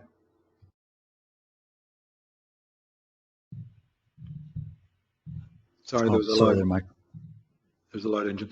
Because they're identified with spirits of the dead, then you have to offer up souls to the gods of the dead. Hell, they don't mind. Right? This, like in the Aztecs, this may have gone on, you know, as a matter of course for the Hyksos. You know, you said they hired a lot of rank and file. Hell, this thing, we don't know what was going on. Remember, even in Tolkien's Lord of the Rings, Aragorn has to actually, in order to get allies to fight on his side, he has to go into the realm of the dead, into the underworld, to meet Hephaestus and Vulcan, right, and all of that. In fact, what it's really all about, Tolkien saying nothing that mythology didn't say, his journey into the underworld is to become king. He isn't king until he goes through the underworld. So Tiresias, Odysseus, Perseus, I don't know who, Jesus, even Dionysus, right? They all go into the underworld. Hades, hell, right? They go into the underworld through this realm of the goddess to emerge, to be king, actually, to really have the sword of El, you know, the sword. Michael, so sorry to butt in again here. We're just reaching the very ends of our ability to stream here. So if we could just maybe wrap up a couple more points here. And then I'm done. I've just got... Yeah, okay, cool. I was just going to point out that never forget that, as we said in the Arctic homeland, the whole concept does involve the movement of the pole of the Earth. which I believe might have been caused by a nuclear fallout, a great war of the gods. The war, I didn't invent it, the war of gods is definitely there, you see. So it's just that the Israelites started to disguise these gods I'm talking about, Set and Apophis and others, under a much more acceptable veneer. And even that God, this is what you got to clinch, is even that fake God is an amalgam, a composite of Syrian, Assyrian, Babylonian, Sumerian, Egyptian.